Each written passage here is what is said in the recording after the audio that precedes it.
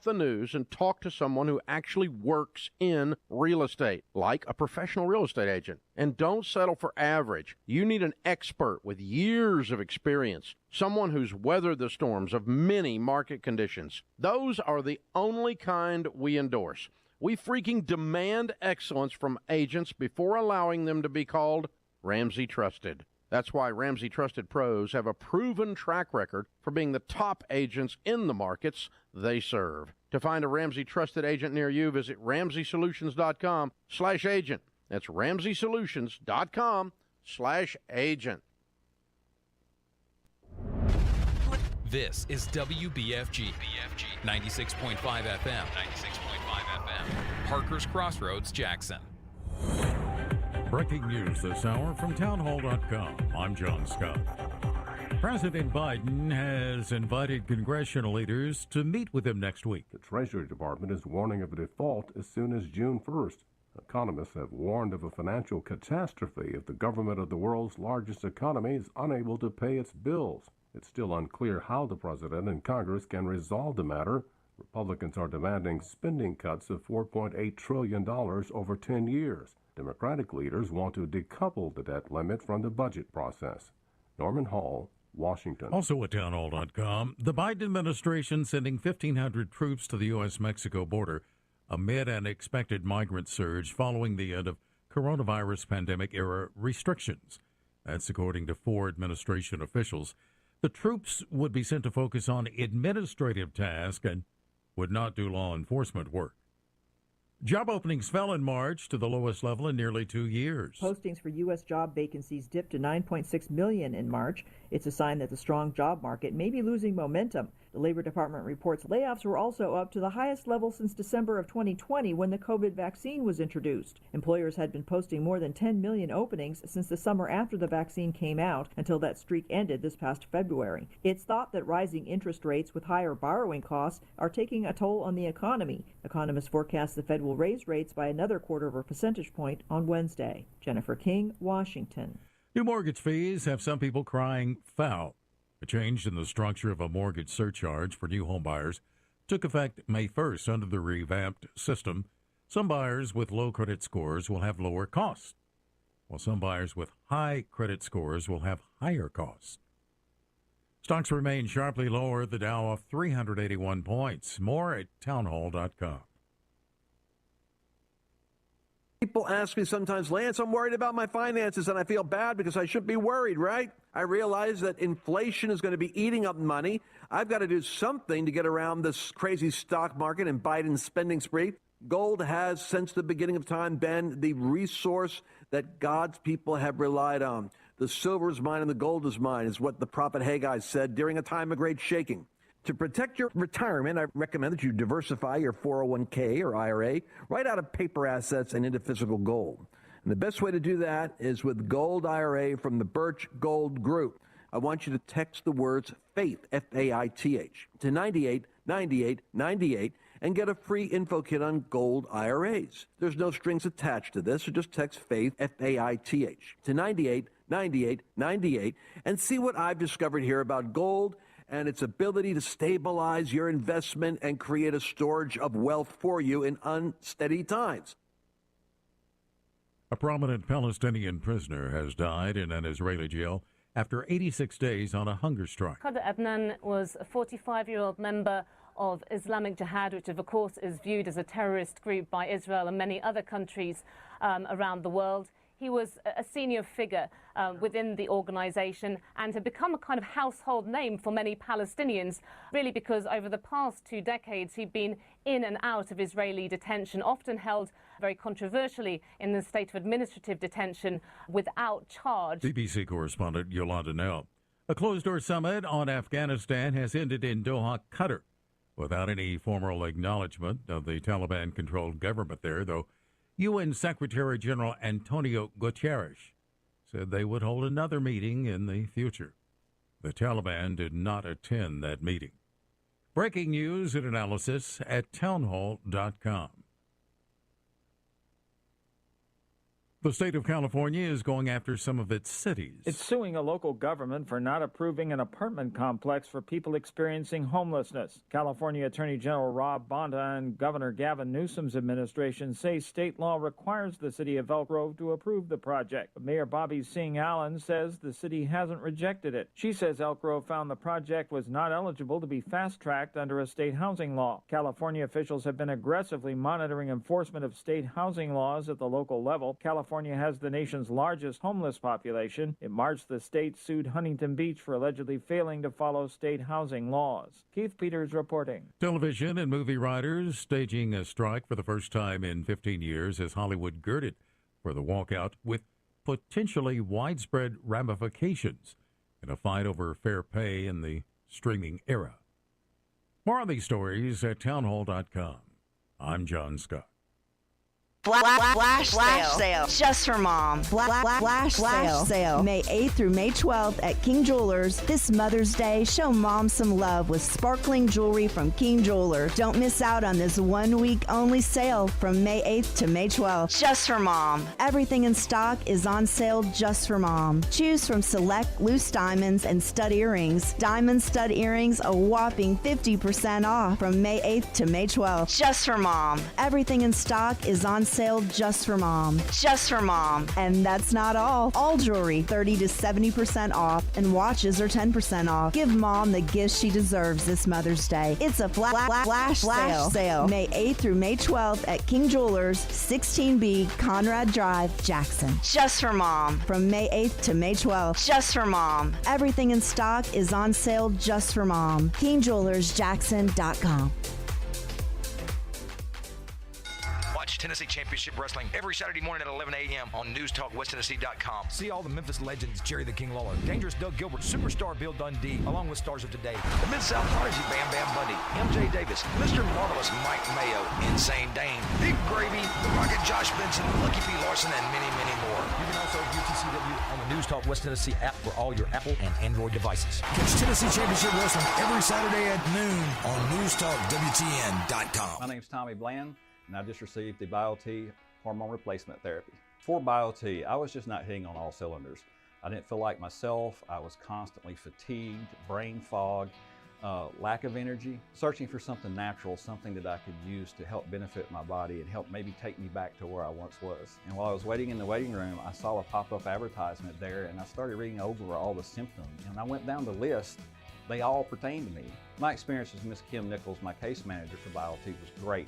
She was very informative, put me at ease, went through everything step by step, knew exactly what to expect and what the outcome was going to be in the end. After BioT, I feel like I'm in my 20s again. I can get off work, go home, catch my second wind, and I'm off to the races again. It doesn't matter if I'm working, selling cars, or if I'm on the boat fishing a tournament, I'm back to my old self again. Give us a call at 731-318-5827 or visit our website at advancedrehabjackson.com for more. Looking to add a little spice to your love life? Nothing adds spice like gunpowder. Jackson's only indoor shooting range, date night at the range. Here's what you lovebirds get: a shooting lane for two targets, 100 rounds of ammo, eye and ear protection, and a $30 gift certificate to Texas Roadhouse, all for just $99.99. Now that's firepower. Perfect for a gift card from the range. The Range, 2310 North Highland Avenue in Jackson. Go to therange.com. My name is Steven and I'm 41 years old. I started having problems with my weight, my focus, my energy all around. I spent thousands of dollars a year on supplements trying to get my weight down, and it never worked. Are these problems affecting your work, your relationships, and your quality of life? You'll be happy to know there is an exciting natural solution available called BioT. BioT uses a natural way for men and women to correct these problems by safely and accurately balancing hormone levels without the use of synthetic injections or cream. So I got the treatment, and it has been the best decision of my life. I feel great. I'm losing weight. I have more energy. I'm getting stronger in the gym, and I can focus so much better. And I notice that I also sleep better, and I'm always in a good mood. And I believe it's all because of the BioT treatment. To schedule an appointment to find out if BioTE is right for you, call 731-462-3596. That's 731-462-3596. She was 27 years old. She took the gun that my grandfather had given her for self-defense. She never got to see her son grow up to be anything. Because she had easy access to a gun, I've been robbed of that relationship. 63 Americans a day die by gun suicide. With safe gun storage, we can give our loved ones a second chance at life. Learn more at endfamilyfire.org. Brought to you by Brady and the Ad Council. News Talk 96.5 FM weather, presented by Dustin Ring. Dustin buys houses fast for cash. Call Dustin today, 731-200-1362. Tuesday brings great election day weather. Sunny skies with highs in the mid-60s. Breezy west winds 15 to 20, gusting up to 30. Clear skies tonight, lows near 40. Dustin buys houses fast for cash. DustinBuys.com. For weather 24/7, visit newstalk965.com. News Talk West Tennessee includes newstalk965.com and News Talk 96.5 FM, covering local news, sports, and weather on an extensive network of platforms, including radio, social media streaming, digital TV, live stream, podcasts, all on your devices. Our local and live weekday lineup includes Daybreak with Greg Wood and G-Unit, Walker Talks with Chuck Walker and Julie Holt, The Dan Reeves Show with Gina Langley and Larry Newman, Dave Ramsey, Jackson-Madison County Schools Game of the Week, UT Vols Sports, and the Memphis Grizzlies. Local, live, News Talk West Tennessee and newstalk965.com. Hear it first on News Talk 96.5 FM. We might be talking about you.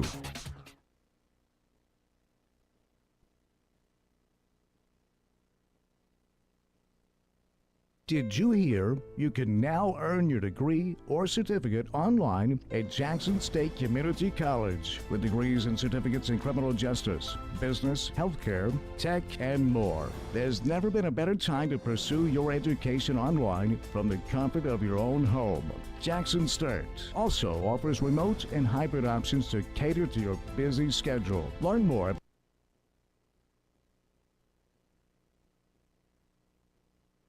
My name's Tommy Bland, and I just received the BioT hormone replacement therapy. For BioT, I was just not hitting on all cylinders. I didn't feel like myself. I was constantly fatigued, brain fog, lack of energy, searching for something natural, something that I could use to help benefit my body and help maybe take me back to where I once was. And while I was waiting in the waiting room, I saw a pop-up advertisement there, and I started reading over all the symptoms. And I went down the list. They all pertain to me. My experience with Miss Kim Nichols, my case manager for BioT, was great. She was very informative, put me at ease, went through everything step by step, knew exactly what to expect and what the outcome was going to be in the end. After BioT, I feel like I'm in my 20s again. I can get off work, go home, catch my second wind, and I'm off to the races again. It doesn't matter if I'm working, selling cars, or if I'm on the boat fishing a tournament, I'm back to my old self again. Give us a call at 731-318-5827 or visit our website at advancedrehabjackson.com for more. Is your office or home office in need of the new printer? 96.5 FM, News Talk West Tennessee, newstalkwtn.com.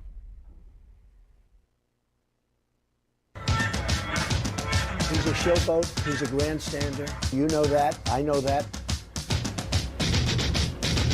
Sold his company for a tremendous amount of money. And he went out and bought a big yacht. And he had a very interesting life. Live from Jackson in the heart of West Tennessee, this is the Dan Reeves Show. He is a sick puppy. My love, what a tale my thoughts could tell. In the early morning rain, rainy day people always seem to know when it's time to call.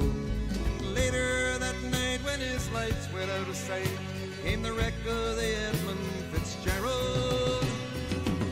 Sundown, you better take care if I find you've been creeping round my back stair.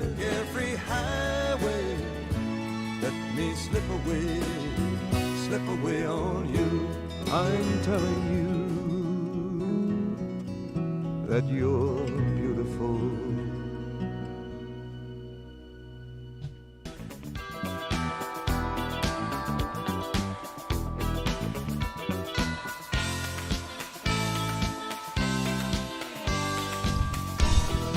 Gordon Lightfoot.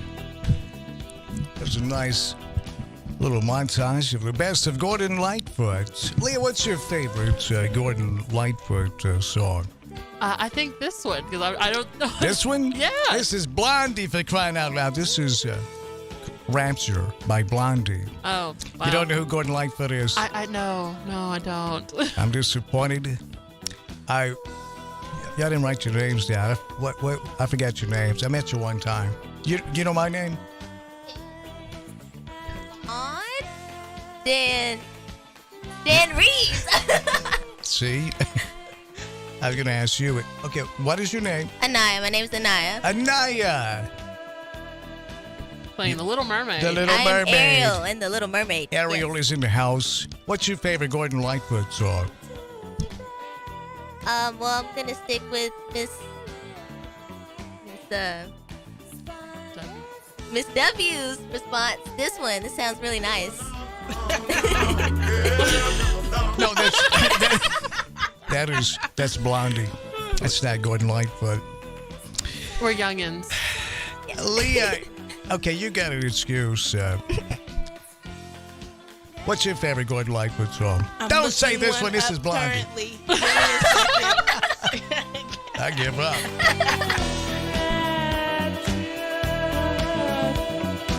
This is my favorite Gordon Lightfoot song. That's not Gordon Lightfoot either.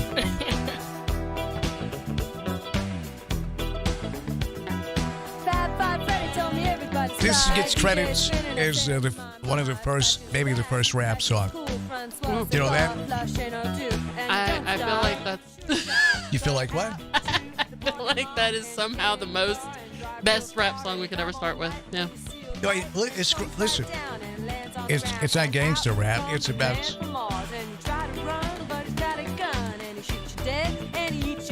Oh. Then you're in the man from Mars. You go out at night, eating cars. You eat Cadillacs, Lincolns too, Mercuries and Subaru, and you don't stop. You keep on eating cars. Then, when there's no more cars, you go out at night and eat up bars where the people meet. Face to face, dance cheek to cheek, one to one, man to man, dance toe to toe. Don't move too slow, 'cause the man from Mars is through with cars. He's eating bars, yeah, wall to wall.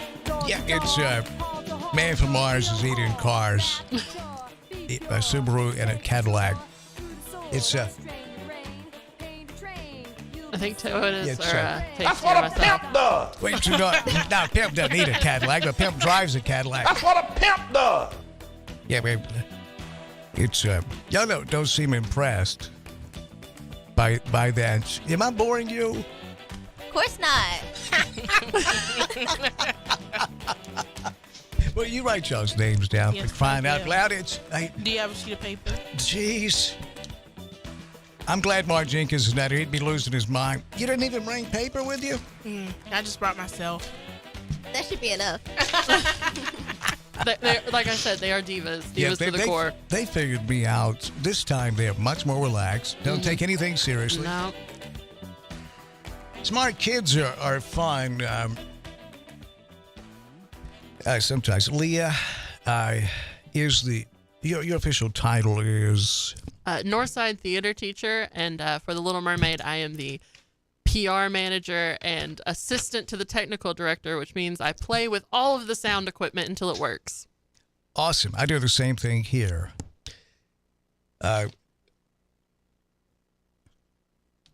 Anaya Bond is Ariel. That's the fish, right? This is the fish that saved Wanda, right? The mermaid. Oh, the Little Mermaid. That's right. Now you know how Gordon Lightfoot feels.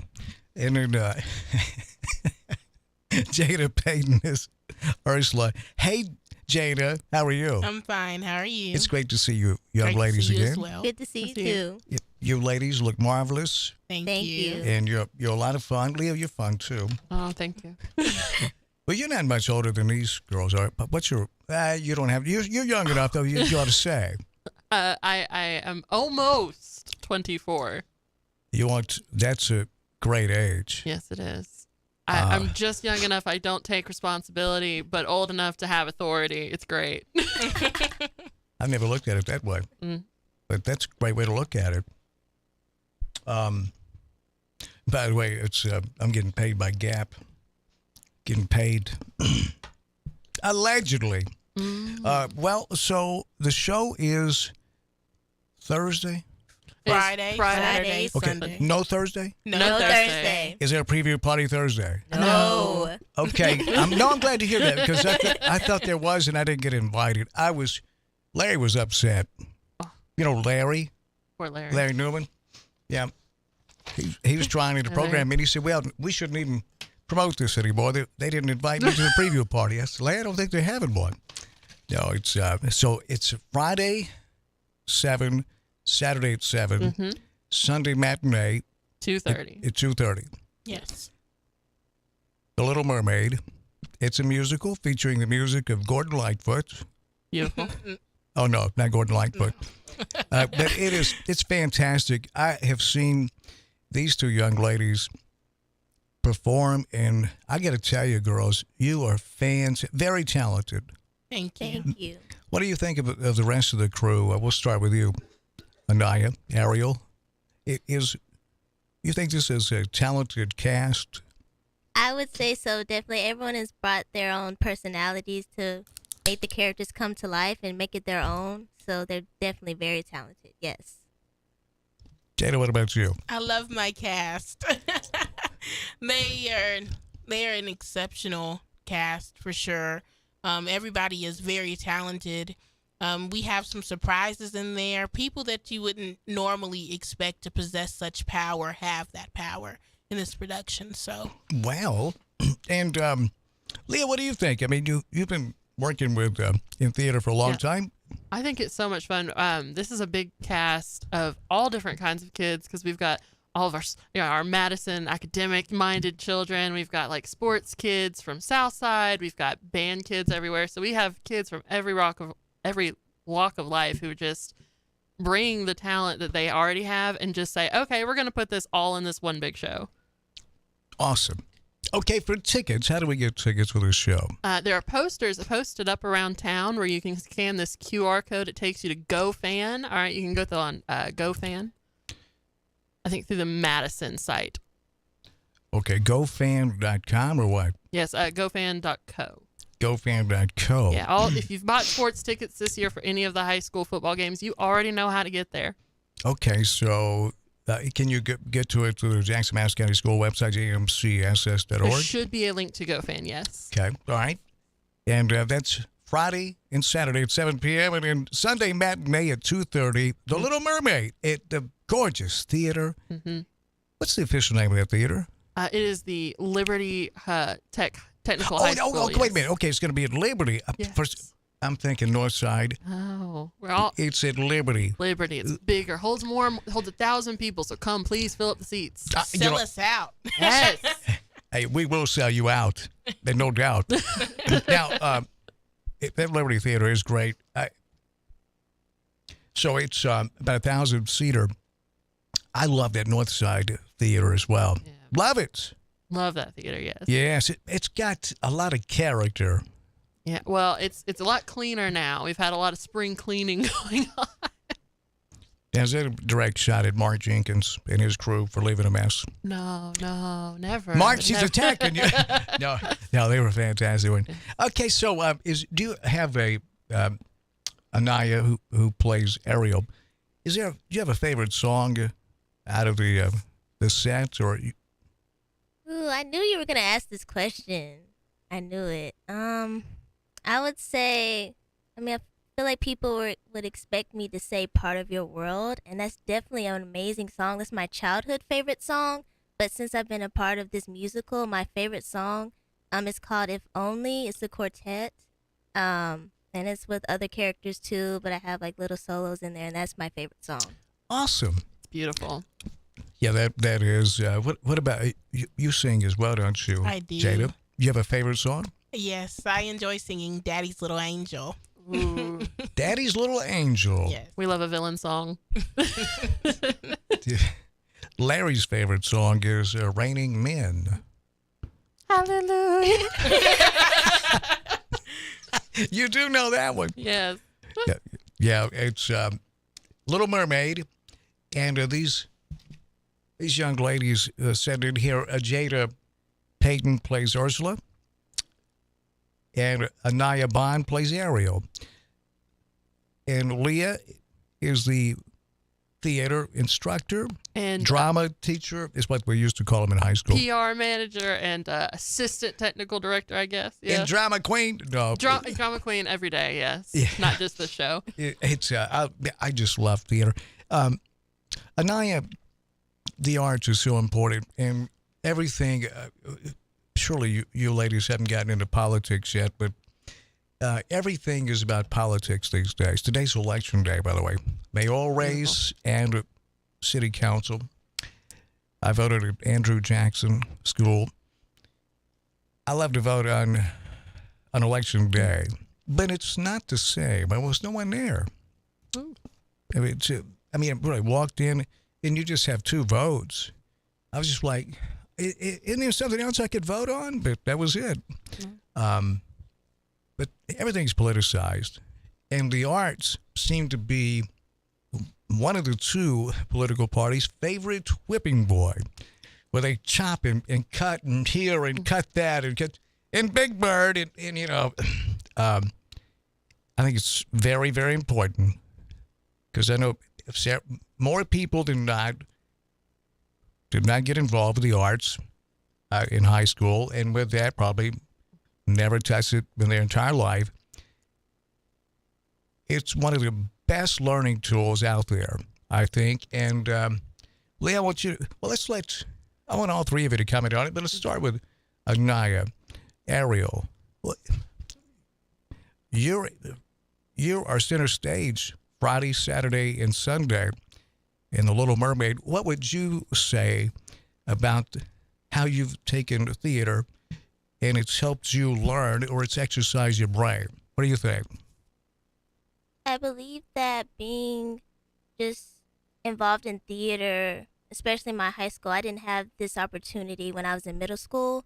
And this has just been a great opportunity for self-expression and gaining confidence for myself, and that anyone can be anything they want to. Like, you're given this character, but you can just make it your own. And that's how, I think, just how you can learn how to be open-minded to so many different perspectives. You do have to see from the perspective of your character and how other characters interact with yours.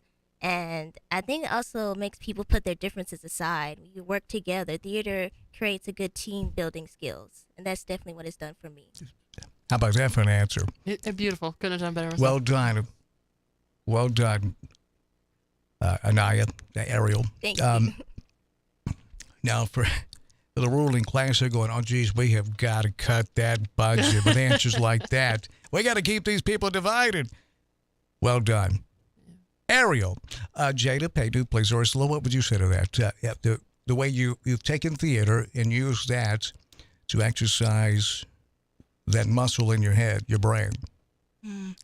First and foremost, I'd say memory. Memorization is key to theater, definitely.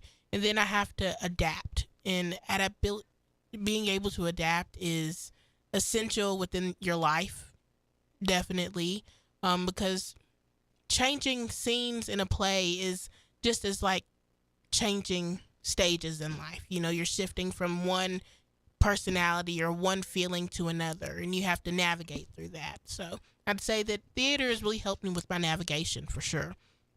Well done. That is Ursula, Jada Payton. Jada, you are a senior this year? Yes, sir. At Northside High School? No, sir. Jackson Central Mary Early College High. Let's go Cougars. I just wanted to see if you remembered. And Anaya, you are a senior at Madison Academic High School. I was going to say that, Madison Academic High School. And Leah, you're a junior at the alternative school, is that right? Yes, I was put there on parole. Hopefully I'll get out with good behavior. Leah is the theater, instructor, teacher at Jackson Northside High School. And Leah, now, I'd like to hear your answer to that, how you've seen and how personally for you and how you've seen your students benefit from theater. Yeah, I love Anaya's answer talking about seeing people's different perspectives, and it certainly does that. Again, Jada with the memorization, it's beautiful. I've seen kids, I teach them literally construction skills. I teach them, sometimes the first time a kid holds a drill or a saw in their hand is when I put it there.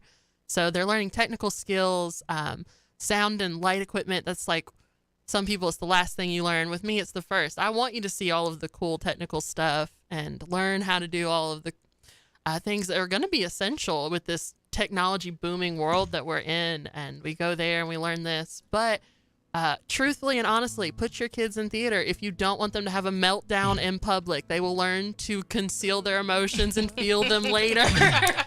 That is. But and so many kids are going through school these days, and they never face adversity. If you want to face adversity, get on the stage. Oh, yeah. Prepare for it early and control yourself later. Absolutely. You ever had a moment out there, Anaya, where the line just wouldn't come to you and you had to ad-lib? Yes, definitely, whether it was nerves or I just forgot. But that's what team building skills help you out, because when the other actors are able to go along with it, it helps you just go with the flow. When you're on stage, most people have ever been on stage.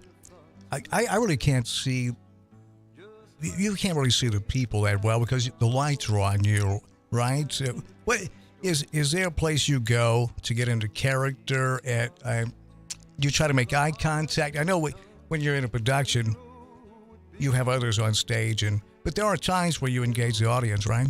Yes, definitely. I just imagine myself and what I'm doing. It helps not seeing people's faces directly, but just imagining people just like smiling, or you just want to send a message to them. You're just talking to them, and whatever like character you're playing, you're just talking to them, and you're like on common ground with them on stage. I feel like.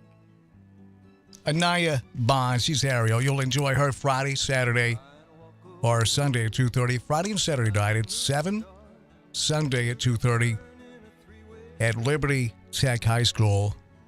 It's The Little Mermaid, and Anaya Bond plays Ariel. Jada Payton plays Ursula. What about you, Jada? Have you on stage, have you had one of those moments where that line just wouldn't come to you and you had to ad-lib or do this or that?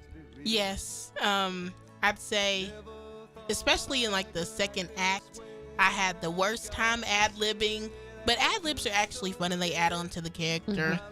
I'd say when I am actually on stage and I'm looking at the audience, a tool I use to help is to pretend like I hate the audience, because I am truly an antagonist. So, I mean, just getting to character, because if I'm not liking who I'm interacting with, I'm not going to like you either. So, it helps. Now, did you mean that toward me? I mean it towards We'll do it everybody. live. We'll do it live. Gotta do it live. I'll write it and we'll do it live. We'll do it live. Leah, I tell you, I can't wait for this show. Friday and Saturday night at 7 and Sunday at 2:30. The Little Mermaid at Liberty Tech High School. Cannot wait to see you all out there selling out our house. Yes. Please. Let's get those tickets. Yes. Woo. Go Yeah. $10. Cough Cheap it up. date night. Come Cough on. it up, chompers. Will you email so we can get everything, make sure we got everything on, Yes, we'll on get our you- website and also at our So I'll definitely email you a poster as soon as we get out of here. and that poster has the QR code. the yep, QR ticket. code on it. Okay, so we'll get all that up for you as Oh, well. yeah, beautiful. Thank you. Leah, anytime. I love the theater program that you run over at Northside, and this is like an ensemble cast as far as the schools getting together. Is that right? Yes, this is the first district-wide show that we have had in, I think, 20 years. So it's Wow. all of the high schools. We have a bunch of the middle school children as well, and even some from Community Montessori. That is great. Yes. Little Mermaid, and it's, the production is about what, an hour and a half? I'd say At least 2 hours. Yeah, At least 2 hours and a half. two. Yeah. With intermission, we give you a break. Oh, perfect. That's Yeah. perfect. Yeah. So get your candy and get ready for act Yeah. 2. Well, yeah. Entertain me for the evening. Yeah. Right? Yeah, I love it. All right. Jada Payton, Ursula.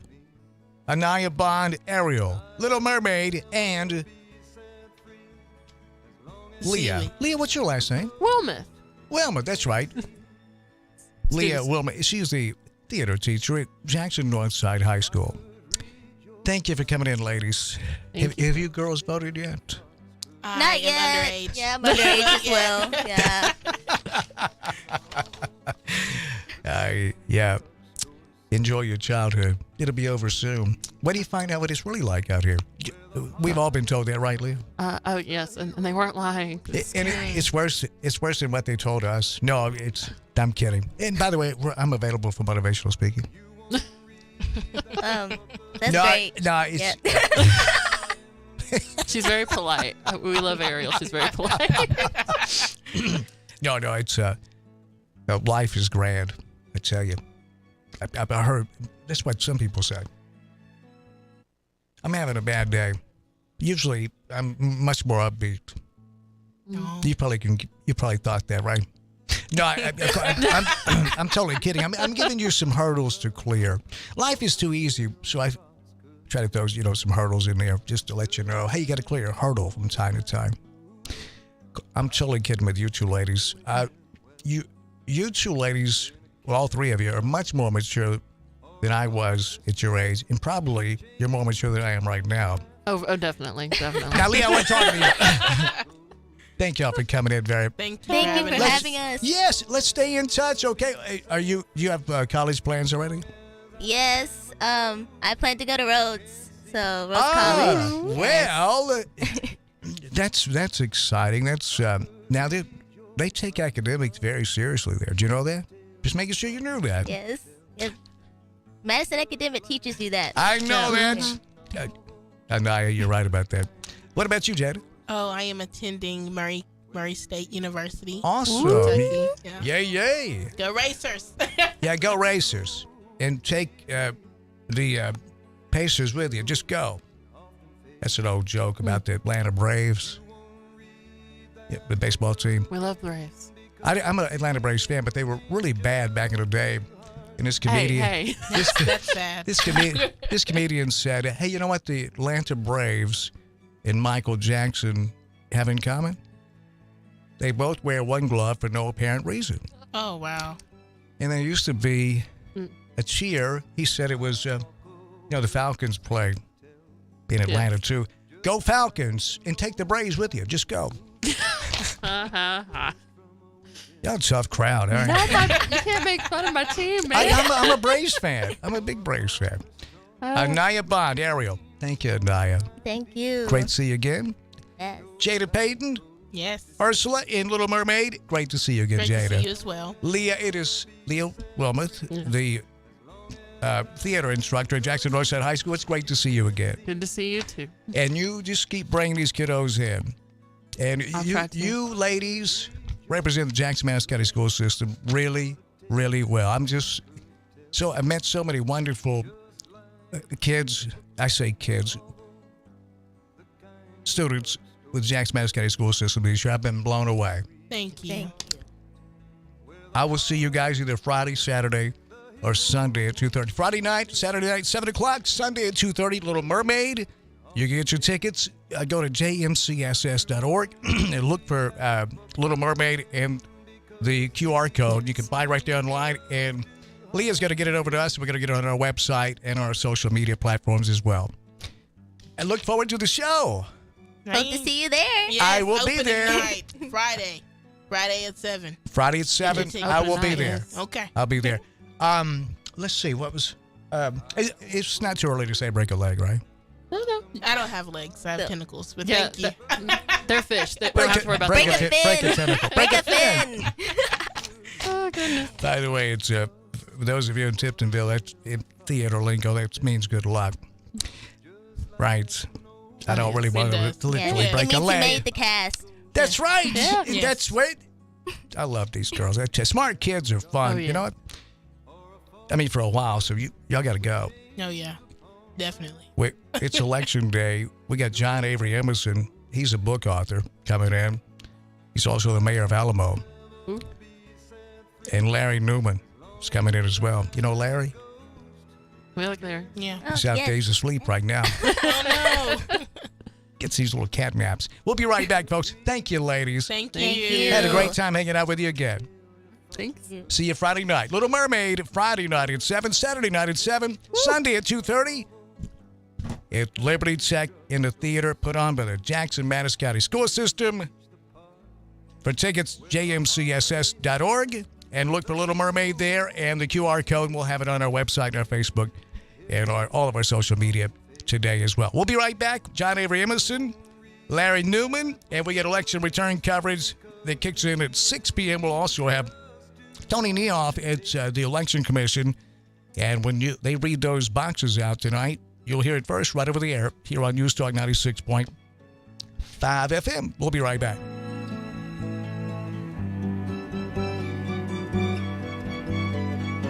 I'd walk away like a movie star who gets burned in a three-way script into number 2.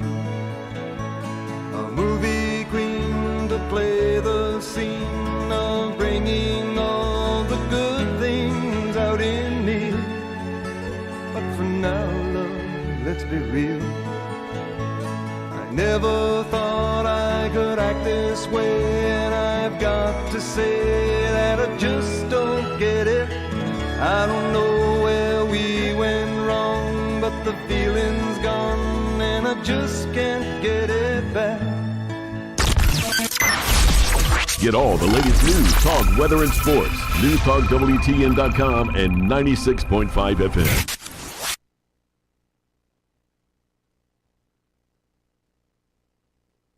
Will Mayor Conger retain his position as mayor of the city? Find out first on News Talk 96.5 FM. Listen or watch at newstalk965.com and across our social media platforms. Election return coverage presented by Storage Orthopedics Inspired. World-class care focused on you with Dan Reeves, Gina Langley, Chuck Walker, John Avery Emerson, and Gabe Hart at the Election Commission headquarters. News Talk 96.5 FM election return coverage Tuesday, May 2nd, presented by Storage Orthopedics Inspired. With Dean Langley Ford. Today, I'm going to talk about the 23 Bronco Sport Badlands.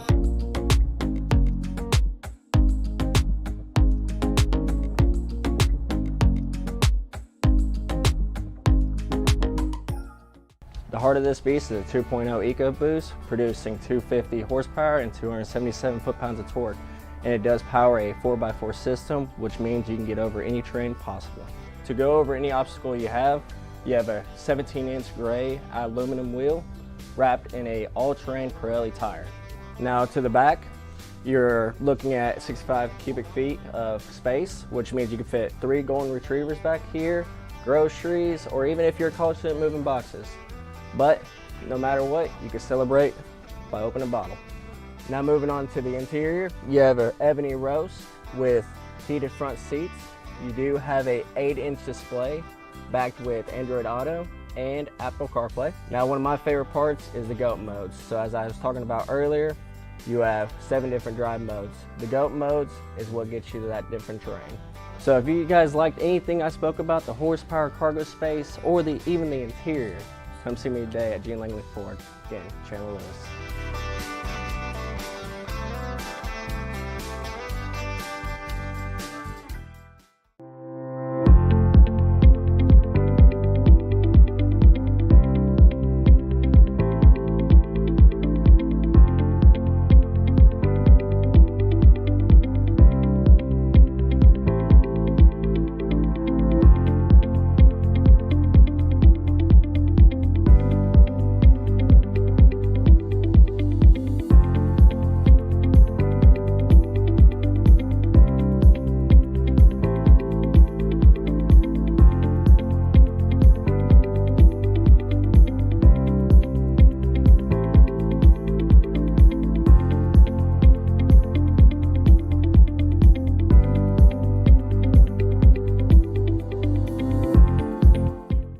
Every pest control company has access to the same products. The southeastern difference is the way we go to market. We don't believe that you should have to take out a bank loan to protect your home. You have more value to us as a lifelong customer, not as a one-and-done sale from a slick salesman. We can still be reached 24 hours a day, 7 days a week. Termite and pest control, fungus and moisture barriers, attic installation, or just about anything else. Our services are guaranteed. 731-660-1052. Hey everybody, this is Chandler Lewis with Dean Langley Ford. Today I'm going to talk about the 23 Bronco Sport Badland.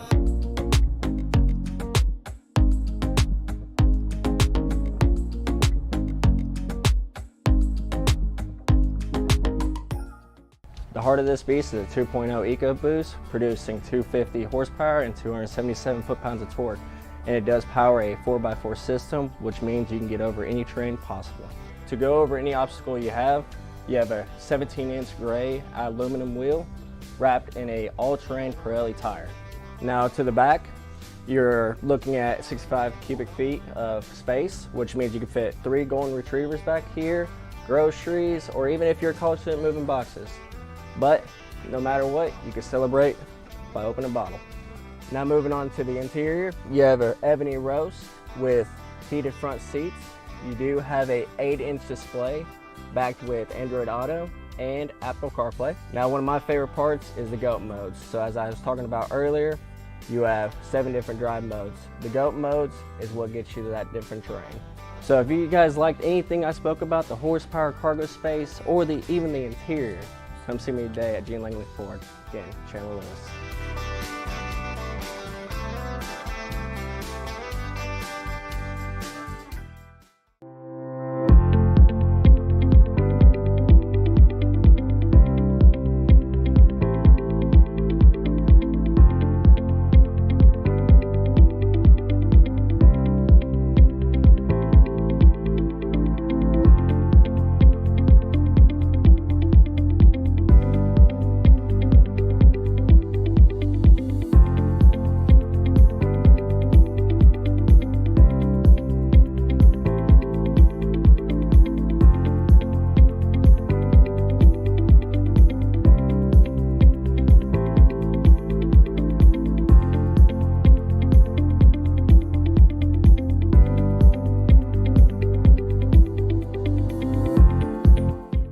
Every pest control company has access to the same products. The southeastern difference is the way we go to market. We don't believe that you should have to take out a bank loan to protect your home. You have more value to us as a lifelong customer, not as a one-and-done sale from a slick salesman. We can still be reached 24 hours a day, 7 days a week. Termite and pest control, fungus and moisture barriers, attic installation, or just about anything else. Our services are guaranteed. 731-660-1052. Hey everybody, this is Chandler Lewis with Dean Langley Ford. Today I'm going to talk about the 23 Bronco Sport Badland.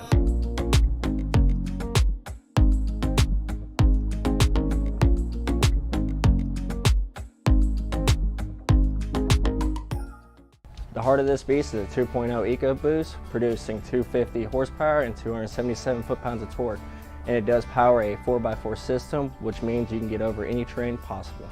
To go over any obstacle you have a 17-inch gray aluminum wheel wrapped in a all-terrain Pirelli tire. Now to the back, you're looking at 65 cubic feet of space, which means you can fit 3 golden retrievers back here, groceries, or even if you're a college student, moving boxes. But no matter what, you can celebrate by opening a bottle. Now moving on to the interior, you have an ebony roast with heated front seats. You do have a 8-inch display. In a castle dark or a fortress strong, with chains upon my feet, you know that ghost is me, and I will never be set free as long as I'm a ghost that you can't see. If I could read your mind, love, what a tale your thoughts could tell, just like a paperback novel, the kind the drugstore sells.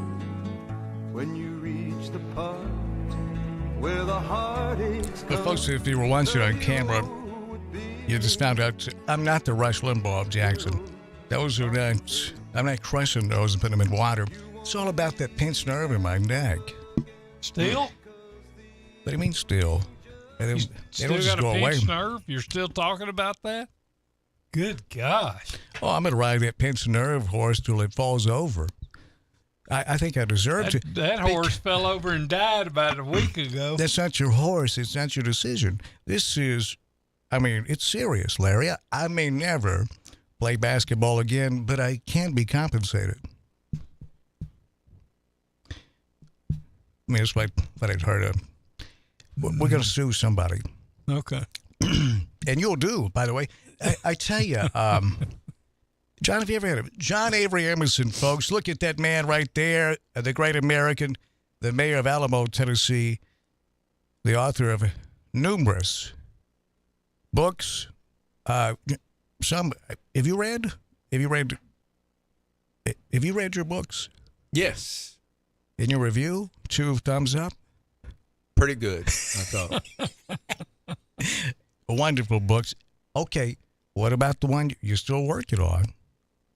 Well, I have just finished the redo of my MLK book, which I think will be, I hope, is republished probably next year.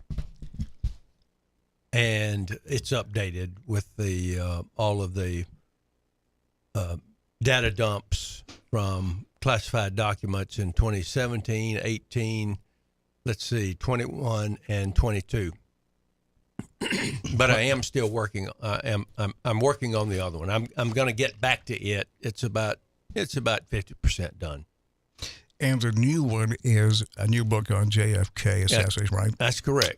Can't wait for that one. I also can't wait for the new one on the new updated. improved, updated, new and improved, new, right. New and improved and approved. You can find it in fine bookstores everywhere. Although there are no fine bookstores everywhere these days, are there? Or maybe not anywhere. There's just a few dotting the landscape. My name is Dan Reeves. As mentioned, John Avery Emerson is here. It's election day, and we've got election return coverage. Kicks in at 6. Larry Newman is here as well. And hello, Newman. Hello, Reeves. A little bit of attitude. That's okay. And Larry, let's take a look at the weather, if you don't mind. And I mean, it is a gorgeous day. It's very windy, I've noticed. You just did the weather. It's gorgeous and windy. Okay, that's a little more detail is what we'd like. I mean, I don't know if you've ever watched the Weather Channel, Local on 8. Jim Takich, he never says, it's gorgeous and windy. Out. No, he's We need always in a hailstorm. He's never in a hailstorm. He's in the studio and standing in front of a green screen, John. Well, I'm telling you. Could be. And a guy off the set throwing water on him. They got a fan blowing on the guy. Come on. Show business. Have people to dry him off at the break.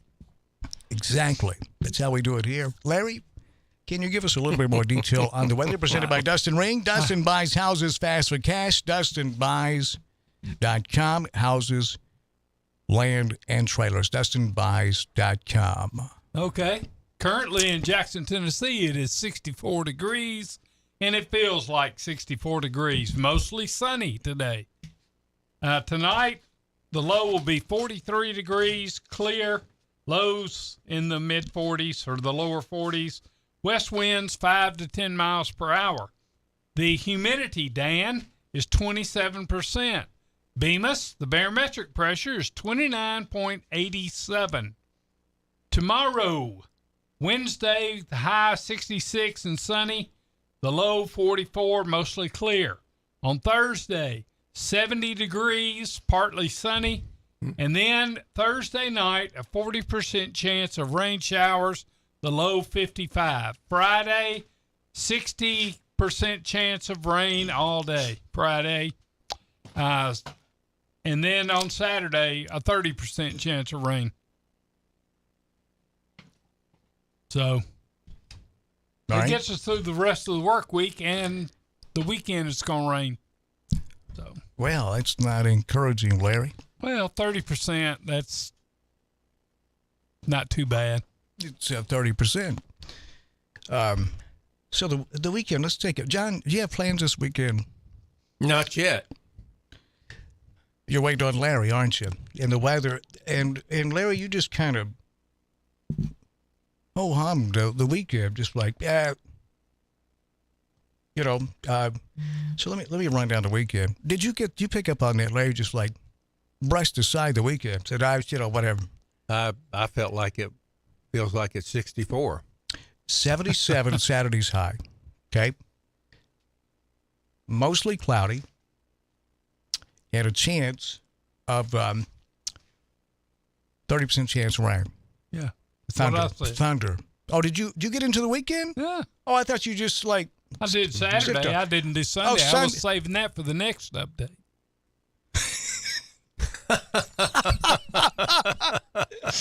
We do it one day at a time, folks. If you don't like it, fine. It's Larry. How's the weather? Larry said, "You got a window? Look out." It's Sunday, mostly sunny.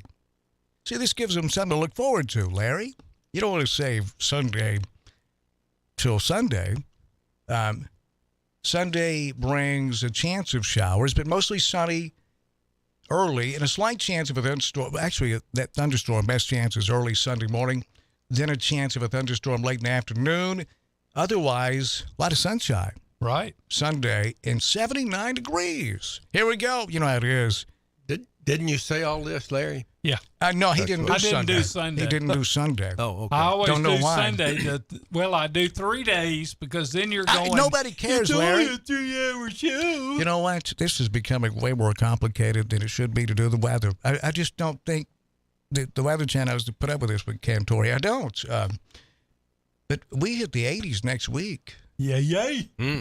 Yeah, but afternoon showers. You notice that, Jim? Larry? It's next week. There's a chance of a thunder shower every day. Well, okay. Can you give us some insight here on when you say data dump when it comes to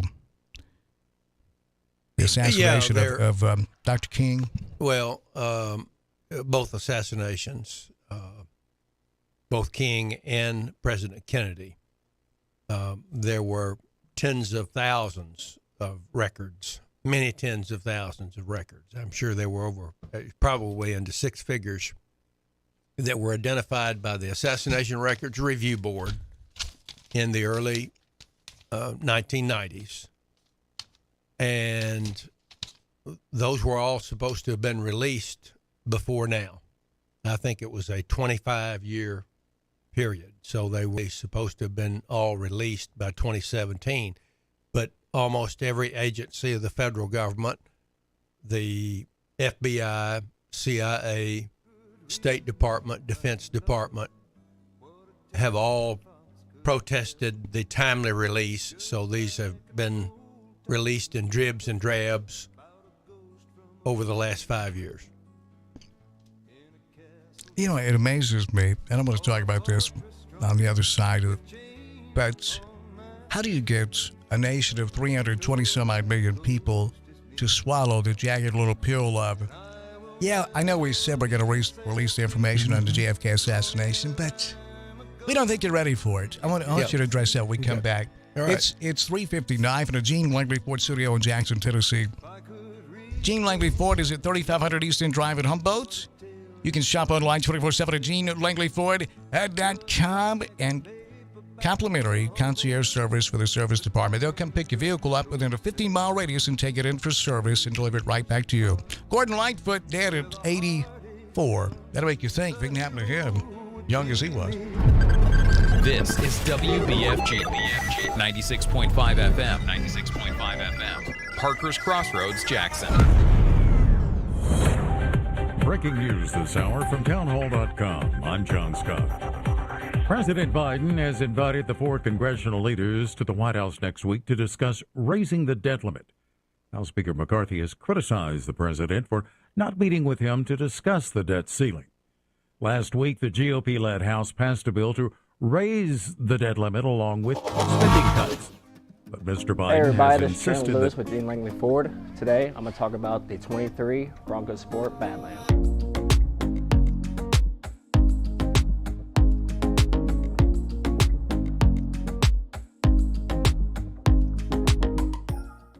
The heart of this beast is a 2.0 EcoBoost, producing 250 horsepower and 277 foot-pounds of torque.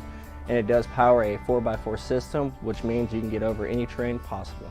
To go over any obstacle you have a 17-inch gray aluminum wheel wrapped in a all-terrain Pirelli tire. Now to the back, you're looking at 65 cubic feet of space, which means you can fit 3 golden retrievers back here, groceries, or even if you're a college student, moving boxes. But no matter what, you can celebrate by opening a bottle. Now moving on to the interior, you have an ebony roast with heated front seats. You do have a 8-inch display backed with Android Auto and Apple CarPlay. Now one of my favorite parts is the GOAT modes. So as I was talking about earlier, you have 7 different drive modes. The GOAT modes is what gets you to that different terrain. So if you guys liked anything I spoke about, the horsepower, cargo space, or even the interior, come see me today at Gene Langley Ford. Again, Chandler Lewis.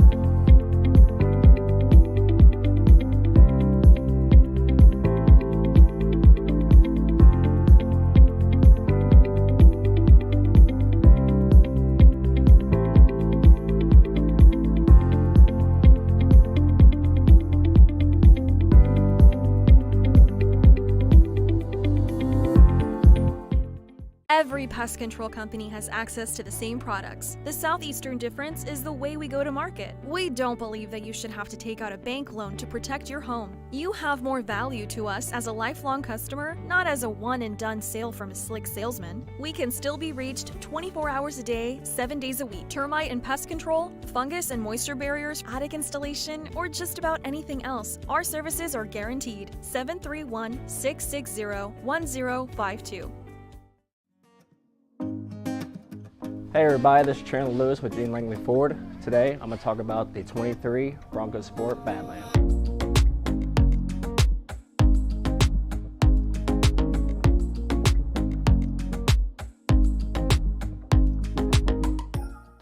The heart of this beast is a 2.0 EcoBoost, producing 250 horsepower and 277 foot-pounds of torque. And it does power a 4x4 system, which means you can get over any terrain possible. To go over any obstacle you have a 17-inch gray aluminum wheel wrapped in a all-terrain Pirelli tire. Now to the back, you're looking at 65 cubic feet of space, which means you can fit 3 golden retrievers back here, groceries, or even if you're a college student, moving boxes. But no matter what, you can celebrate by opening a bottle. Now moving on to the interior, you have an ebony roast with heated front seats. You do have a 8-inch display backed with Android Auto and Apple CarPlay. Now one of my favorite parts is the GOAT modes. So as I was talking about earlier, you have 7 different drive modes. The GOAT modes is what gets you to that different terrain. So if you guys liked anything I spoke about, the horsepower, cargo space, or even the interior, come see me today at Gene Langley Ford. Again, Chandler Lewis.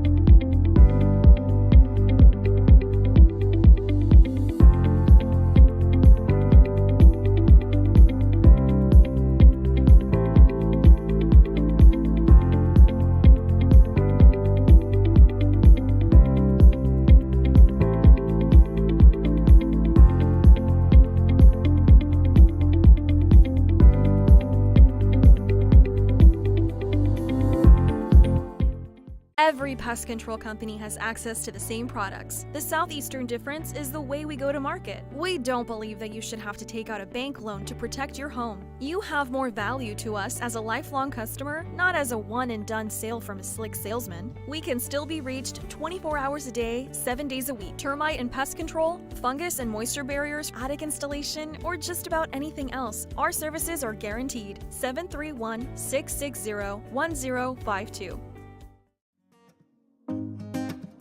Hey everybody, this is Chandler Lewis with Dean Langley Ford. Today I'm going to talk about the 23 Bronco Sport Badland.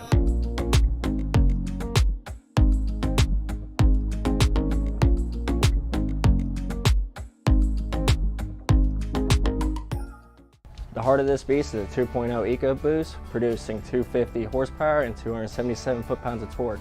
And it does power a 4x4 system, which means you can get over any terrain possible. To go over any obstacle you have a 17-inch gray aluminum wheel wrapped in a all-terrain Pirelli tire.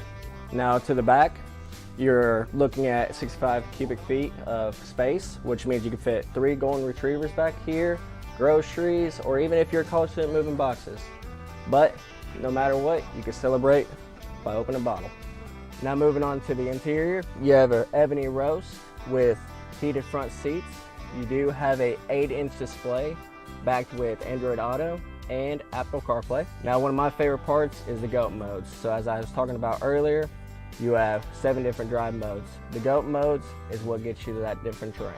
So if you guys liked anything I spoke about, the horsepower, cargo space, or even the interior, come see me today at Gene Langley Ford. Again, Chandler Lewis.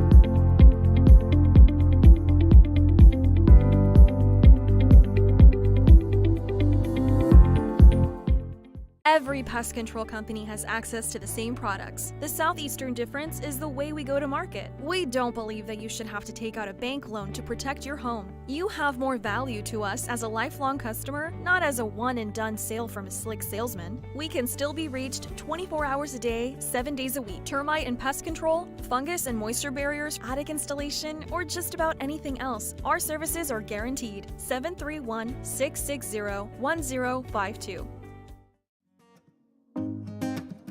Hey everybody, this is Chandler Lewis with Dean Langley Ford. Today I'm going to talk about the 23 Bronco Sport Badland.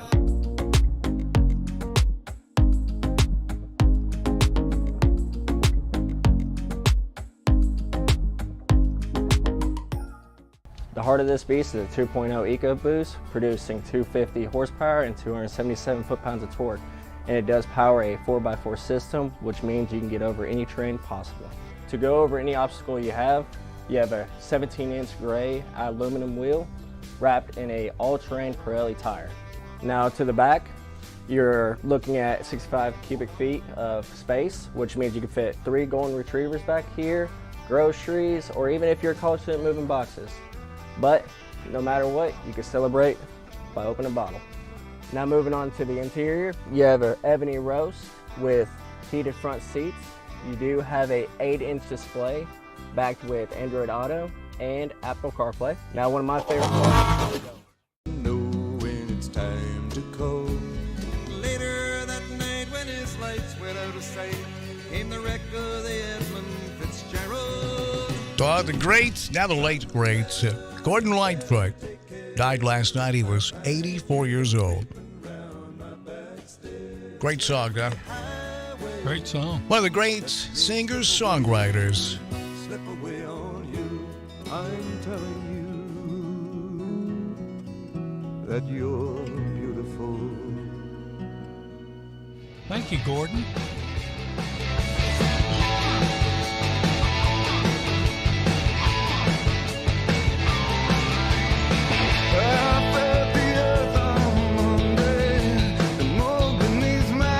We'll do it live. We'll do it live. Do it live.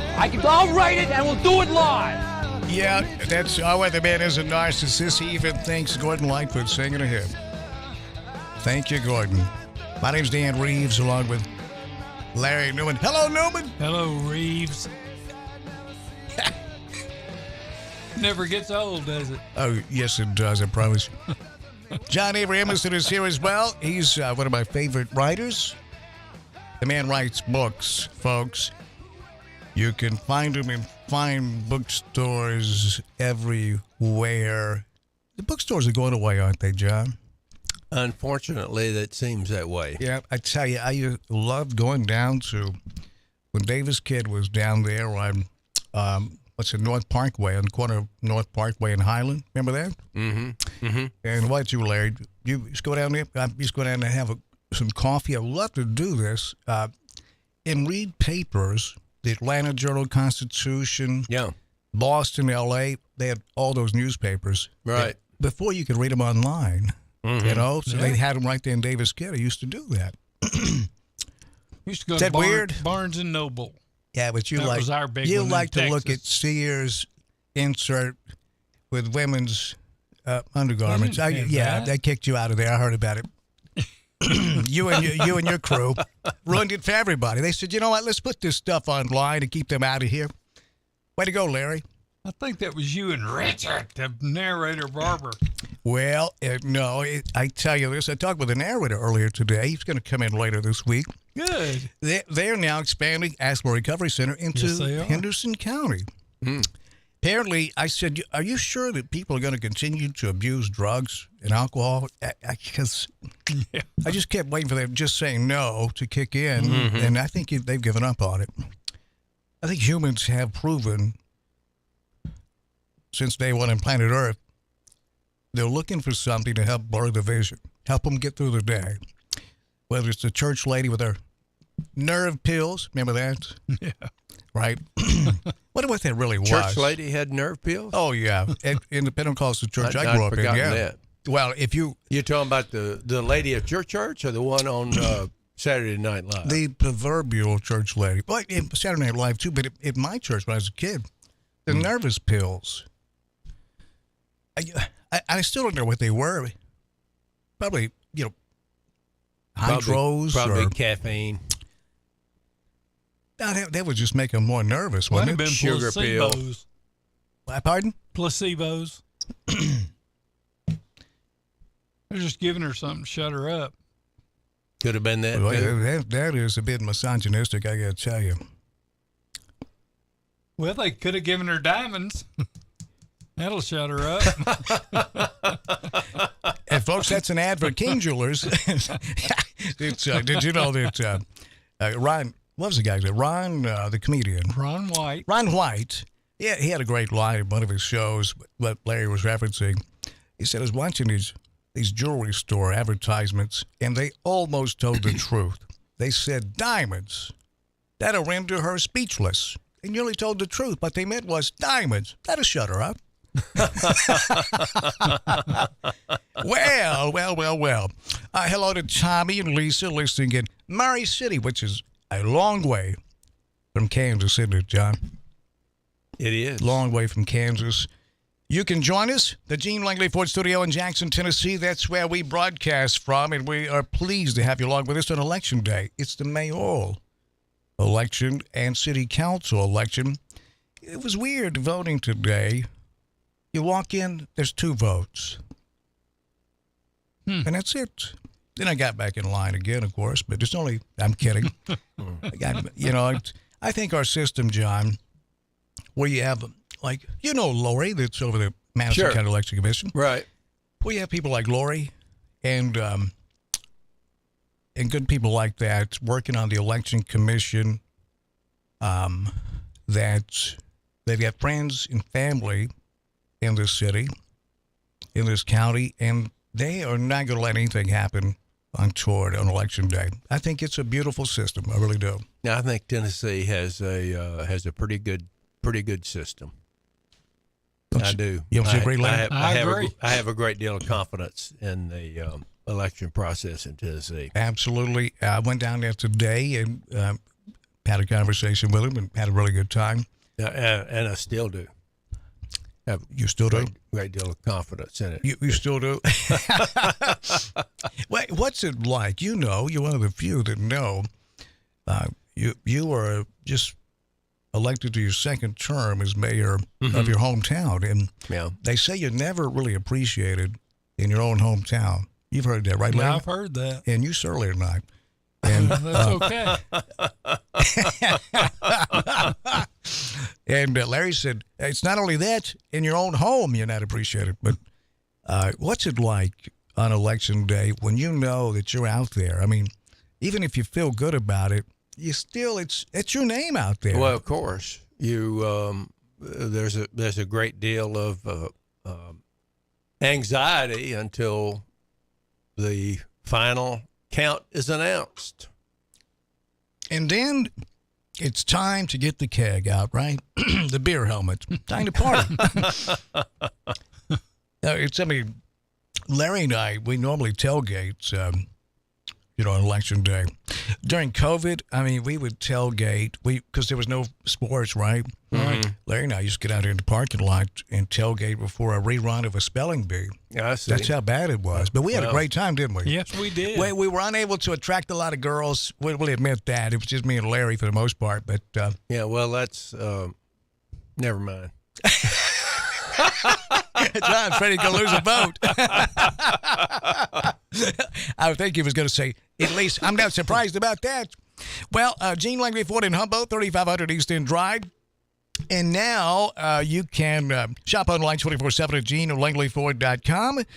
They have a concierge service in the service department, and they don't charge you anything extra to come get your vehicle, take it in. Maybe it's an oil change, whatever it may be with the service work from their award-winning service department, and they'll deliver it right back to you after the service is done, your home or your office, if you're within a 15-mile radius. And a lot of times it's Gene Langley doing that.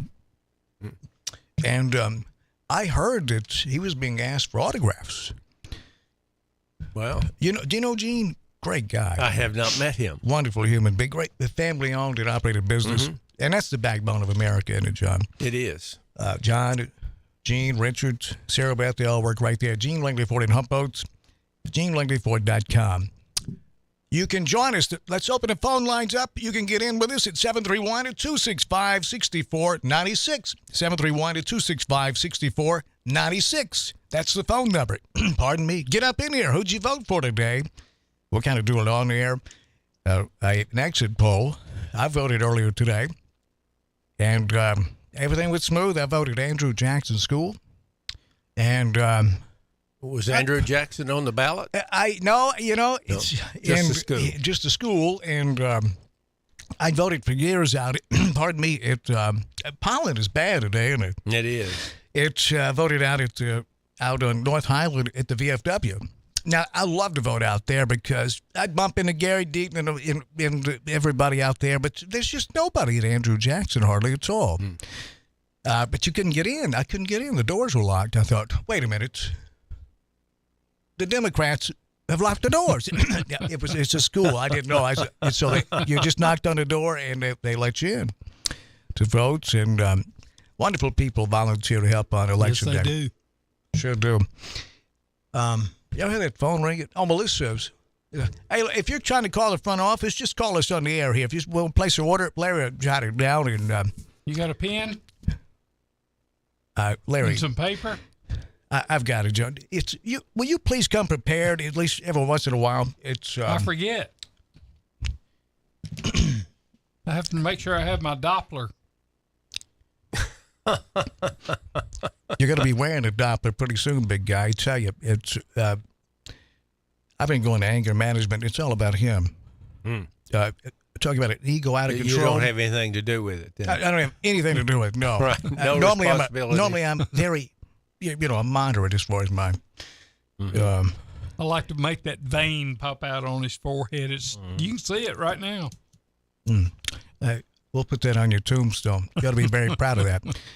And our phone line sponsored by friends over at CWA Developments. They specialize in renovation and restoration, commercial and residential. 80 years experience. CWA Developments at our text line where you can text us. Let us know who you voted for.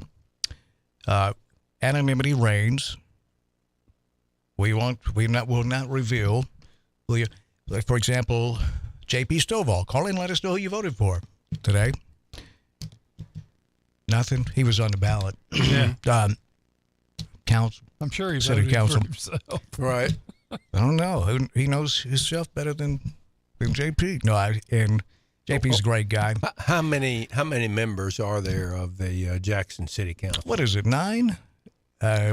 There's 9 members. I think only 3 are in races. Right. The others are unopposed. I see. Are they? But now the county commissioners. Do they have staggered terms, or are they all Yes. on the ballot all at the same time? No, they're staggered. I think, isn't it? Yeah. Yeah, I don't know. I because all you see on it is, is yours. What's there? Right. Right. So it was on mine is Larry Lawrence, Larry, I and know Larry. Byron Elam going head to head with that city council seat. Mm-hmm. And of course the mayoral race. Did you see the mayoral debate that we did over at Northside High School? Actually, I missed that. I intended to catch that, but I missed it. I don't know if I believe that. Do you? I believe it. You can go back and watch it, though. Oh, okay. At newstalk965.com, at the top of the page, the buttons, you'll see events. If you click on that, you get a drop-down box. There are 2 made-for-TV events, Black Tie Box, and that went fantastic. Over 20,000 people watched that. Now, that one I saw, and that was excellently done. Very well. Thank you, John. We worked hard, didn't we, Larry? Yes, we did. Yes, we did. You're talking about heavy lifting. I don't, But then the Jackson mayoral debate went fantastic as well. That's great. You don't seem that interested. We worked with Eternally Sound. Great partnership there, I tell you. That's fantastic. I want to applaud what you did there of having that debate, and may I suggest you take it on the road. There are a lot of other towns in West Tennessee that would benefit tremendously from that. We would love to do that. We love giving back to the communities like that. As long as we can have a guarantee as far as dollar-wise, we would love to give back to the community. I see. Okay. No, of course I can't. Yes, absolutely. In fact, we'd love to do it in Alamo. I think that'd be great. All the smaller towns would benefit because you'd have much greater exposure to the voters, and they could see what ideas are out there and what they like and what they don't like. Absolutely. It's something that, and I get a lot of respect for current Mayor Scott Conger here in Jackson. There was, going by the standard that's been set for a while now, the incumbents, they don't debate anymore. And he did. Yeah. He got right up there on stage. Yes, he did. And he did well. Scott, I think, has really matured. He seems to be a man that's comfortable with who he is. And he did well that night, and others did also. So we'll see, because the thought is there's a pretty good chance it'll be a runoff, because you got to get, 50% plus one? Mm-hmm. And there's 6 candidates on the ballot, I believe. And for mayor, that's a lot. Yeah, that's a lot. Basically, you'd need a blowout for somebody to get more than half of the vote. That's right. That many. Yeah, that many names on the ballot. I feel again it's going to be split up so much, and that Ray Condrey was probably benefiting the most from this. Yeah. So we'll see. As they say, we shall see. And 4 years ago, what time do the polls close today? I think 7. Yeah, 7. Okay. And that's good for people to know, because there may be people listening who haven't voted yet. They still have time. That's right. And get out there and vote. They say if you don't vote, you shouldn't complain. Now, Carlin said that's backwards. If you did vote, you shouldn't complain. You put the SOB in there. It could be either way there, right? I get it. Thank you, John. Don't blame me. I didn't vote. That's right. Remember the bumper sticker that when Clinton beats George H.W. Bush? Yep. Don't blame me. I voted for Bush. Right. Yep. And there was another one that said he lost. Shut up. I remember seeing that. Right. So there were. What do you think happened? When did the Great Divide hit us? Because as a kid, John, I remember my grandfather and his buddies at the coffee shop. If anyone asked the other, "Who'd you vote for?" it was a common response would be none of your business. None of your business. None of your business. None of your business. Yep. So you remember those days as well. What happened? Yep. And now it's bumper extremely stickers. polarized in the extreme, and that's a bad trend. It's been something that's been going on for a while.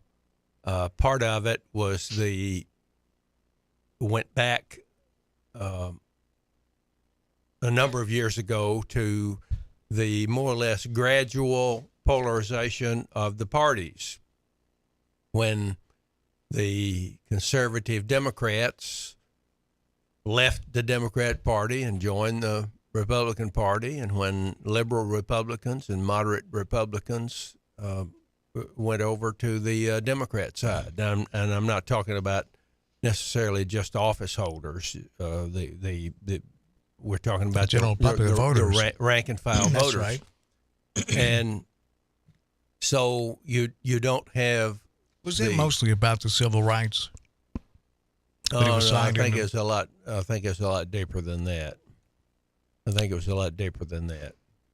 It was just ironic at the timing of it. I would describe it more as a realignment along party lines of the ideas of what the proper role for government is, which affects a lot of stuff. I'm not saying a lot of things. I'm not saying you're wrong. I'm just saying that the irony of the timing was right after Johnson signed that civil rights bill into law. Oh no! I'm talking about stuff that's didn't even start till 20 years after that. The party realignment. I mean, there were conservative Democrats and liberal Republicans for That's a true. long It is true. time after that. Yeah, that is true. And I remember when people would frequently split their ticket. They would vote for some Democrats and some Republicans, and I still do that. And that's much more rare today, I think, than in prior years. Absolutely. It's almost unheard of these days. And I never hear anyone identifying as an American anymore. It's always I'm a conservative, or I'm a liberal, I'm a Republican or a Democrat. I think that's bad to have party allegiance ahead of your country. You have any thoughts on that? Well, again, I think most of the people who have a philosophical allegiance would disagree as to whether or not they're putting their philosophy ahead of the country. They could disagree, but they'd be wrong. Well, in a disagreement, frequently somebody's wrong, and every now and then everybody's wrong. Very, very infrequently is everybody's right. Oh, well, it's I got to tell you, it's weird at the polarization of this country. What I think is the final play. George Orwell, if he was here today, he'd be going, "Geez, I didn't think it'd be this bad." Yeah. And that was. I think he would be saying, "Read my book." You're approaching.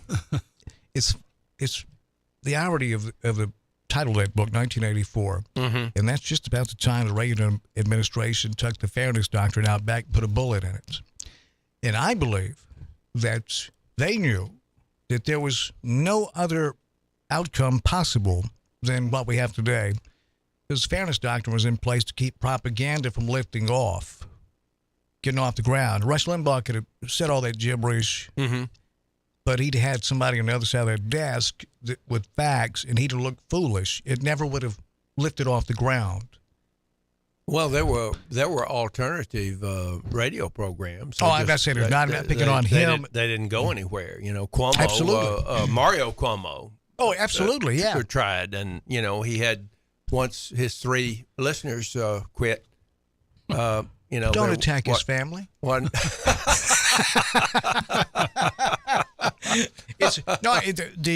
Believe me, the Democrats would have used the left wing would have used talk radio the way the right wing has used it if they could have. If they'd had listeners. If they'd had listeners. Right. They don't know how to entertain people. That's the big problem. But I've heard it said like this. I'd like to get your thoughts on it, John, is that liberals are more free thinkers and conservatives, they go by the motto, you got to go along to get along.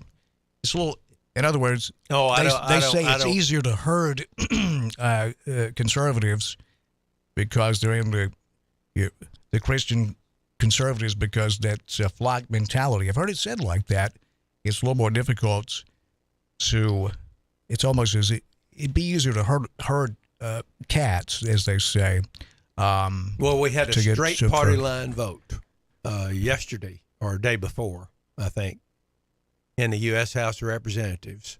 They were voting on whether, I guess, under Title IX, which essentially enabled all of women's sports in college in about 72 or 74, something like that, whether men can play on women's teams in college. A party line vote?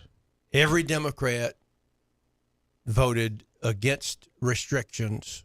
Now, see, that's Republican, every Republican voted to restrict men from playing on women's teams. Every Democrat voted to allow men to play on women's teams. You're kidding me. No, that's what it was.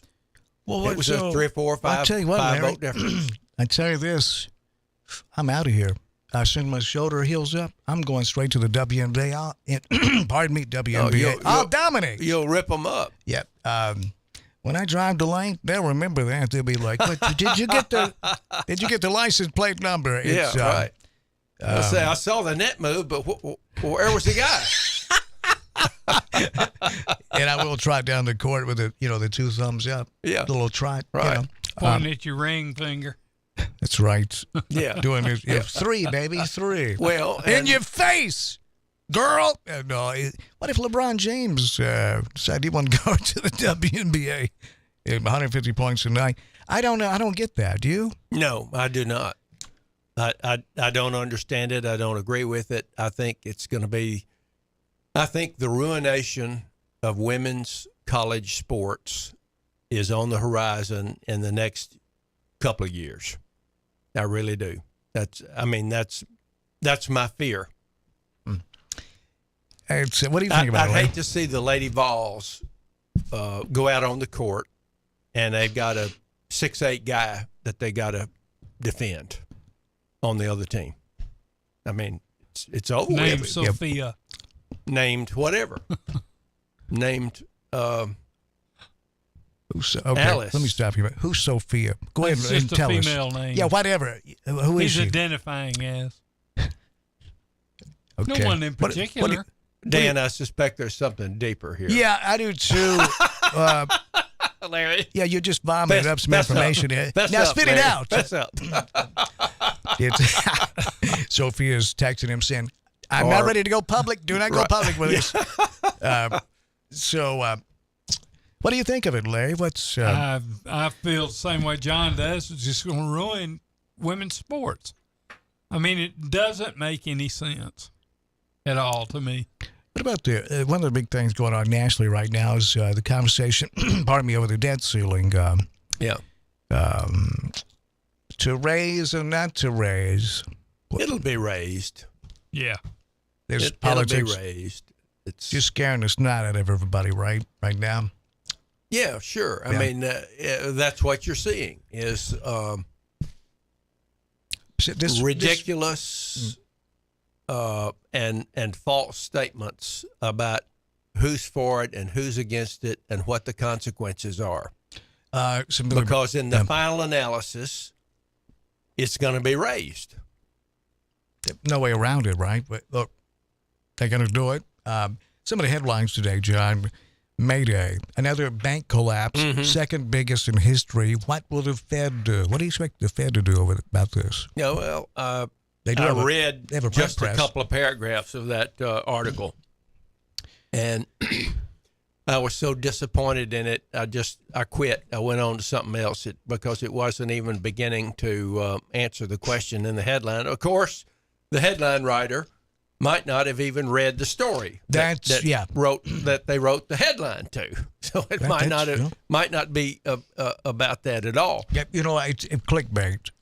I tell you, we have got to do something about how news is delivered. If we're going to get a handle on this thing, well, it doesn't matter as long as individual behavior. Well, we've tried the honor system. We tried it with newspaper racks. Well, and they would take 3 out at a time. The honor system worked pretty well for an awfully long time. When? I don't remember that. You don't remember when most of the stories that you read in the newspaper had at least some factual basis. Oh, yeah, and were not intended to drive home a partisan political point. Yeah, back before they all are. Yes, now. absolutely. They all that are was now. before that was when the family. But it has a byline on there, and I wouldn't put my name on it on a story like that. Yeah, but John, when you told me you were going to run for mayor of Alamo, what did I say to you? The only thing I worry about is you're too honest. I did tell him yes, that. Yes, he did. And you have, you've done a fantastic job. The man, let's see, what did you have a surplus and you rebated the taxpayers essentially? Well, we had a property tax rate reduction 2 years ago, and we're considering another one this year. I mean, that's crazy, man. You don't have a future in politics. If you're planning on going... You mean I should be raising taxes if I want to keep this job? Yeah, and blaming everybody else. Nobody told me that yet. I tried to tell you. John, I'm ready. Actually, lowering the tax rate seemed to be sort of popular. Well, did you get reelected? The answer is yes. Yeah. About that bank collapse. Yeah. Stocks tumbled today. Traders fear. Here we Gold go again. was way up. Fear. Gold is way up. And Jim Baker will be on television selling meals ready to eat and telling you to get underground in a bunker. He's dead, isn't he? Did Jim? No, I think he's alive. Jim Baker's alive? Yeah, I think so. If he's dead, he didn't get the memo. Okay. He was in prison, but I think I'll look at. He's back on TV. Tammy Faye. Tammy Faye's dead. Tammy Faye's dead. Yeah, she's dead. Yeah, all right. Which makeup poisoning. Now that's cold, Larry. That is cold. Yeah, Larry, well, it's been long enough. You can get away. Probably with true. Well, no, I kind of agree with you, Larry, because then some people are going to get upset at that. I guarantee you, and you may lose your job because we will cave in a heartbeat. But it's. But I kind of agree with you. It's they say don't speak ill of the dead. Well, she has no idea what you just said. That's right. Right. And if there's family listening, that's very unlikely. So, but are you telling me that Jim Baker is back on the air preaching? Well, I wouldn't say preaching. He's scaring the snot out of his viewing audience. But he's back on the air. Yes, and he's not saying send me money. He said, folks, you better get your stuff and get underground. Here, be a great meal right here. Meal's ready to eat. Oh, and he said, look at this TV. We sell this TV here. Look at there. There's good old Fox News on there. I heard him do that one night. Right. And by the way, you can get a My Pillow. You use this number and get a discount. And you better do it quick, folks, because hell is coming, and it's Joe Biden and his gang. What was the guy who was the natural foods guy? Gibbons. Yule Gibbons, yeah, Yule Gibbons. For natural Tastes like food. wild hickory nut. Oh, it is, Right, yes. right, Yeah. right. See this television? Many parts are edible. I think he said something like that. Larry, you got some. You ran some edible undies the other day, right? I heard you telling Sophia. All right, let's go to the phone lines. People are standing by. You're up next with us here on the Dan Reeves Show. Go. How y'all doing on this beautiful day? It is lovely outside, isn't it? And listen, beautiful. I bet you have been. The market to the Dow is dropped 367 points. It slipped there, big guy. Did you have any inside knowledge? Did you dump like stock today? No, that didn't surprise me. Wait a minute. Unbridled capitalism. You're not in Congress. How would you have an inside tip? Yeah, that's right. I forgot about that. What's on your mind, big guy? What about all the shootings this past weekend? Did you see them? I did. Hear about them? And Read about them? I did, and it's. I'm ashamed to say it's not hitting home like it used to. It don't even phase us. It really. This is so dangerous. That's Hey, Dan, listen to this just real quick. Right. 5 killed in shooting in Cleveland, Texas. This was Saturday. 3 killed, 1 wounded in Philadelphia. 2 in custody. California man guilty of killing 3 teenagers after a doorbell prank. He got in his car and run over them or something and hit them, but the others were all shootings. 2 killed, 4 hurt in house party. 9 injured by gunfire at South Carolina party. And that one in Cleveland, Texas. right. And Got 5 people. They asked him to quit shooting his gun on a Friday night. The baby's trying to sleep. He comes in over and shoots every one of them in the head, even 8-year-olds. Exactly. I think his response before he shot him was, "I'll shoot my gun whenever I want to on my property," and then went over there and shot him. And you know here's what's something- ironic? He can't get.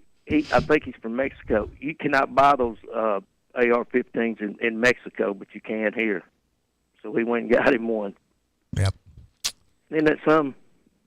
It's Hey, we've had 288 school shootings. I think what was it from 2009, 2018, and second place is Mexico. Do you remember how many they had in that same? It was span? just a handful.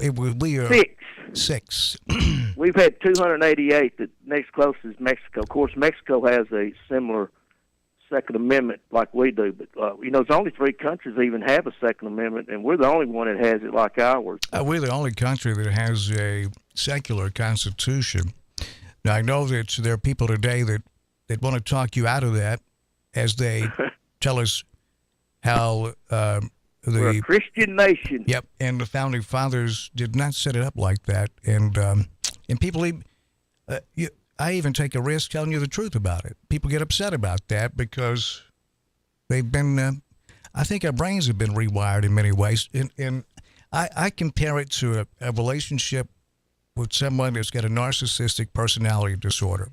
I think the American people are in a big part of the American people are under a trauma bond with Uncle Sam. Otherwise, also trauma bond. Trauma bond. Been emotionally abused. It's also referred to as Stockholm Syndrome. If Uncle Sam was our parent, they'd lock him away for child abuse. I'm just telling you, you treat people like this with the way that the First Amendment has been just butchered in many, many cases. And at one time in this nation, we essentially, it should be looked at as 2 separate periods, in my opinion, of this country.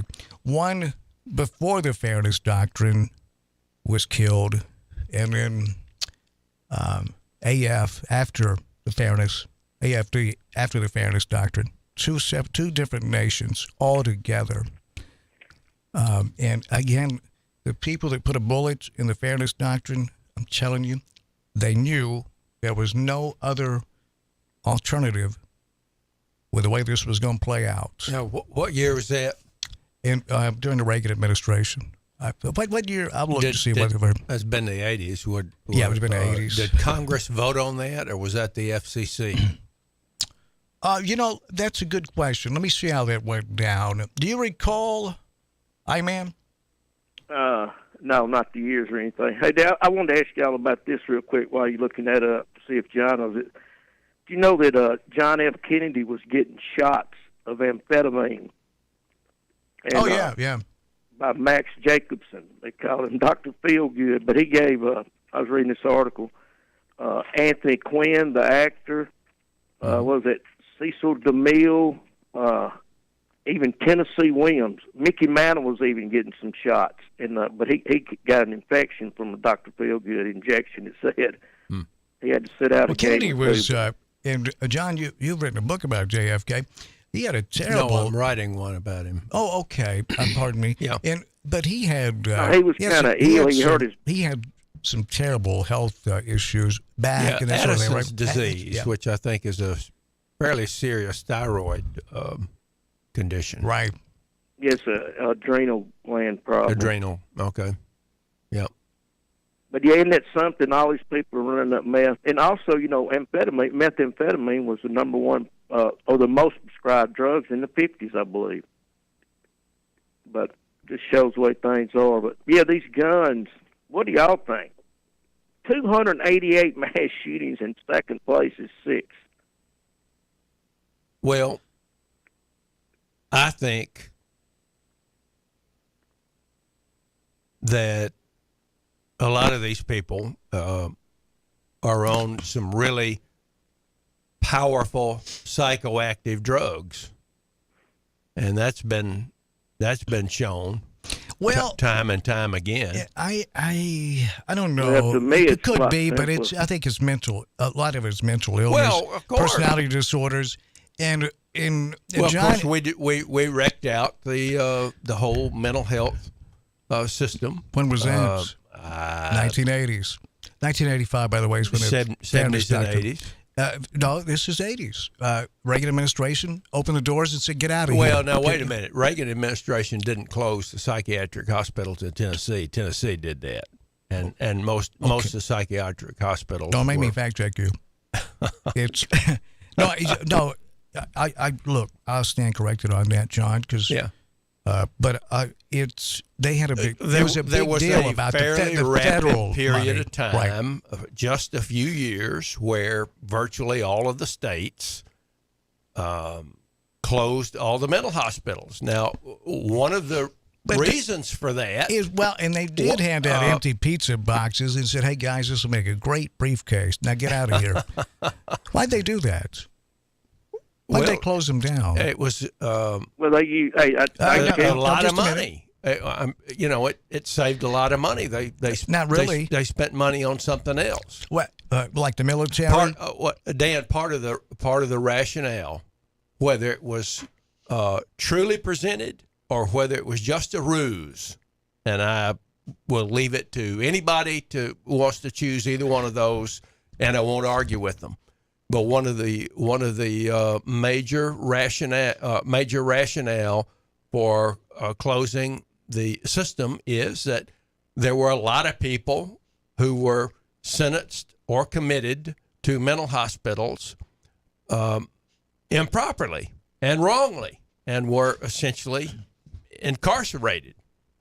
Well, that's like saying, you know what? Here's another bad baby. Let's kill all the babies. Well, I get it, but that was part of the argument then. That sounds, you're right about that, but that's BS. Not on your part. They knew better than that. In all likelihood, I would say they did. Now, what did they replace it with? Who filled that void? Prisons. No, for profits. Big Pharma. Big Pharma. What? Fill that void. No, Big Pharma was already. They were making their money even when they're institutionalized. This was more about filling up prisons for profits. In my opinion, it probably benefited both. It could have. But what do you say to that, I-Man? Hey, that is, John just answered it. It was the psychiatric meds that they said they improved on and all. And but anyway, but what about the main thing? Just a minute. The whole thing. Just a minute. Do you think?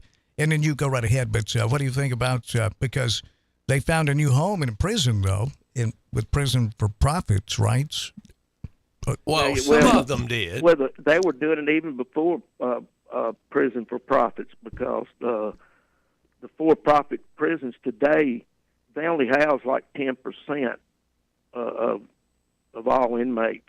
Mainly they're in state prisons and jails, but yeah, now, I give to both of y'all. You're right about that. That was well before even prisons for profit took off. Yeah, I think you both are right. You know who they're going after now to lock up, don't you? Yeah, talk show hosts. Don't tell me that. Immigrants. What? But hey, the answer to the question about it's gun availability. All these other countries, they have mental illness, they have drugs, they have all this, but they don't have guns. We don't. For every 100 people, we have 120 guns. I think second place, I think it's for every 100 they have 50 guns, 60.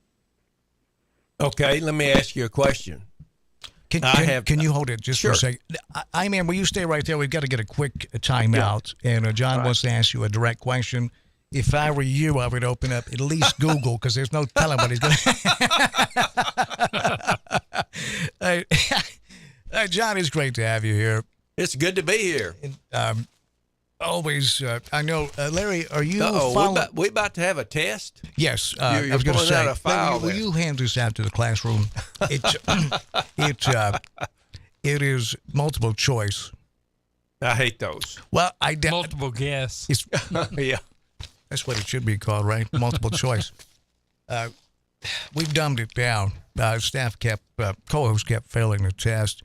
And in America, when you have a classroom or, for example, public education in general, if the kids can't pass the test, well, naturally, you lower the standard. Lower the you give passing everybody grade. a participation trophy. You can do that as well. I passed all the drug tests, though. But yeah, and you're in this, Larry, is, I've told you, show business. And it doesn't look good when you pass every single drug test. Show business. You got to mix in a bad test from time to time. Nah. Fine. Go ahead. That's fine. I got to tell you this, too, that Precision Auto Body, it's as good as it gets. I tell you, they've been doing this for over a quarter of a century. Mark and Kim, it's a family-owned business, 146 Mile and Highway. And it's on Highway 45. If you're traveling north from Medina to Milan, it's on the right. If you're going from Milan to Medina, which side of the street would it be on? Exactly. My man. They replace headliners and carpeting, complete collision repair on domestic and imports, including BMW and Mercedes. And they have always been out front when it comes to cutting-edge technology, like the Maximus computer and the Weep systems, producing amazing results. Rental cars on site. They will drive that rental car, pick up your vehicle, take your vehicle in, repair it, and then deliver it back to you and pick up the rental car. Now, see, that's another example of local people doing it better. Absolutely. Absolutely. Take that, corporate America, right? Just beat them with customer service and just the willingness to go the extra mile, or two. That is Precision Auto Body. The website is precisionautobodytn.com. Now they got one in Martin and Dyersburg as well. That's expanding. Good. It's awesome, isn't it? That is awesome. We'll be right back. You stay right there. And John Avery Emerson is our guest. And we get election return coverage. Starts at 6, brought to you by Sports Orthopedics and Spine. World-class care focused on you. Sports Orthopedics and Spine. It is 4:54. When we return, John Avery Emerson is going to pepper, and I mean, if you've never heard John do this is your first time hearing it, you may think he's waterboarding. A caller. He'll get it out of him, I promise you. We'll be right back. My name's Tommy Bland, and I just received the BioT hormone replacement therapy. For BioT, I was just not hitting on all cylinders. I didn't feel like myself. I was constantly fatigued, brain fog. lack of energy, searching for something natural, something that I could use to help benefit my body and help maybe take me back to where I once was. And while I was waiting in the waiting room, I saw a pop-up advertisement there, and I started reading over all the symptoms. And I went down the list. They all pertain to me. My experience with Miss Kim Nichols, my case manager for BioT, was great. She was very informative, put me at ease, went through everything step by step, knew exactly what to expect and what the outcome was going to be in the end. After BioT, I feel like I'm in my 20s again. I can get off work, go home, catch my second wind, and I'm off to the races again. It doesn't matter if I'm working, selling cars, or if I'm on the boat fishing a tournament, I'm back to my old self again. Give us a call at 731-318-5827 or visit our website at advancedrehabjackson.com for more. Hey, this is Chuck Walker with Southeastern Termite and Pest Control. We recently celebrated our 20th year in business here in West Tennessee. That's 2 decades of growth for us. We've added to our work family, moved locations a few times, seen our coworkers have kids and grandkids. We've even seen our clients who were kids when we started at their parents' house now call us to take care of their homes. Lots of things change over 20 years, but here's what hasn't. We can still be reached 24 hours a day. We still provide quality, guaranteed termite and pest control service for all of West Tennessee. We still are the go-to company for real estate closing letters. We still provide quality fungus treatments and affordable moisture barriers. We still take care of your bed bugs, brown recluse, and every other pest problem you could have. If you own a home, you need termite protection. And the biggest thing we've learned in 20 years, we need you. Give us a call 24 hours a day for a different kind of experience from a service company. Southeastern, 660-1052. That's Southeastern, 660-1052. They say consistency is the key to success. They weren't wrong. So how about grabbing a beer that's consistently smooth, consistently refreshing, and consistently light? You might just find that the road to success can be pretty enjoyable. Michelob Ultra, the perfect balance of taste and refreshment, and only 2.6 carbs and 95 calories. It's only worth it if you enjoy it. Enjoy responsibly. Anheuser-Busch Michelob Ultra Light Beer, St. Louis, Missouri. Central Distributors, Jackson. It's always severe weather season in West Tennessee. When severe weather strikes, we are here for you. 96.5 FM, News Talk WTN.com.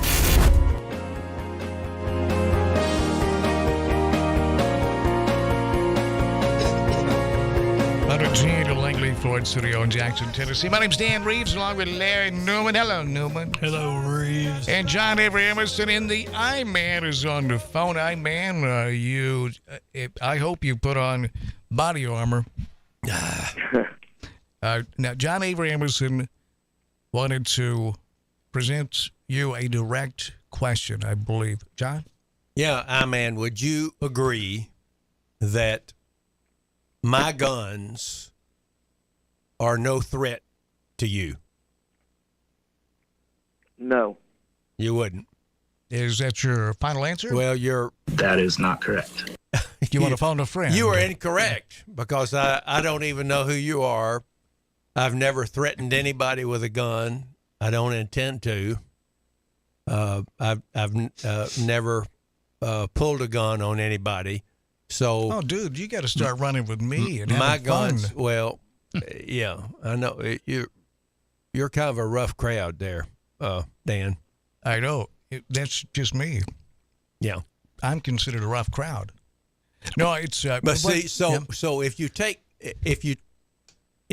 my guns were taken away from me, it would have no effect on any potential violence or actual violence or even threats of violence on anybody, because I don't use them that way. Well, so it you could have would an take effect my on have an effect on you against a home invader. Well, of course, it could have an effect on me. I mean, I would be left throwing one of my books at them rather than I actually defending myself. I recommend, in honor of the late Saddam Hussein, you throw your shoe at him instead of a book.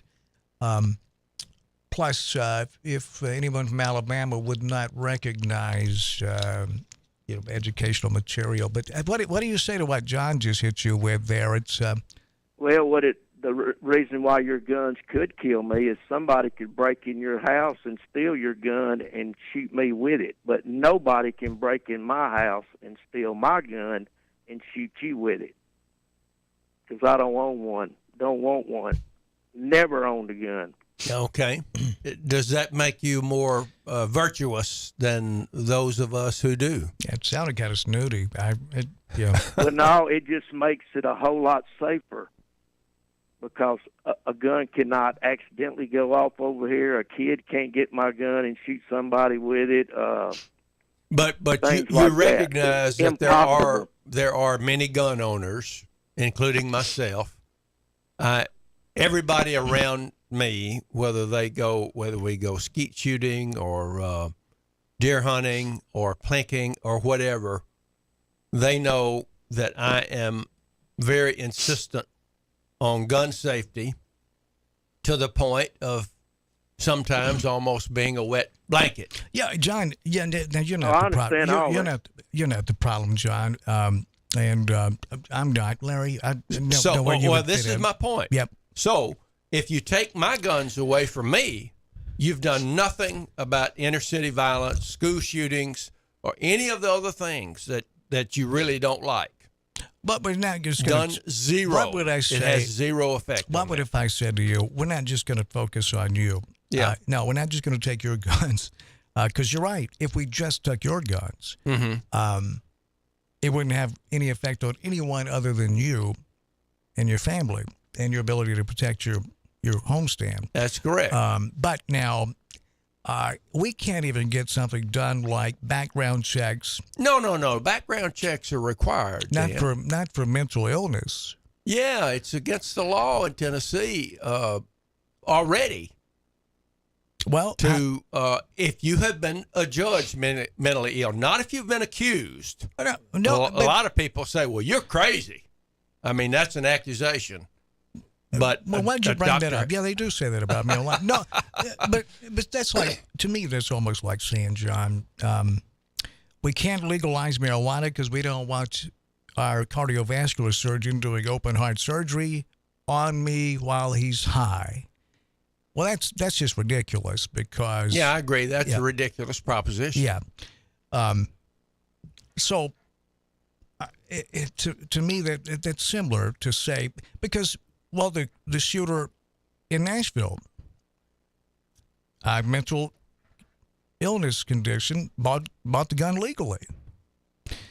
When I bring this up, they say, well, we just can't override the HIPAA laws. Well, yes, we can.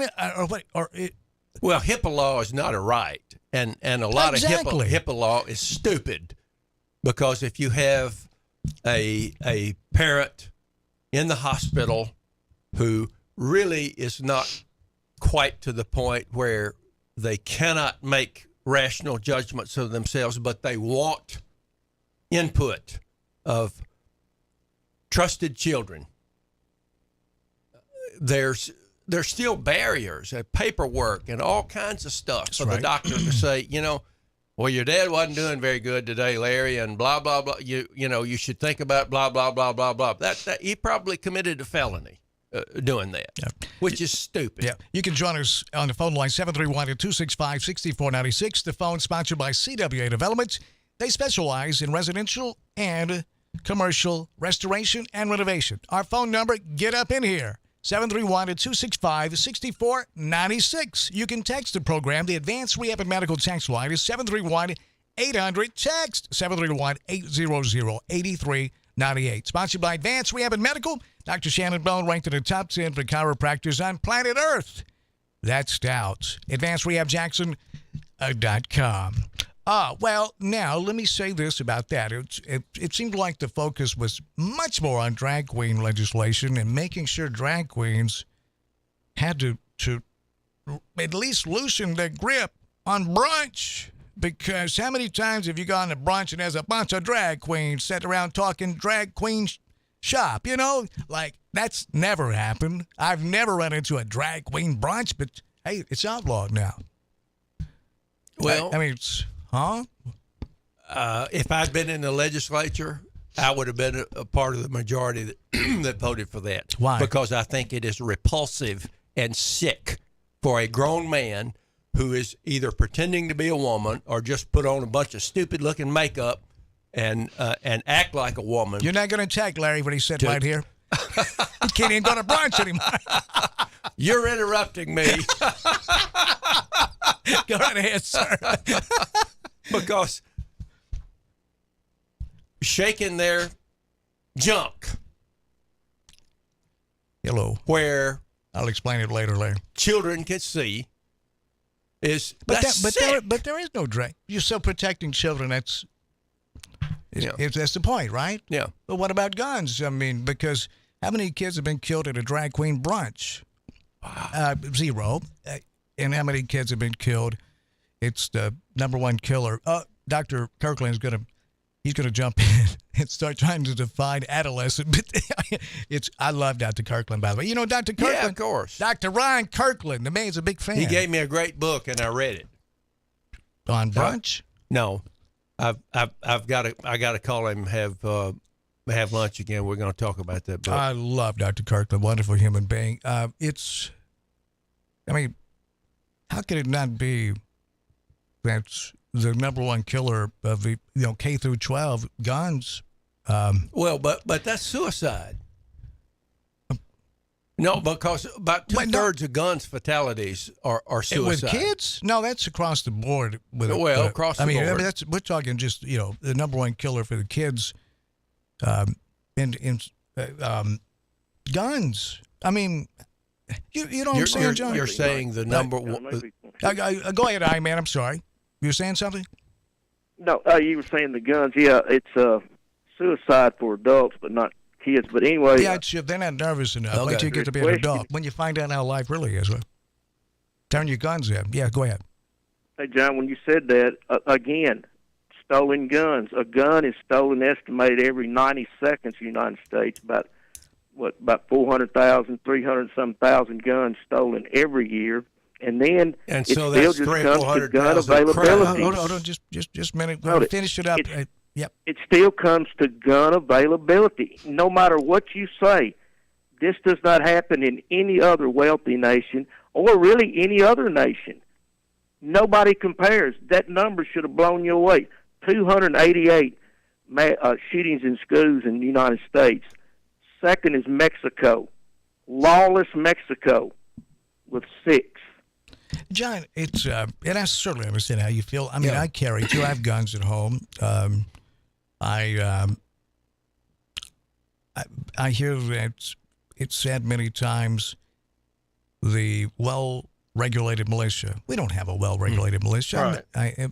So that argument to me is knock it off already. It's silly. It's the reason why Japan didn't invade the homeland, because we have so many guns in our homes. I think it probably had a lot more to do with those atomic bombs in the Pacific fleets. Well, it had a lot to do with Japan being 6,000 miles away. Exactly. So that's just, in other words, just NRA standing there holding an empty sack, in my opinion. If that's their arguments, let's say the NRA is right and the advocates are right. Japan didn't invade the homeland because we have so many guns in our houses. Then why spend so much on the military? It's you know what I'm saying? It's an empty sack they're holding either way. So that makes me think, okay, this is about money, and it's money over human lives, and that's wrong. But because there's a sensible way to do this than taking a man like yours does, right? What's the sensible way of doing this? It's a background check would be a nice start. You cannot go into a gun shop anywhere in this country without having a background check. Not on your mental. I'm talking mental health. Let me make that clear. If you're on a mental health list, those people who are judged, some illness, are supposed to be put on. By who? Who puts them on there? I don't know whether it's the health professionals. System. No. I think it's a lot more than the honor system. I think it's somebody who didn't do their job. When somebody is you arrest one person that sells a guy a gun with a mental illness, the problem goes away tomorrow. It's not that. If you do, if you arrest one guy that sells a crazy person, let's just say it nuts, like Nut House Fargo, you sell him a gun, he goes kill and shoots up a school or kills someone. The guy that sold it and didn't do the background check on the mental illness, you arrest him, that problem goes away tomorrow. Because right now they keep telling me, don't they, Larry, guest after guest, we can't do the background check because it could become political, and they could say, well, if they disagree with you politically, they'll just say you're crazy. Well, Now, see, that's a red BS flag too. law is just an allegation. It could be your neighbor really thinks that your But dog we're or not- your cat is straying on their property Yeah, but too we're not much, gonna- and they call you in and they put you on a list. But that happens, Dan. That's not how we're going to do it. We're not going to leave it up to the HOA. Okay. It's going to be a medical professional. Come on, man. I think that law is already on the books. Larry, Google that because that'd be news to me. I'm Now, not saying you're wrong. It may not be enforced properly. No. There may be people who are dropping the ball. Well, what did you think about the Tennessee legislation saying, you know what, you brought it up too late to Governor? They turned on Governor Lee, said, hey, we're out of here. We don't have time for this. It's a non-starter for us, the Republicans said at the State House about sensible gun legislation. I mean, that's really in just a sensible couple. is in the eye of the beholder. Well, how would they know? They And didn't the even- devil is in the details. Well, that's why you stay and read the How details. are you going to assure that somebody who doesn't like your program and listens to it anyway, somebody you cut off a little too soon? Oh, wait a minute. No, wait a minute. You hadn't done that. Yeah. Take his guns. Calls and says, I swear I saw blah, blah, blah, blah, blah, blah, Well, blah, once blah, again, we're not going to go by a caller to a radio. If I'm the guy on the other end and somebody calls and says, you know what, that Larry Newman hung up on me early on that talk show. Yeah. I think he's crazy. Take his guns. I'm going to say, can I see your medical license, sir? And then they'll hang up and go away. Yeah. Of course, we're not going to do it that way. Let's try this call next year. You're live with us on the Dan Reeves Show. Go. Well, good afternoon. Good afternoon, Yeah, girl. How you doing? Well, baby boy, you don't understand Nashville. You don't understand Washington, D.C. I don't So, understand we- you. By the way, you're mini me. Just a minute. If you take your foot off the accelerator for 1 second, Rick. Well, do you mind holding just a minute, Rick? I want to get your full take. We got to get a break. And Iman, are you still there? I'm here. I was going to read these little numbers for Well, you. just a minute before you go No, on. Just no. a minute. Let's keep it together. I'm going to bring you guys on together because you're wonderful together. No, you're not. Scared No, of you're me. No, wait a minute. It's actually, Rick, you don't produce this program. I don't talk with village idiots. Goodbye. Oh, you are the village idiot. He just hung. He's that afraid of the Iman. Scared of me. Jeez, Rick, I did not know you were half a sissy. I think somebody's making a call on the red flag law right now on you, Dan. I think Rick's handler just give him the throat slash, as in hang up right now. Okay. Hang up right now. Iman has the ability to Google. It didn't have anything to do with that big board over there where you sliding the. No, I wanted him to stay on there. Iman, you're still there, right? I'm here. Hey, then let me Rick, give you these little we got to stats get a real quick. break. Just a minute. You guys, hey, listen. Larry, settle down. Will you mark the time? Simmer It's down, simmer down. 5:14. I need to take that. After. Larry, give him a back rub and Are you back kidding me? rub and No, You come give him a back rub. I tell you what. Hey, let me give him, let me give you a let me give you a face rub, but with my I'll shovel. put him in a headlock. Pinch put him that in a other headlock. nerve. Make his ears get cauliflowered. No, y'all are rough. I'm not going to do that because, no, it's I do Yeah, quit TV. talking about that testosterone then. I tell you, I'm going to tell you. Won't he Well, listen, you're going to wake up, as they say, in the middle of next week, and as my grandmother used to say, you'll be whistling "Who'd Have Thought It." And have you ever heard that said, John? Not quite that way. How about you, Larry? No. What about But you? I didn't know in your the middle of grandmother. next so week. One at a time. What? I didn't know your grandmother. Yeah, but she evidently had a couple of sayings that no one else had ever heard of. Well, I respect that. It's very innovative. I didn't know exactly what when you she come said, from good stock. She said, "If you don't stop doing that, you're going to be whistling. Who'd have thought it?" I detected something bad would happen, so I knocked it off. Yeah. Something else she said, and I've asked other people, and they said, "Never heard that before." She said, "If you don't quit doing that, I'm going to give you what Patty gave the drums." I assumed it was a beating. It'll stunt your growth too. Have you ever heard that one? No, have you? It's that's said. Just smoke. If you smoke or drink, yeah, absolutely. Yeah. Have you ever heard? I'll give you what Patty gave the drums. No, I haven't. Well, you don't pay attention. But what about you, man? Have you ever heard that one? No, I haven't. 0 for 3. Yeah, you didn't pay for attention either. Susie Reeves. No one else has ever heard that I've ever asked. Well, mad respect. Larry, write that down. We're going to copyright those. I'm bumper You got a stickers. pen? Larry, get a stinking pen. You got some paper so I can write it down? If we're over 3, it's 3 outs, and we're going to the bottom of the first. A weatherman. You disappoint me, son. I tell you. Thanks, Dad. Yeah, whatever. Let me say this about that. Please do. Do you mind? We've got a new email address. Community events at newstalk965.com. If you've got a fundraiser out there, a PSA, church events, maybe it's a stew to try to, raise a little money for a worthy cause. And by the way, Brett Jowers, who was killed on a motorcycle right in front of us right here, it's a great guy. I'm going to. Anyone that knows Brett's family, please give them my phone number. Tell them to give me a call, 731-234-5195. I know they're trying to raise a little bit of money. Brett was a great guy, killed right out there, wasn't it, Larry? Right out in front of us. Yeah, right in front of us. Great guy in his motorcycle. Jeez. People are using that center lane, the turning lane, as a merging lane. It is so dangerous. And people will get in that turning lane. Larry, what you were telling me the other day, I've run into that all of a sudden. People get in that center lane, which is a turning lane, and drive for like a mile. And it happens almost every day I'm trying to turn into this parking lot. And they're blowing the horn at me, like, get out of the way. And I'm trying to turn in here. We got to do something about this. I don't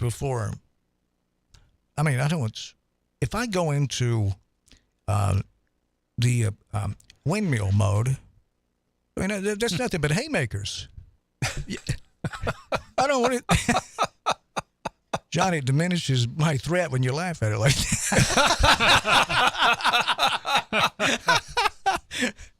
No, I thought that was a saying.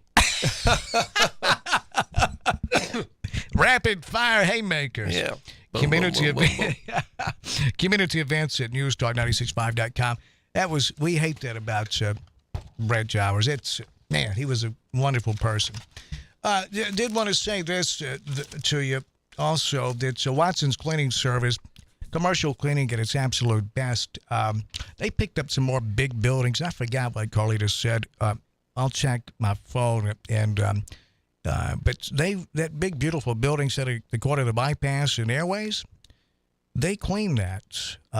That's the house that Lanny Davis built. That's UT Ag Experiment Station. Have you ever been in there, John? Oh, yeah. The ceiling is about, 2,700 feet above ground. Not that tall, but it's up there. It's big. And they clean that. That'll give it. If you got a factory, if you got an office complex, if you have a small office, it doesn't matter. Anything in between. Here's another example of local people just doing it better. Watson's Cleaning Service. They strip and they wax floors. They buff, they clean offices. They pull trash, they sweep, they mop, they vacuum. Household cleaning, baseboards, wiping down walls, washing dishes, dusting and organizing. Essentially, they do all the work that Americans don't want to do. And when I say Americans, I mean me.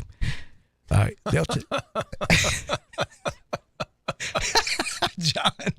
And call them today. Seriously, they are the absolute best. 731-293-3808. 731-293-3808. Larry, you're on Curvy Girl. There's No, a women's I'm group not. called Curvy Girl. He's freaking them out. He's hoovering them, trying to suck them in, and it's made all of them nervous. You know what I mean? No, I saw a post this morning with Brett's obituary. Oh, yeah, and I was man. going to look it up and see if there's Let's do that. Yeah. We'll share it with That's you when what you I'm come doing. back. Okay. But I didn't personally insult you. I'm just Yeah. don't react. You know. It wasn't a personal attack. No, it wasn't Larry. a personal was just attack. Kind of I can show you a personal attack. This A is general one. attack. John Avery Emerson is no fun at all, I tell you. We'll be right back, folks. Stay right there. We got a full bank of phone calls and rapid fire as well coming up, brought to you by The Range, Jackson's only indoor shooting range.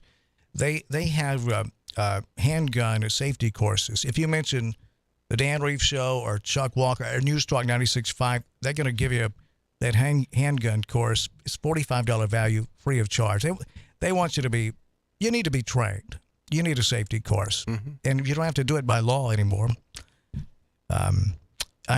I'd like to see that, how people would react if you didn't have to go through a driver safety course. But anyhow, you can get that I don't at think the that range. wouldn't make much difference either.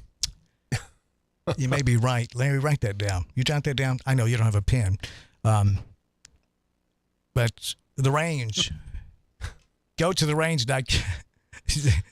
Go to the range.com. Go to the range.com. I got more to tell you about the range as well. Stay right there. We'll be right back. We'll go some rapid fire. Those of you on the phone lines, don't hang up. It takes patience to be a doctor.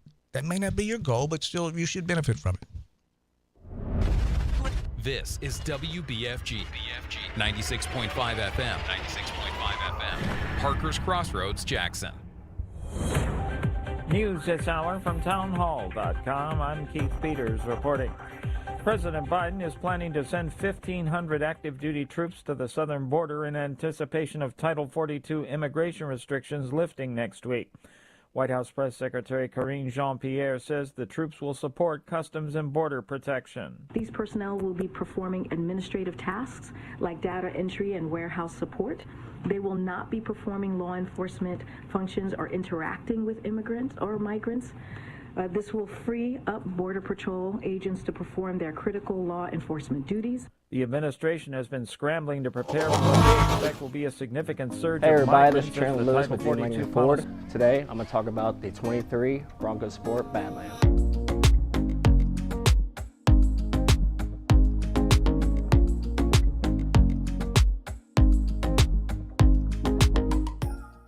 The heart of this beast is a 2.0 EcoBoost, producing 250 horsepower and 277 foot-pounds of torque.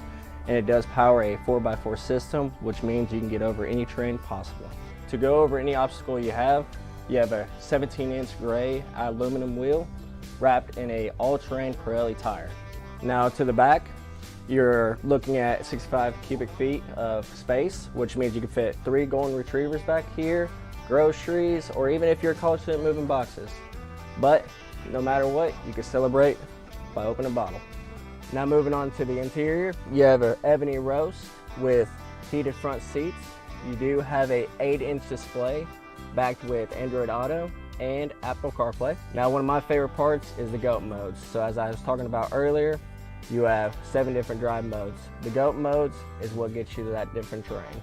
So if you guys liked anything I spoke about, the horsepower, cargo space, or even the interior, come see me today at Gene Langley Ford. Again, Chandler Lewis.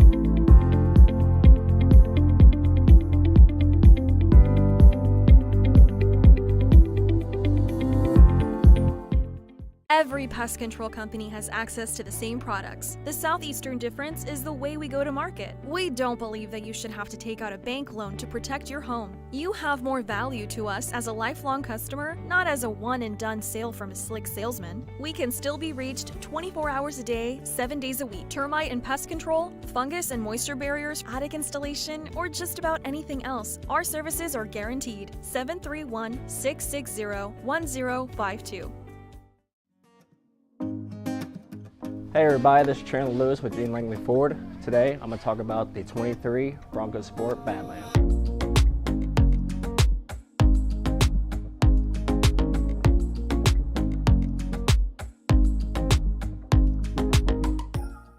The heart of this beast is a 2.0 EcoBoost, producing 250 horsepower and 277 foot-pounds of torque. And it does power a 4x4 system, which means you can get over any terrain possible. To go over any obstacle you have a 17-inch gray aluminum wheel wrapped in a all-terrain Pirelli tire. Now to the back, you're looking at 65 cubic feet of space, which means you can fit 3 golden retrievers back here, groceries, or even if you're a college student, moving boxes. But no matter what, you can celebrate by opening a bottle. Now moving on to the interior, you have an ebony roast with heated front seats. You do have a 8-inch display backed with Android Auto and Apple CarPlay. Now one of my favorite parts is the GOAT modes. So as I was talking about earlier, you have 7 different drive modes. The GOAT modes is what gets you to that different terrain. So if you guys liked anything I spoke about, the horsepower, cargo space, or even the interior, come see me today at Gene Langley Ford. Again, Chandler Lewis.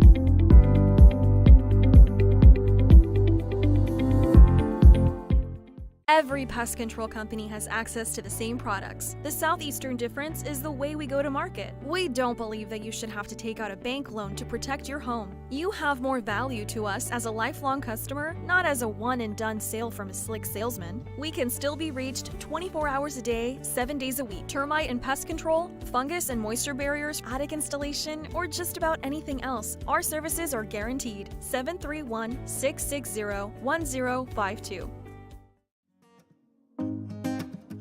Hey everybody, this is Chandler Lewis with Dean Langley Ford. Today I'm going to talk about the 23 Bronco Sport Badland.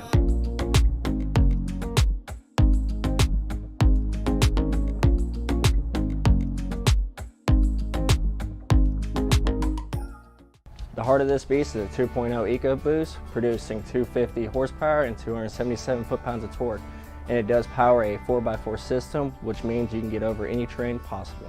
To go over any obstacle you have a 17-inch gray aluminum wheel wrapped in a all-terrain Pirelli tire. Now to the back, you're looking at 65 cubic feet of space, which means you can fit 3 golden retrievers back here, groceries, or even if you're a college student, moving boxes. But no matter what, you can celebrate by opening a bottle. Now moving on to the interior, you have an ebony roast with heated front seats. You do have a 8-inch display backed with Android Auto and Apple CarPlay. Now one of my favorite parts is the GOAT modes. So as I was talking about earlier, you have 7 different drive modes. The GOAT modes is what gets you to that different terrain. So if you guys liked anything I spoke about, the horsepower, cargo space, or even the interior, come see me today at Gene Langley Ford. Again, Chandler Lewis.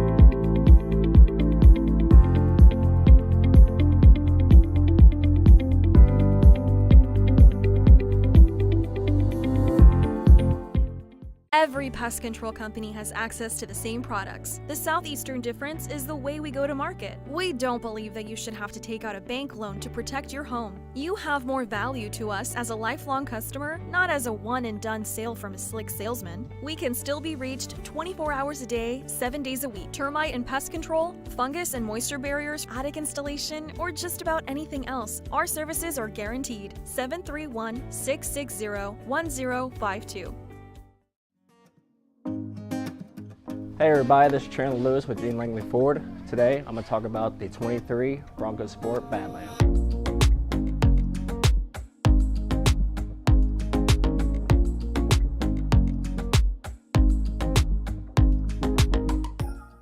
The heart of this beast is a 2.0 EcoBoost, producing 250 horsepower and 277 foot-pounds of torque. And it does power a 4x4 system, which means you can get over any terrain possible. To go over any obstacle you have a 17-inch gray aluminum wheel wrapped in a all-terrain Pirelli tire. Now to the back, you're looking at 65 cubic feet of space, which means you can fit 3 golden retrievers back here, groceries, or even if you're a college student, moving boxes. But no matter what, you can celebrate by opening a bottle.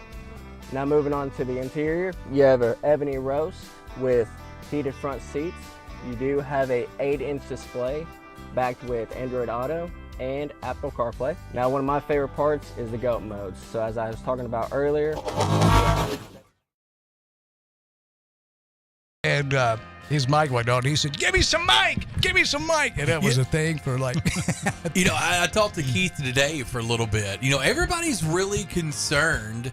Lots of different ways about this election. Yeah. And this is to me one of them, and I'm very curious to hear Dr. John Avery Emerson's opinion on this. This is one of those things where it's always hard to beat an incumbent, right? That's a political thing, especially an incumbent who has made notable changes to the city, from bringing attention to some, oh gosh, what's the right word to not say crooked? What's a good radio word, Dan? Okay, no, in the context of what you're searching for is you're talking about the nefarious. Nefarious, yeah. You don't know what that, Larry. People's talking to me. Okay, the adults are talking. We'll get to weather. You weren't saying anything, so I stepped up. Because I was trying to figure out what he was talking about. It's there's really a lot of sunshine. We right had now. some backroom dealings with the ballpark situation. We had some property. Julie talked about it today on her show. It's every day here on 96.5 FM, newstalk965.com, newstalk965.com. Download our apps. Listen to us daily. Julie does an amazing show. She's going to be elected council. And I predict a landslide victory for her. Yes, me too. I talked to her. She's already at her. I've blown off 2 parties to be here tonight. I'm definitely going to have Tony read over my contract. Do you need to take a break?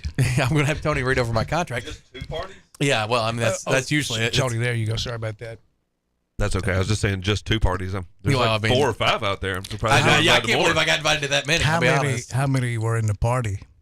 Well, I mean, I think as long as there's 2, it's a party, right? But that's been my experience. I may have taken that out of context. Yeah, now I got you now. All right, all right. So the transparency there, showing some property deals that weren't right. We know about the ballpark situation, paying the debt down from 70 some odd million to 40 some odd million, working with a deficit of $3 million to having over a $15-20 million surplus now. This doesn't seem... the nerve of that guy wanted to be reelected. Wait a minute. That's all good stuff. This seems like it would not be close. There doesn't seem like this seems like, oh, yeah, the incumbent would win. But there's a couple of things that I would worry about if I were running the Conquer campaign. Number one, how much does the national narrative come into play when there are large groups of people out there talking about things like drag show? That's already been, if you're ever worried about a drag show in Jackson, Tennessee, with your children, skipping rope, that's over now. The state of Tennessee has handled that, right? That's not going to happen again. But how much does that come into play? And I have not. We got to pull back a phone call, so we're coming right to those. But Chuck, that was fist fault to find out where's the better plan, because if there's a better plan, I'd love to see it. I think this is going to be a very tight night. I'm very curious to see where the everyday walking around Jackson voter is. Like, it's one thing for you and I, the four of us, at least three of us, to do research. We're not talking about us. We're talking about the peasants. That's a joke, folks. It's one thing sometimes for you us. Feel like that. It's one thing. Yeah, that's right. It's one thing for Commoners. us to put in Feed 'em cake. the kind of work to learn about. Oh, this is what's really happened in our city. Most people, we know this, are headline readers. They read the headline and that's it. Yep. Like the big one that recently was we got to get these calls. No public transportation to the polls, which you shared on your page. Tony's jumped in and already I didn't share that. It could be illegal. Commented on it. So. Dude, well, I'm going to get your take on that, Tony. I don't want to talk about Sacred Heart of Jesus soccer team in just a moment. Sure. We'll bank of phone calls. You'll be up next year live at the Dan Reeves Show here on News Talk 96.5 FM. You're on the air. Go. You know what, Danny? At the end of the day, everybody likes a good drag queen, but nobody likes a bad drag queen. Are you picking up what I'm laying down here? No, I'm not, but Larry, I'm sure he's singing your tune, Larry. He's trying to. I'm not making a sound. Not what I heard. You know, when I You've get never sounded hungry, better. I'm not going to be afraid of drag queens. They're not going to hurt me. Well, but you must admit though that you can't even go to brunch anymore without bumping into a drag queen. Well, that's unfortunate for him, I guess. But for the rest of us, it really doesn't make a hill of beans now, does it? Tony, I'm gonna. What's your thoughts here? And how can you twist this into a pretzel to go into your JTA point? Well, I mean, I was just pointing out the headlines that, I researched some areas of the country, do the public transportation to the polls. And apparently we were going to do that. And then we pulled back. I just don't know why. So you're in favor of it? Honestly, I don't really have an opinion on it, truthfully. I mean, I think if it's legal, why not? But it's kind of a gray area, it appears. Gray? How could that be a gray area? There's federal law that says you can't, provide, right. assistance for voting, but, if you can't get there in a car, you can't vote. That's the American way. Now, the drag queen thing, you're right. I mean, it seems like as I get older, I do see more interesting people. It's now stop attacking Larry. He's part of this show. Go ahead, Joe. I will say this as part of my Big J journalism research that I outsource to very talented people in this town.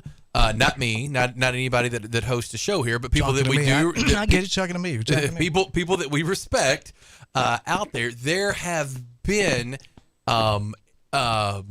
accusations in the right word. There's a school of thought out there right now that one of the candidates, not the incumbent, but one of the candidates that's running for mayor is the one who raised the protest for JTA transportation to the polls today on election day. So that that's hasn't been validated yet. They're still in the searching out process. The people that handle Big J journalism, we just react to Big J journalism here. Hear me.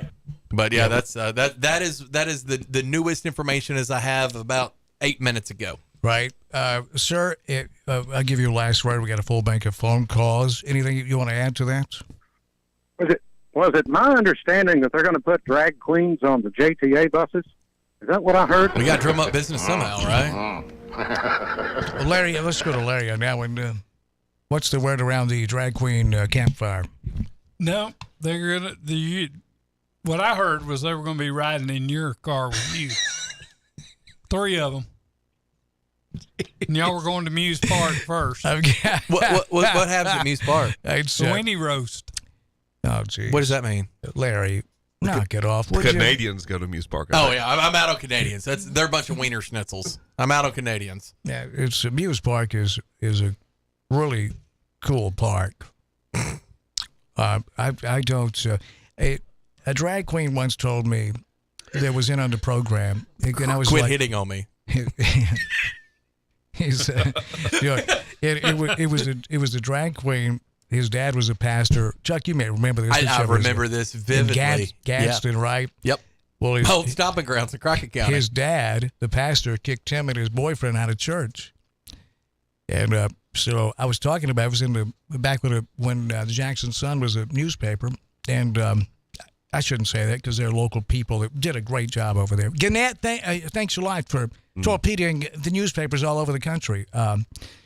And he called in, and then I set up a show with a drag queen in studio. And I said, but do you think your dad had a point that you're making, the guy sitting next to you nervous? He said, look, Dan, you got the same problem as most heterosexual men. You're not as, how do you put that? You're not as... sexually attractive? No, I didn't say that. He said, you're not as irresistible as you think. Oh, I can't believe I messed that up. Yeah, sorry about that. Just another way of putting it. I thought he said it well. You're up next with us here as we have the phone lines again, live on News Talk 96.5. Go. So $500,000 was spent because of mismanagement of your JTA service, and Johnny Dodd, the do-nothing city councilman. Hey, look, here you go again. Will you please stop attacking local people? Rick, we're coming right back to you. Tony, I want to tell you, because we're going to get John Avery back in here, congratulations on Sacred Heart Soccer winning the other night. And what's up next? Thank you. We play St. George's out of Collierville on Thursday, 6 p.m. Do you want Dan and I to call that game? Hey, any support we can get, we'll take. You play Thursday? What time? 6 p.m. It's $12,000 at St. George's. They have a wonderful facility in Collierville. We'll do it for 12 grand. That. We'll see about that. We'll do it for 12 grand. We'll get the other gentleman on, but appreciate it being on. We'll be on this. We'll do it for 11, and we just want to have a board up. You'll be off that night. Hey, if you can play soccer, I can find a uniform for you. No, maybe 20 years ago. No. I don't play soccer. Now, I don't want to get into all that, but Tony, because the kids may be listening. Okay. And it's a great sport. It really is. All right. Way to go, Tony. Thank Tony you. stepped in as interim coach. That's right. And now he's glad at St. Full-time George's. position now, from what I'm hearing, from the way they overperformed. Yeah, I think so. Hey, there may be a competition now. We'll see. Tony's obviously The betting playing war. hardball with negotiations. Hey, you need an agent. I'll be glad to do it. When I do something, I do it. Give it 110% down. I need to represent you. I'll be your agent. Larry, write that down because we'll You have got a pen? Just a minute. Okay. We'll have a deal set up like Elvis and Colonel Tom Parker. We'll make all the money. Tony won't get anything. Tony, right. thank you. Sounds good. Let's get your other guest in here. John Avery, get back in here. Come Chuck, on if here, you want to John. move over, we'll let John I don't there. use that mic. I'm talent. I don't use that mic. John can use the mic. Go ahead. Put Larry on that mic. Rick, now back to you, Rick. Please, and really, respect local people because they listen and their family listens. There's no reason to attack anyone like that. Rick, I'm sure you would check your WWJD bracelet. I'm not attacking. Well, when you call somebody do nothing, that's not exactly a compliment. Well, okay. The only thing he does is beg for money. Who? So that's Johnny Doo Dodd. Oh, yeah, you're right. That nickname, I'm sure Johnny self-glossed with that nickname. Don't call him that again on this program. That's so disrespectful. You know, I don't care if I have anything in common with him politically or not. Johnny's always been very kind every time I've interacted with him. And he doesn't do that to you. That's because you're not very bright. See, that's the problem. Oh, okay, but I'm not listening to your show. What does that say about you? Not listening to yours either very often. That's not you. Just calling. Just calling. It was a misdial. I know. Yeah, because you're like a broken record, Dan Ho. You're like a broken record. I'm sorry. I'll pay more attention to you because you're the world's biggest, fattest parrot. You say the same thing over and over every stinking day. What are you talking about? You believe all these lying little pot lickers? No, I don't believe you. No. Yes, you do. No, not me. Monkey Shine Deaton. Jeez, man, what are you doing? Rick, you have completely come unraveled. And here, I want to know where the landing spot is. Because, and we can say things, this is election night now, we can say things honestly. There are obviously candidates that Commissioner Deaton supports. There are obviously candidates that you're against, but you're against Commissioner Deaton, but you're supporting the candidate that he supports. So, again, are you a plant from someone's campaign is what I really want to know. I tell you, if I didn't know better, and Chuck may have sniffed this out, I think you're a plant by the Democrats to wreck the Republican Party. So, see, y'all don't have no Democrat Party around here. That's not what I said. Yeah. You're the stooge. You're what they call a useful idiot. They send you out. They send you out to throw a wrecking ball to the party. I know you want a Democrat representation around here, Dan Hope. That's just and that's the thing. That's All right, just crazy. So let's talk about this. True or false? When 4 years ago, when candidate X on the ballot tonight took over the city of Jackson, there was 70 some odd $1 million of debt. Today, there's 40 some odd $1 million of debt, without having the numbers in front of me, which I'll have here in just a few minutes when Dan and I make this transition. And when candidate X took over, they were operating with about a $3 million. John Avery, you've been a mayor for a hot minute, haven't you? Mm-hmm. All right, there's a $3 million deficit. In 4 years now, there's a $20 million surplus. Who would you say is the fiscally conservative choice in this election? This is math. Math is inarguable. Now, you cannot understand it, but you can't argue it. I tried to argue it all the way through high school and college. I mean, I totally get arguing math, but it is, or not understanding math, but you can't argue it. Rick? Well, that's a very offensive Find the documentation. You can find the documentation in the secret storage compartment in Baby Congore's office. You're so jealous. I'm surprised that he gave you access to his secret storage compartment. I got to tell you, right? That's an excellent point. Right. So, listen, if you want to play Ben Matlock, how'd you do that? I mean, did you break in similar to how they did it with Watergate? How'd you do it when you went in there and found that out? We have a mayor in town. Mr. Emerson, where do you keep your secret storage compartment for the city of Alamo? I'll never tell. Right? And see, I feel like that's... You're catching on, John. I feel like that's something that's probably relatively common. So the fact that you want us to believe that you've had access to his secret storage compartment when you got thrown out of City Hall for trying to start a fight about gospel show tickets is really funny to me. Yeah, it is. That word did get out because some citizens saw that. Right. That you got tossed out on your fat butts raising HELL about some gospel tickets. Right. Is that true? Because you people couldn't run a lemonade stand. Listen, you need to be on the street corner selling pencils out of a cup. Who you talking to?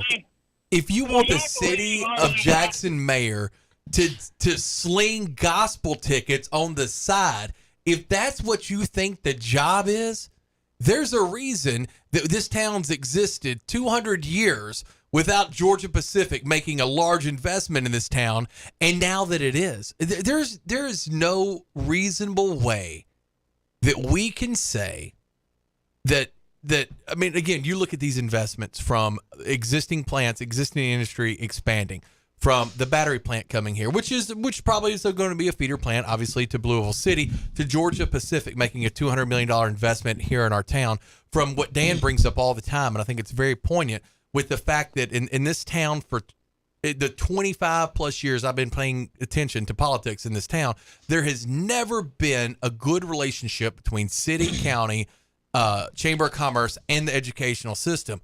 This entire campaign is about one thing, one event last October that was belabored before I took over from 10 to 1. It was belabored and misrepresented poorly on this station and others about a dadgum drag show. This is an election on a drag show that the state of Tennessee has already stomped out existing again. This is it. This is the whole thing. Actually, Larry and I take offense to that. We were on it from day one, were we not, Larry? Because I think you were scheduled to perform, and so we have the insight. By the way, John, before you worked that mic over again, it's hot. Mike was hot. That mic was hot. So not a big deal. It's just some house.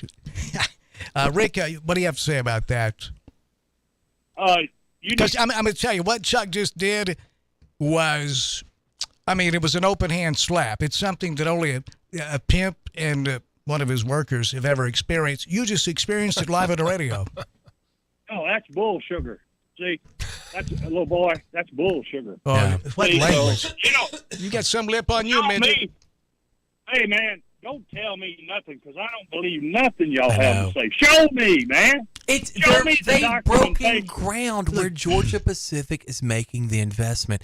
You've read the story on JacksonPost.news where the battery plant is coming here. The values of homes. Now, this is when Scott Conger was a councilman. Bring out your Okay, dad. but He's dead. this is. I mean, the value of homes, which I thought revitalizing the downtown area was a very stupid idea, and I was 100% wrong with that. The difference between you and I Believe is me, that's a I good can thing. say that I'm wrong. There are things that I've missed on.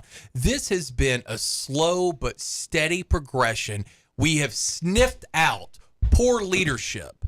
We have sniffed out real cronyism, which is a word that you use, and I'm not sure that you fully understand what it means. But these things have been sniffed out. They've been adjusted. Again, this entire race, the reason that everybody is on the edge of their seat tonight comes down to one decision that was made on legal advisement.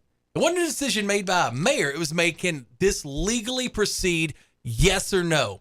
This comes down to one thing.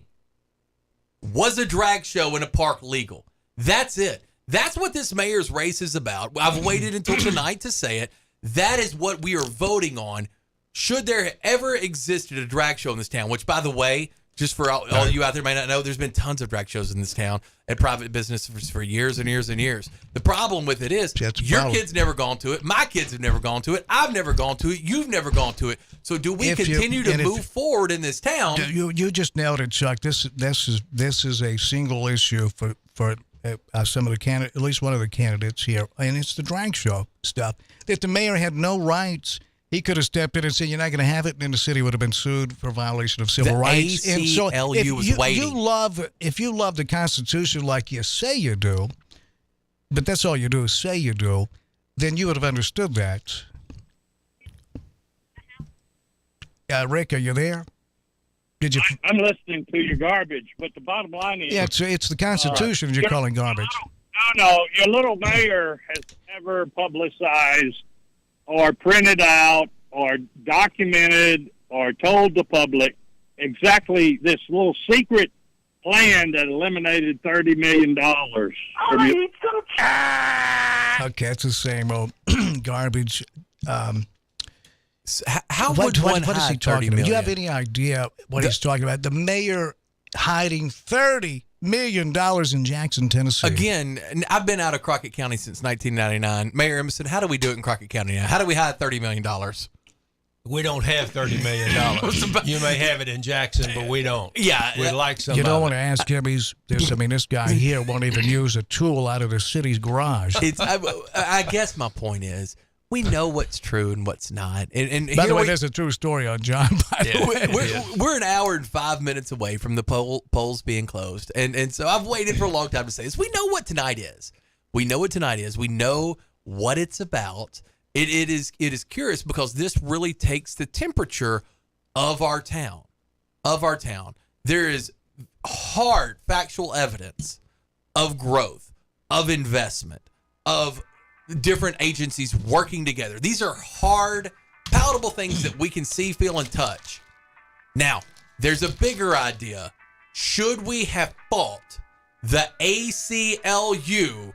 Because, again, when the mayor gets sued, if the city of Alamo ever got sued, you wouldn't write the check yourself if you lost the suit, right? No. That means the taxpayer would have written the check. This is what this comes down to tonight. It's a very interesting night for someone who's a talking head on the radio. I'm curious to see what the temperature of the room is. But this is what this election's about. Rick, that's a lot to take. You may want to take a minute. You just got vaccine for 10 solid minutes. Larry, make a note of that, Larry, would you? And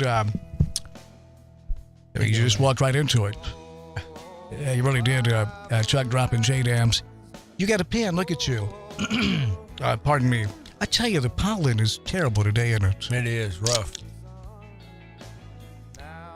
Also, will you make a note, Larry? We come back, I want to talk about bailing out the banks. Or at least an ATM or two. You know what? I told you I'd go to war for you. I changed my mind. I'm not dying for someone that don't know the answer to 2 + 2. Larry, will you jot that down? Would you see what, Chuck, you see what I'm doing? I mean, you see what he's doing? You see what I put up with? John, I apologize. Only do the weather. Larry said that. It's sunny on this day in 1979. Larry, you do a good job with the weather. You really do. We got to take a break. We'll come back, and Chuck's going to take over. And I'm going to run down with Tony set up, and I'll come back and join in studio. And what about Tony Niehoff, by the way? Tony County Niehoff Commissioner is awesome. Stepping in. Gabe had something come up. Tony Niehoff stepping in, helping the team out here at News Talk West Tennessee to bring you the live results of tonight's election. Yeah. We're going to see if anybody gets to 50+1. Mayor Emerson, you and I are going to talk about this when we come back. I think it's going to be a hard thing to do. Well, I'll tell you this. Now, Larry didn't have to threaten him much to get him to do it, but he did it. I mean, Tony Niehoff. Tony's a great guy, I tell you. We're really lucky to have the people we have here. Mostly me, but then some of y'all too. It's great. Yeah. You know, it's Larry, that is another lesson for you. If you have to say you're ladylike, chances are you're not.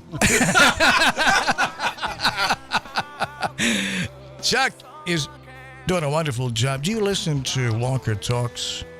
Yes. No, what I talk about today. You're not his target demo, I'm going to tell you. You're not his target demo. What I listen to, what I talk about today, You're Larry. on my app. Fire him immediately, Dan. Look at my contract. It's, Fire him immediately.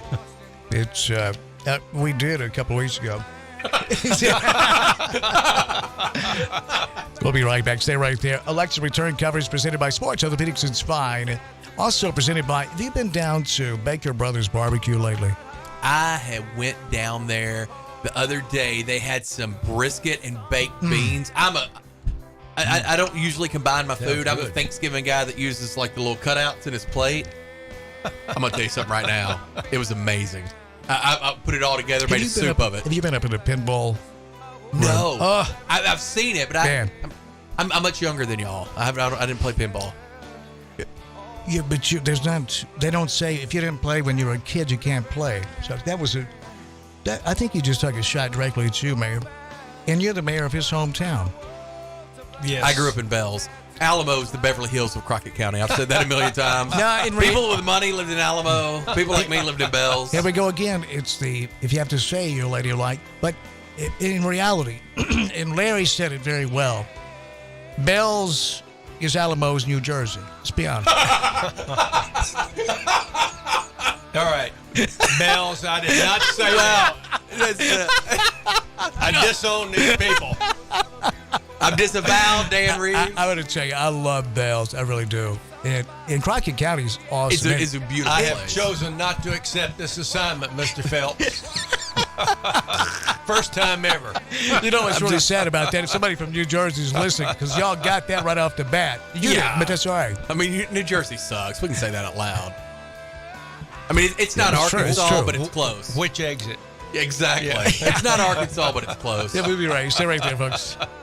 Hi, this is Dan Reeves. Unfortunately, I have a few prescription medications that I must take regularly. Fortunately, we have locally owned and operated Healthcare Pharmacy, an independently owned Health Mart pharmacy. When you need medication to help you return to or maintain your health, it's essential to have a warm, caring, and compassionate clinical expert dedicated to your health. Matt, Tiffany, and Healthcare Pharmacy have proven to be dedicated to the health of our community for the past 40 years. Healthcare Pharmacy is not a department store that sells drugs. It's not 200,000 square feet. In fact, from the front door to the counter, it takes me about 10 steps. Or stay in your vehicle and fill your script at the drive-thru window.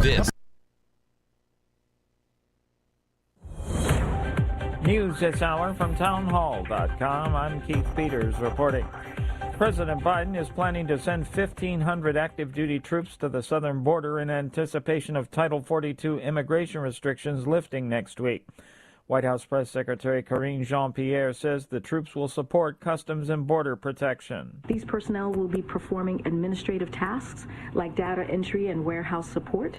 They will not be performing law enforcement functions or interacting with immigrants or migrants. This will free up Border Patrol agents to perform their critical law enforcement duties. The administration has been scrambling to prepare for what they expect will be a significant surge of migrants as the Title 42 policy ends on May 11th, with illegal crossings potentially doubling to 10,000 or 11,000 a day in coming weeks. Title 42, the pandemic-era measure introduced by former President Trump in 2020, allowed migrants to be turned back to Mexico even if they asked for asylum. Democratic West Virginia Senator Joe Manchin is stirring speculation he may run as a third-party candidate to challenge President Biden in 2024. Correspondent Bob Agnew reports. The maverick Democrat is ramping up his criticism of Biden and praising No Labels, a centrist group that's trying to get on the ballot in all 50 states. Manchin says he's been part of No Labels since 2010 and calls it the only game in town that wants to bring people together and get Democrats and Republicans working together. When asked whether he could run nationwide as the No Labels candidate, Manchin answered only that, in his words, people are starving to work together. Bob Agnew, Capitol Hill. Worries about banks sent Wall Street lower today, the Dow dropping by 367 points, the Nasdaq dropping by 132, with the S&P 500 index lower by 48. More at townhall.com.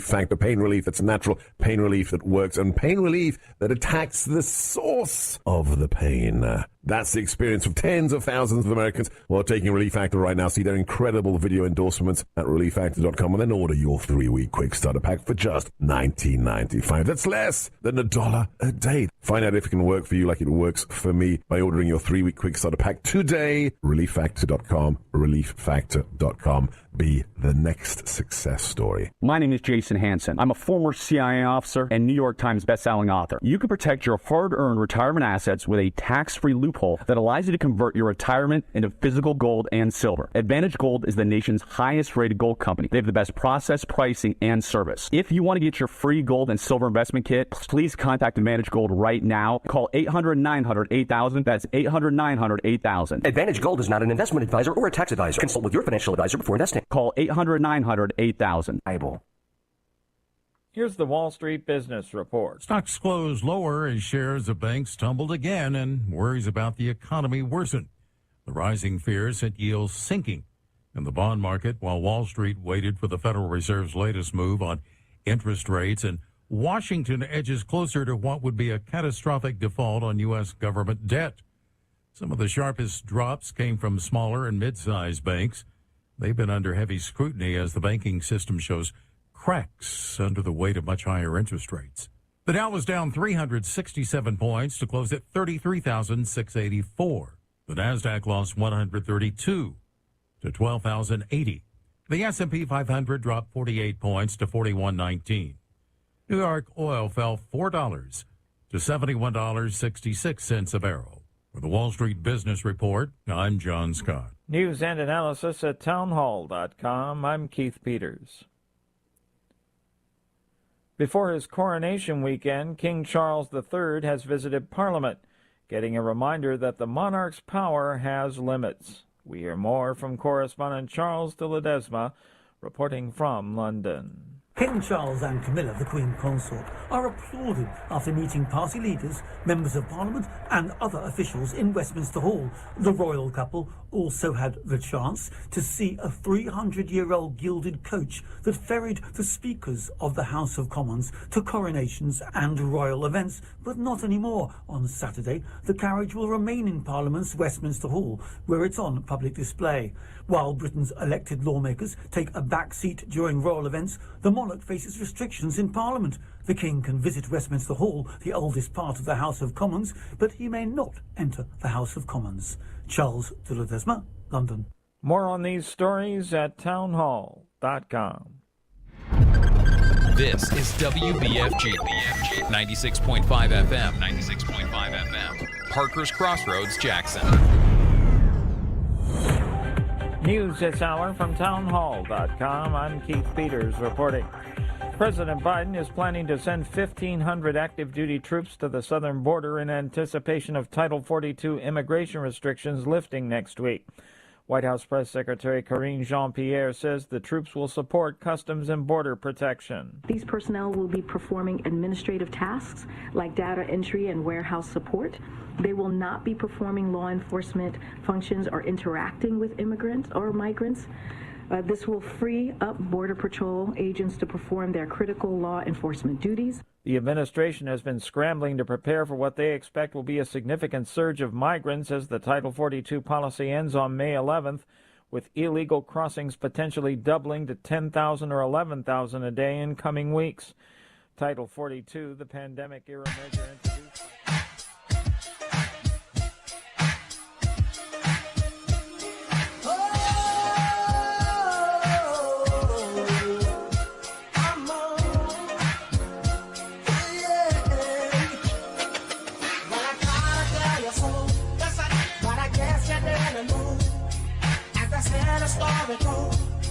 Baby, now I got the flow, 'cause I know it from the start.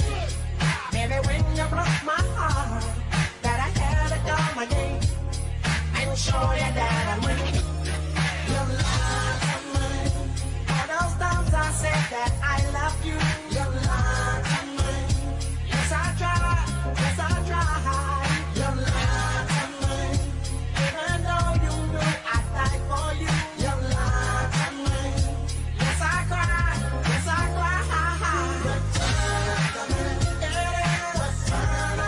Welcome back into News Talk West Tennessee 96.5 FM. Election coverage tonight brought to you by Sports Orthopedics and Spine here in Jackson, Tennessee, right there on Stonebridge Boulevard.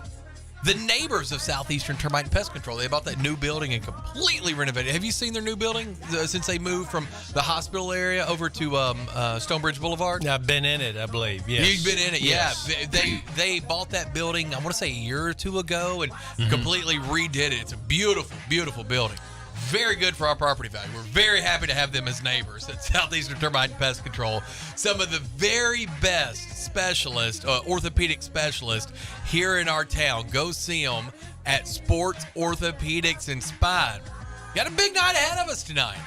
A lot of fun. This is, I was listening today to some commentary about this election, and so far the voter turnout has been, give or take, right around 4,600 for early voting. Okay. And I mean that's not that much when you consider the potential voting base that there could be here for the city of Jackson. What's the usual early vote total? Well, much higher than that? The usual early vote total is around 5,000 to 6,000, which doesn't seem like that much more, but percentage-wise, that's quite a bit more. It's a little different. Yeah, it's a little different. And then you take in, I think, a couple of things come into play here.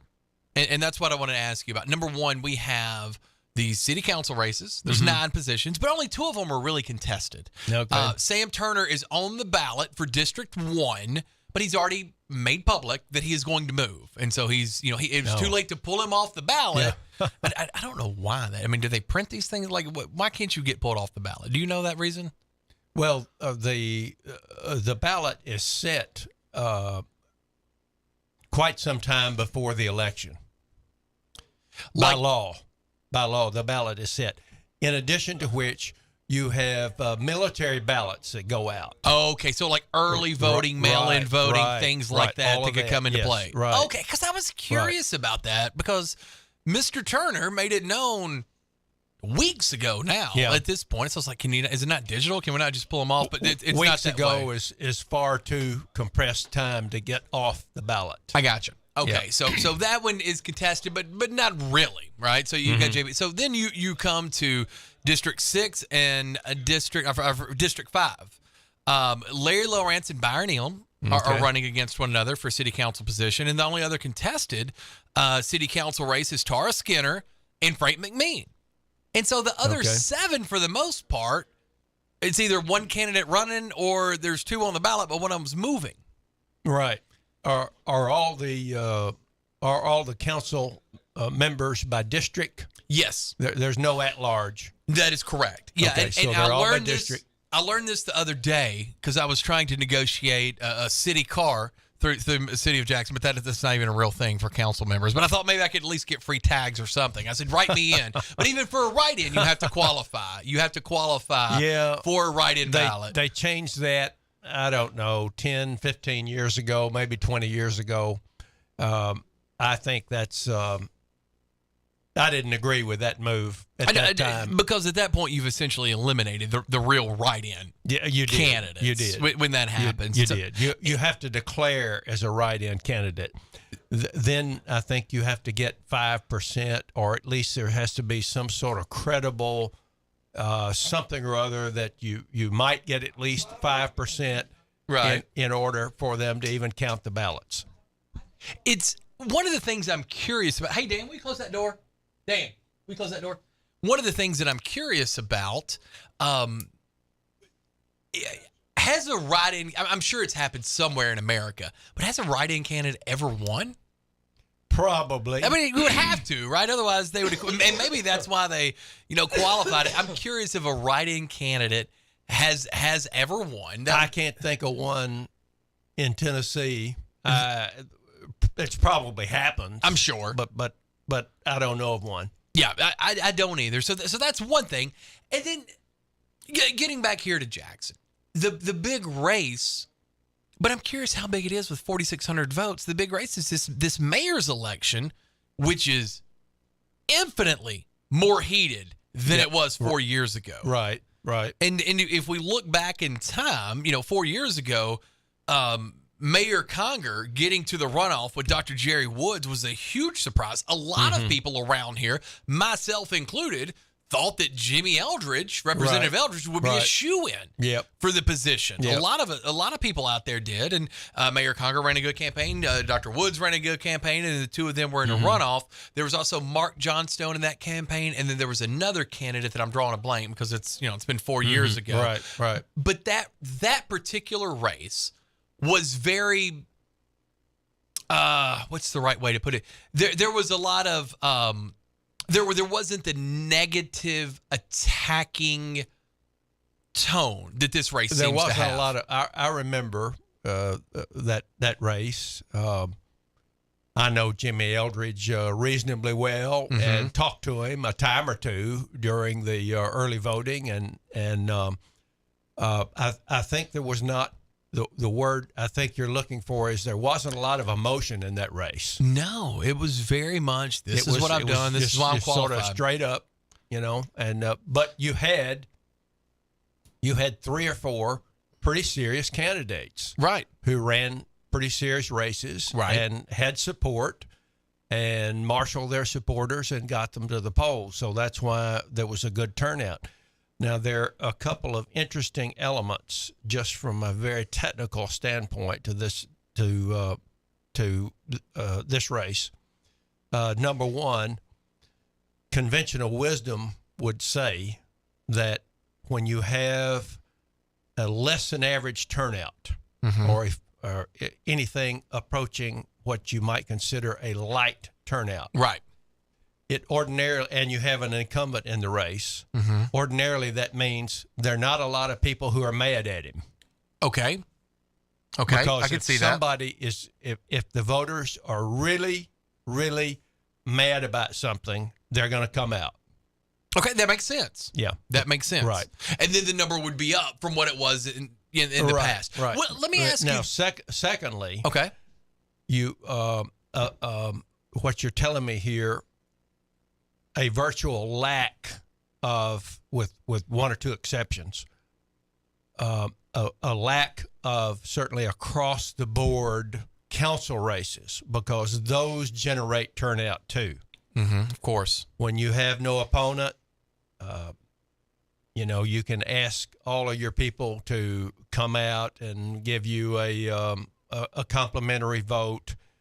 It's a very different turnout than when you're fighting for your life and you have a pitched opponent who is also getting a lot of people come to the polls.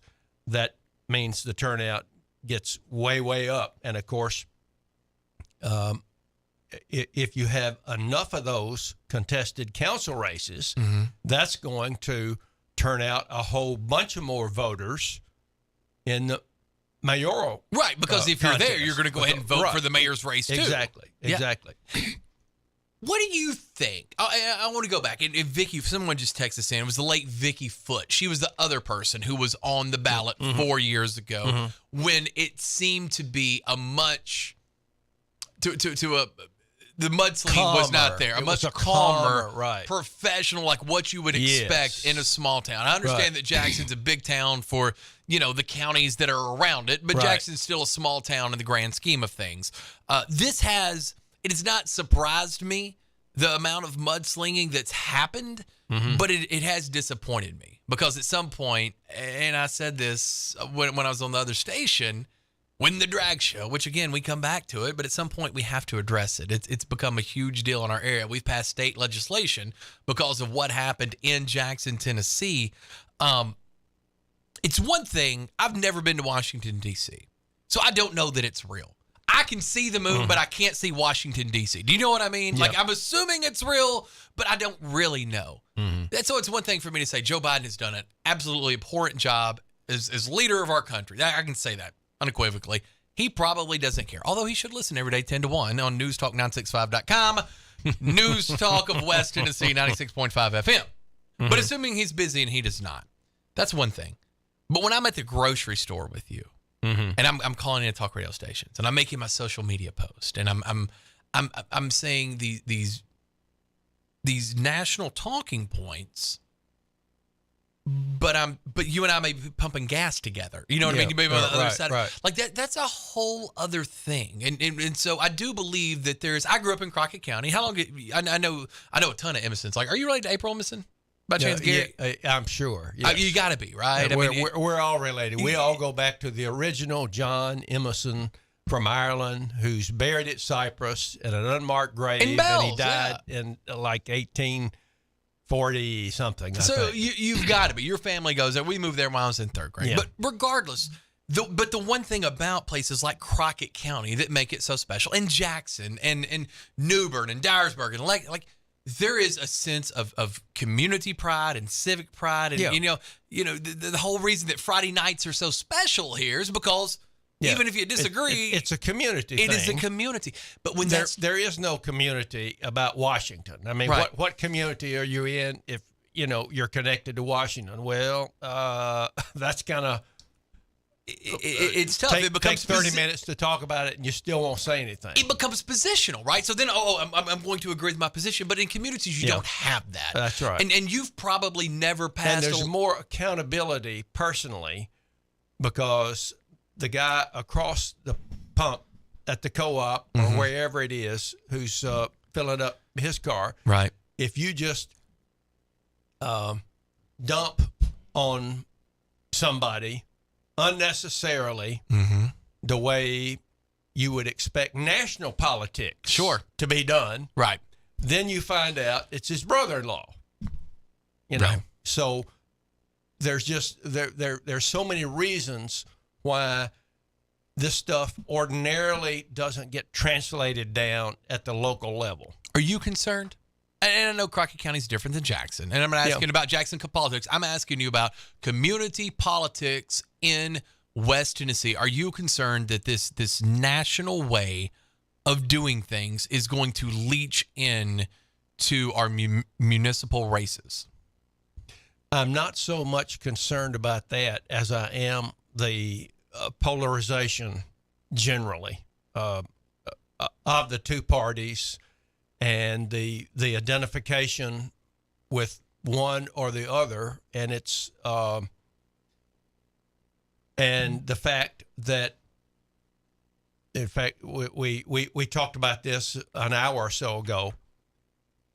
I knew people growing up who'd you vote for? Well, I voted for some Republicans. I voted for some Democrats. I mean, almost nobody says that now. No. So, you either voted for all the Republicans or you voted for all of the Democrats. And so there's just that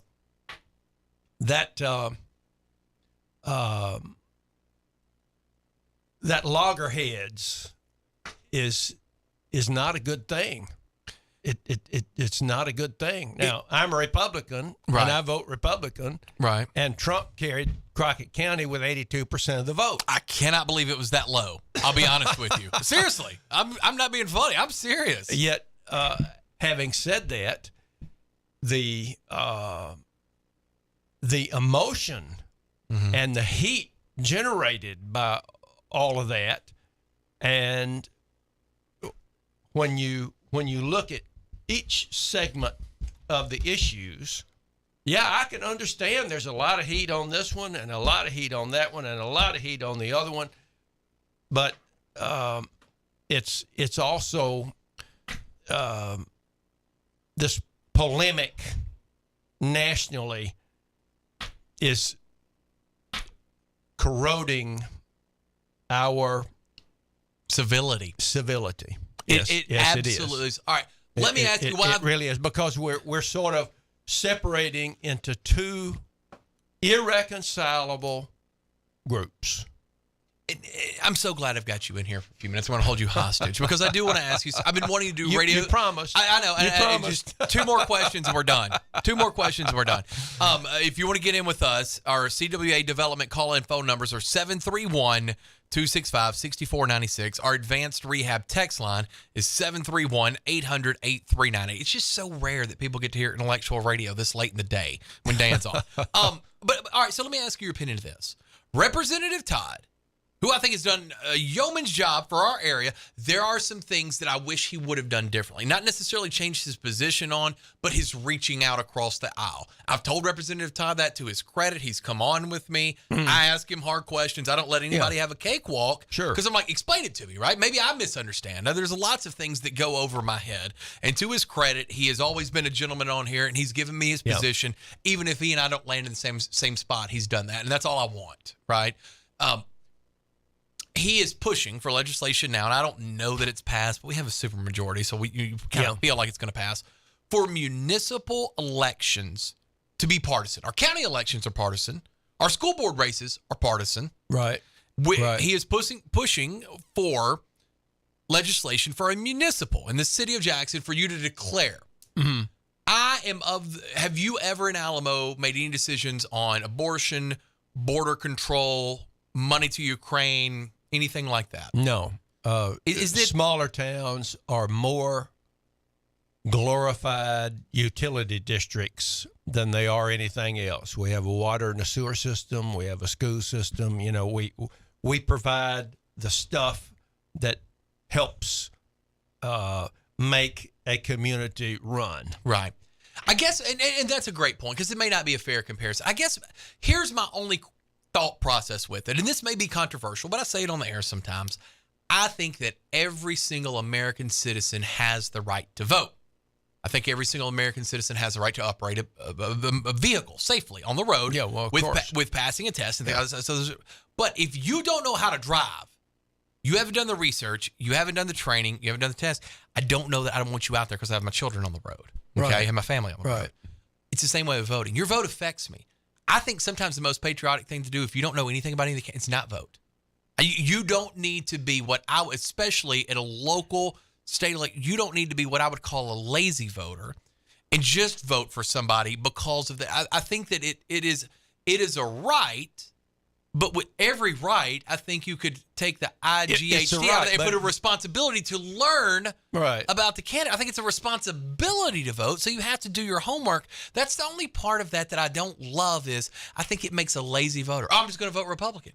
Well, like I'm a Republican, but I would not vote for Marjorie Taylor Greene. She is not the same kind of Republican that I am. That may or may not. Okay, but tell me what you think. We're all so tremendously distracted, and everybody's trying to make a living, and there's inflation and all sorts of problems that everybody is dealing with. Mm-hmm. But I urge everybody to be an educated voter. Right. Know who these people are who are on the ballot. Know what they stand for or something about their track record or have some reason why you're pulling that lever or checking that box. Okay. So I urge everybody to do that. Does everybody do it? No. But would you be, because you're more than just a mayor of a town, you're very politically astute, you're a published author, you're a thinking man, and I appreciate that. I'm envious of that in a lot of ways. Do you think it is, for the state of Tennessee, which you're a Tennessean, yeah, do you think it is a necessity for municipal elections to declare a party?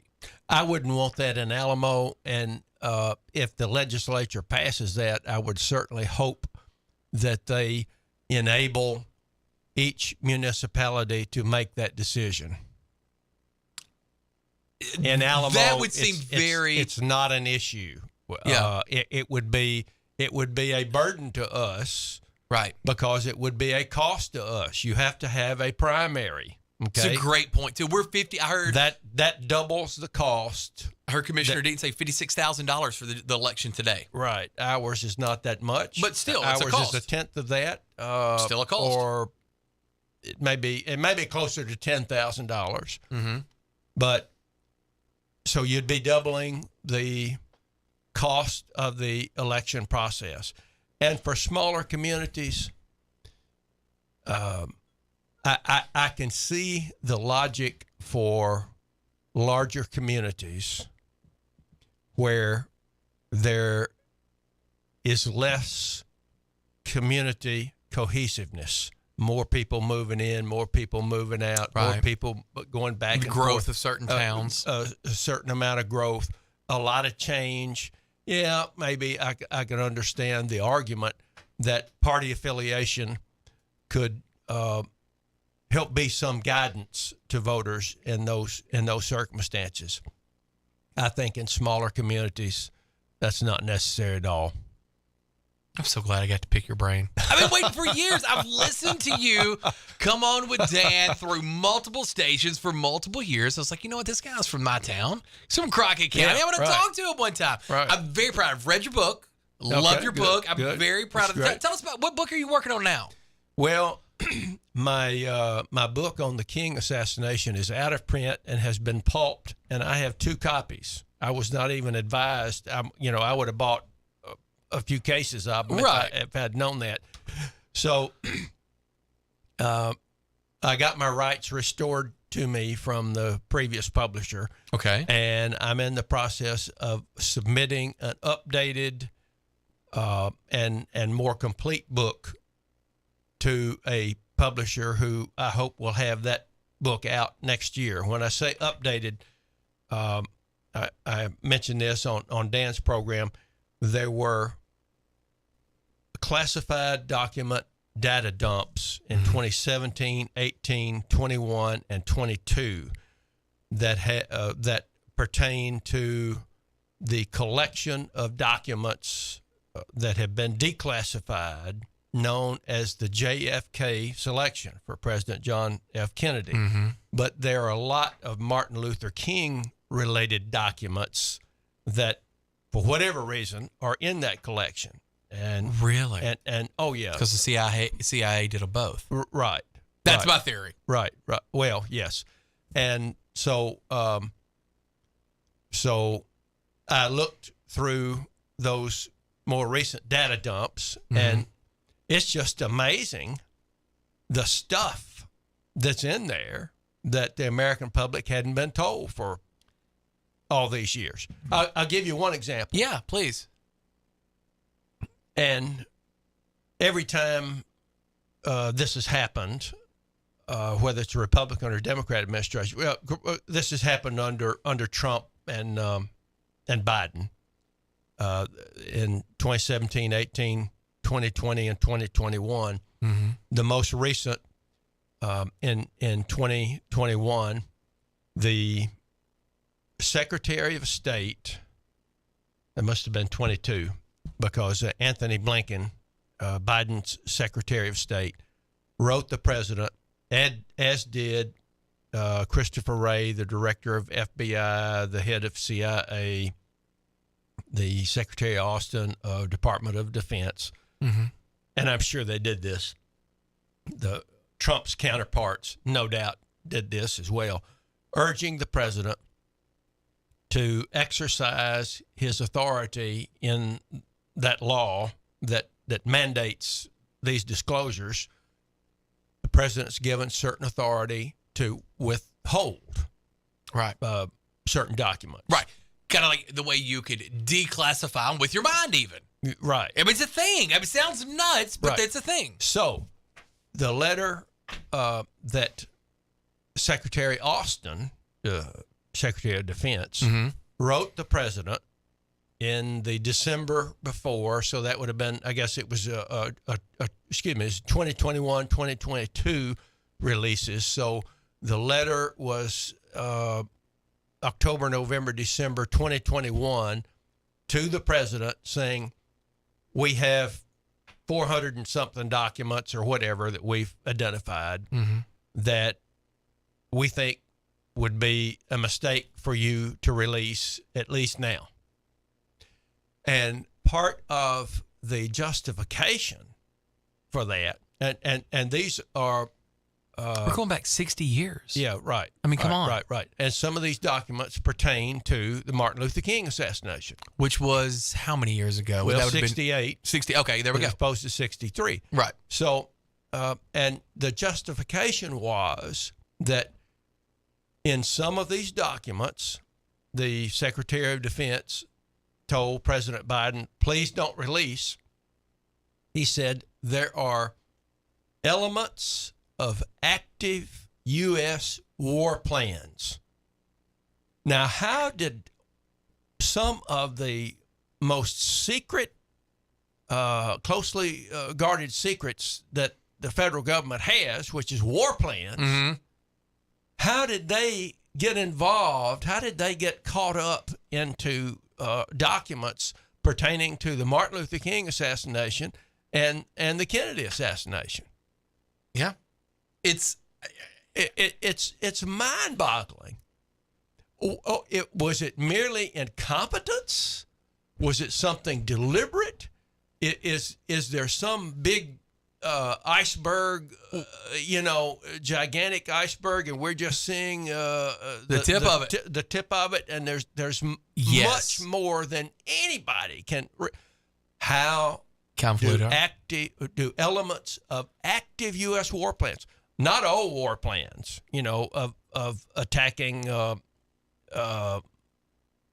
Philippines or Venezuela or something Right. that we haven't Big had pigs, for 30 things or like that, 40 right. years. Elements of active U.S. war plans. And nobody is talking about this. Nobody's asking the question. Nobody is and so that's one of the reasons I want to get this book in print. I ask these questions. What is all of this? How did this come to be? Because I think the American public is owed an It's explanation. 60 years. We're doing this show on a different day. You're coming on Walker Talks because I'm not a huge conspiracy. I'm not. What did Michael Scott say on The Office? I'm not superstitious, but I am a little stitious. I don't know that the government is completely toward and evil, but I do think that some things have happened that we need to know about. We're doing this. Thank you so much for your insight. I've been wanting to do radio with you. This is a huge night for this town, for our area. It is. I did want to hear your political commentary because, again, guys, I'm going to say it all night long. In my opinion, and I want to hear yours, our CWA development call-in number is 731-265-6496. Dr. John Avery Emerson, the pride of Crockett County, booted me out of my position as the pride of Crockett County. The real pride of Crockett County, John Avery Emerson is here, and he's on with us, and we're very glad. It's the first time he and I got to do some work together, so I appreciate you staying late. Our advanced rehab text line, 731-800-8398. This mayor's race, low numbers. What does that tell you out there? What do you think? It's good for the incumbent. It's tough to beat an incumbent when you have mathematical facts about debt being paid down. Debt's coming down. Went from a deficit to a surplus. Inarguable. And unless you're Rick, inarguable. Huge industry coming here with 8-9 figure investments in our town. existing industry expanding. A lot of good things. But one thing out there really got the proverbial panties in a wad, for lack of a better word. I'm no wordsmith. That's not what I do here. I'm curious what you think it means, low voter turnout. Are we expecting huge turnout tonight? I hope we double. I'm betting we get around 7,000. That's my bet. 6,800 to 7,000. I hope we get to 10. But I hope every single one of you, of that 6,000, 8,000, 10,000, I hope you're well informed. We've done a good job at News Talk 96.5 FM informing you. The JacksonPost.news, the Jackson Post, the only local paper in this town, has done a good job informing you. The candidates have had forums. They've had opportunities to talk, to tell you their ideas or lack thereof. I want you to vote. I want you to be active. Your vote affects me. I own a business in this town. I do a talk show in this town. We can go and we can grow together the right way. You got 24 minutes left to cast that ballot. Educate yourself. Ask yourself important questions that are to you. I'm curious what you think. We'll take one before the break. We'll say good evening and welcome in.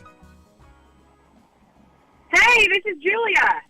What is going on, Julia? Big J Journalism right here. Julia Ewalt, how are you?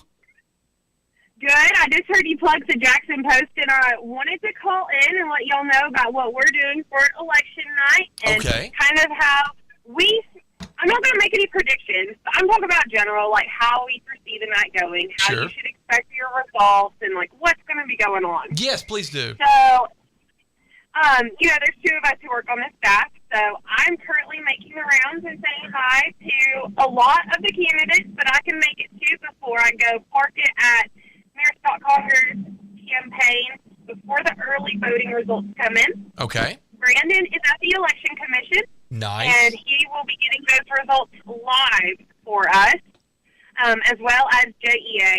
E Plus Television always broadcasts the results live on their TV. Right. We have Tony Niehoff down there for News Talk West Tennessee. We'll have it live as well. So we've got a lot of different ways to know the minute that this happens. Exactly. Like, y'all are going to get what you need to know. There's lots of avenues to get it. There's no reason to be uninformed. But, we've been preaching that for a while now. Yeah, we have. Still people are uninformed. It's fine. So I'm going to park it at the mayor's campaign. And basically because you want to see how the incumbent reacts, no matter which way it goes. Right. Julia, let me ask you your opinion, because I know you're going to be in with me on Thursday on Walker Talks 10 to 11, or 10 to 1. Good Lord. If it's 10 to 11, I'm going to get less money. It's 10 to 1 every day on 96.5 FM. I will say this. I don't think that there's any way that Scott Conger loses the election tonight, but I don't know that he wins it outright, because you have to have 50% plus one vote. So I don't think that Mayor Conger can lose the election tonight. I'm just not convinced that he can win it. What's your feeling out there? I think that's the key statement. That 50% plus one. We have 6 candidates' names on the ballot. Some of them are stronger candidates than others. Just speaking matter of fact. Sure. But no matter what it is, that 6 candidates, just that diversity in the number alone is going to create, statistically, is it likely that someone is going to get 50% plus one? I can't tell you that it is. So, seeing if we're going to be in another runoff situation like we were 4 years ago, I think is going to be key. Yeah. Julia Ewalt from the JacksonPost.news joining us. Jackson Post. You can get the print edition. It's a weekly paper now. It's the best journalism in town. We kid all the time. Big J, Little J journalism. They are Big J journalism. At very best, we're Little J here. And mostly when I'm Little J, it's a story they've already given me. But they're phenomenal work. All right. So That's the number. Right now, what was the do you have the official number from last Friday or Thursday's last day of early voting? Was it around 4,600? Am I right there or am I making that up? It was, you're right on it with that. It Little was J journalism. record low turnout. Record low. Oh. It was abysmal. And just speaking on a personal standpoint, it was wildly disappointing to see the apathy. It is. I don't know what. You know what it is. This is me just talking for Chuck Walker right here. I think that we are becoming, and I was going to say slowly, but that's not right. It's happened over the course of time. We are becoming a filibustering society, but not an actionable society. We want to complain and yell and point but the action people are not there the same way I can remember the action people being there of my youth. You know what I mean? Like, we want to point. We're like, this is so wrong. This should never happen, and this is wrong, and forget it. And but then actually doing something about it to make those changes, it's tough. Well, and then you wonder how much of that is people being disenfranchised. I mean, voting is hard to do in Madison County. If you work an 8 to 5 job, how are you supposed to go early vote? And then you got 2 open on hours Saturday. at the end of one day. The polls are open on Saturday They still are. too. They are, but can people get over there? That's a question that people have been wondering. Because a lot of people in Jackson and Madison County work very there's a lot of that 8 to 5, but then there's a lot of that shift work going on with the manufacturing industry. Well, there is, and I know there's a lot of people that do multiple jobs like DoorDash, Kroger Pickup, ClickGo, whatever it's called. Oh, yeah. I get it, but I you don't know that I you agree have to make completely. a concerted effort. You're just not going to be. A lot of people aren't just going to fall into voting. Like, I'm just going to go vote today. A lot of people have to make that effort. And is it worth it to them? That's what people wonder. But I would suggest, though, Julian, this is a very unpopular opinion that I get blown up about a lot. If it's not worth it to you, please don't. It affects me. It's worth it to me. I've done my research. Don't just get up there and guess, okay? This is like all of us taking the ACT together, right? If you don't know, let me handle it, all right? The one person in the GERD project. You want to be that person. Yes. Listen, I'm okay if you put me with dum-dums, as long as the dum-dum doesn't have to write a paragraph, right? Let me do it. And I'm not calling people that don't vote dum-dums. I think it's very responsible and patriotic if you have, look, because life is undefeated. Kids, practices, homework, gas at an inordinately high, having to work a different job to make extra money. I'm not blaming you if you cannot learn about a candidate. That's not what I'm doing. I'm telling you, it is more responsible to me, which is a very unpopular opinion, than just to get up there and pick a name that you saw on a sign. Right. You know? Oh, yeah. Oh, yeah. It's I think somebody has to say it out loud, and I don't mind being the guy that does it. And I mean, along with the restrictive hours for early voting, because we have to look at the facts here, that Madison County has some of the most restricted hours for early voting in all of West Tennessee. Right. Then we go into a different situation where, there's very few people in this race who have contested elections. Mm-hmm. Mm-hmm. So we only have 3 contested city council races and 1 contested mayoral race. And really, we just have 2 contested ones, right? Because Sam Turner released that statement saying he was backing down from it. He was going to move, right? Exactly. So I would say that's semi-contested. There's still 2 names on the ballot. I got you. And so there's just very few people running. There's a lot of factors that are playing into this. And so the numbers tonight are also going to be very interesting to see. I'm guessing 6,800 to 7,000. What do you guess? I mean, you're not in it every day, so it may be different for you. But 4,600. I am a low information estimator. Don't let that stop you. You're just a regular voter. Julia, what do you think? I'm thinking somewhere around 6,000 to 7,000, like you. No. I gave it within a 200 swing. You have to give it within a 200 swing, but I've already taken a 200 swing. I have already taken 6,800 to 7,000. You have to pick 200 or all other numbers. 60. Is this like the Price is Right, like Yeah. closest to If without you- going over. So No, the I'm going closest to mathematically. No, don't try to trick me now. The closest mathematically. I'm going to say between 64 and 6,600. That's All where right. I'm going to land. All right, I'm going to write that down. We're doing a bet somehow. But no. Yeah, we're betting. This is I don't know No if that's way even to do legal. that. I don't think gambling's legal in Madison County. That's actually Chris Todd beeping in. He heard what you said. You're going to jail. So I just pulled up to Mayor Conger's campaign party. So I'm going to hop on in. If I got any updates, I'll let you know, Chuck. Please do. Please call in and do me a favor. When you get there, see if they're playing the program live. Because if they're not, let me know. Because I'm really going to get upset. I will let you know. Thank I will let you know if they heard this whole conversation. Thank you so much, Julia. Talk to you soon, Chuck. Thank you. Julia Ewalt with the JacksonPost.news. One of my favorite people. What a phenomenal relationship for us to have as a talk radio station with the printed paper, who does such the legwork and groundwork and then bring it to you live. We'll say good evening and welcome in to election coverage sponsored by Sports Orthopedics and Spine here at 96.5 FM. How are you? Good, Chuck. Talking about Big J journalism, so I just wanted to call in. It's Gabe, by the way. Yeah, no, we got that. We got that, Gabriel.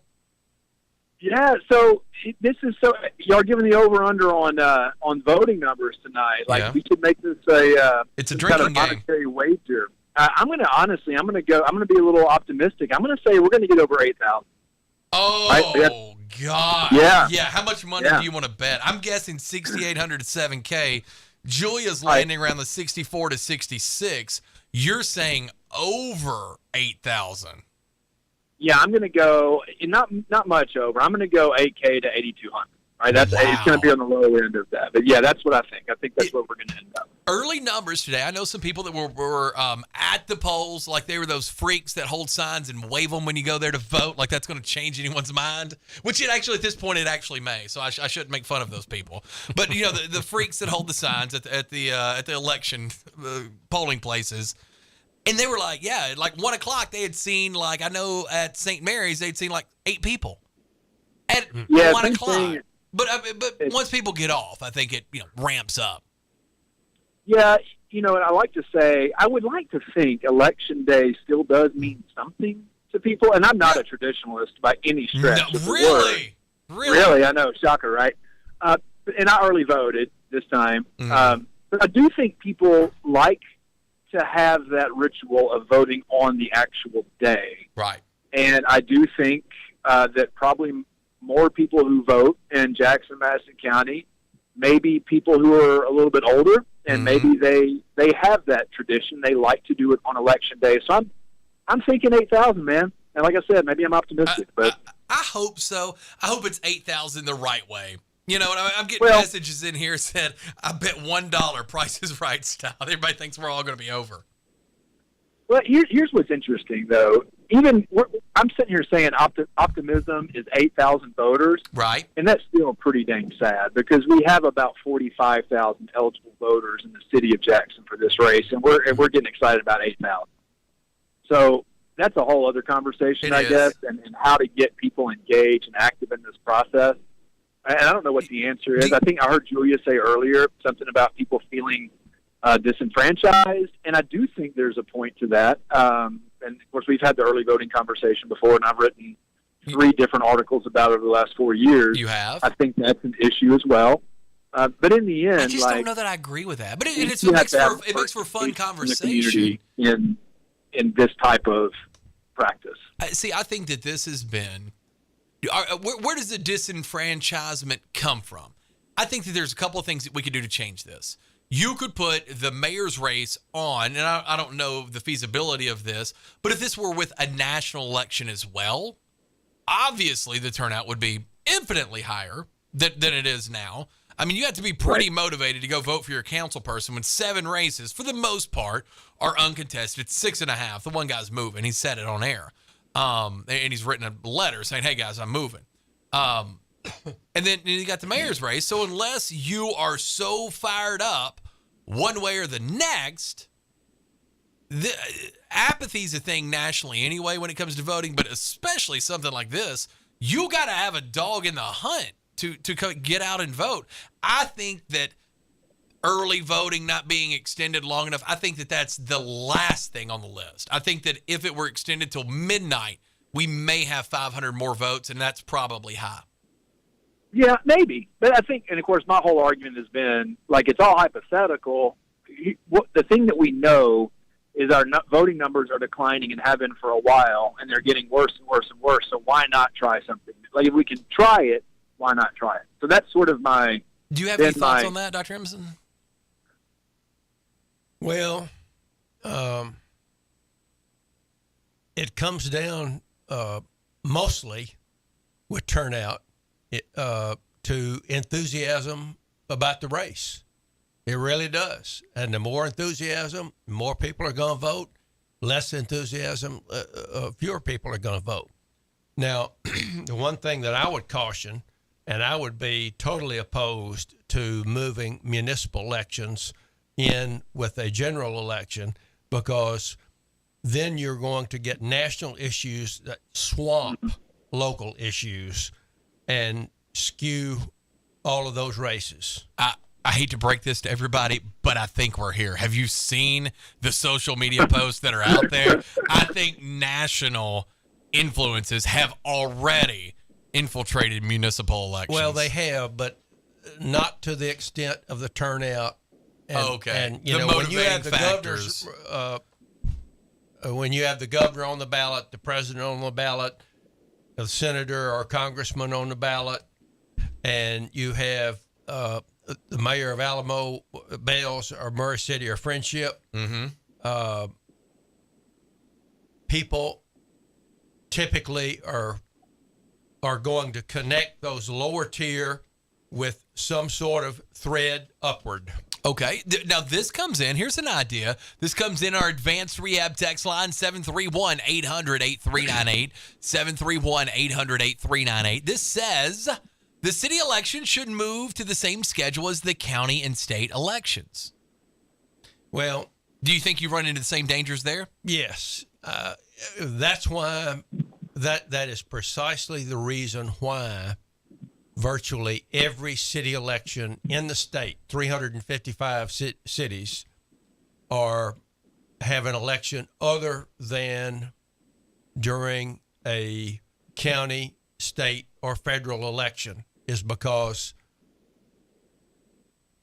keeping all of those other issues out of the local issues in the local race. Okay, so you say that's by design. Then what would be the purpose of having partisan municipal elections?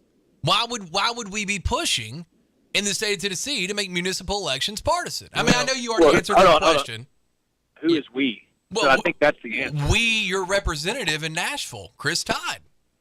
Well, I think the party with the power hold, and look, I'm not saying, and I will say this, if the Democratic Party had as strong of a hold as the Republican Party had, they would probably push them for the same thing.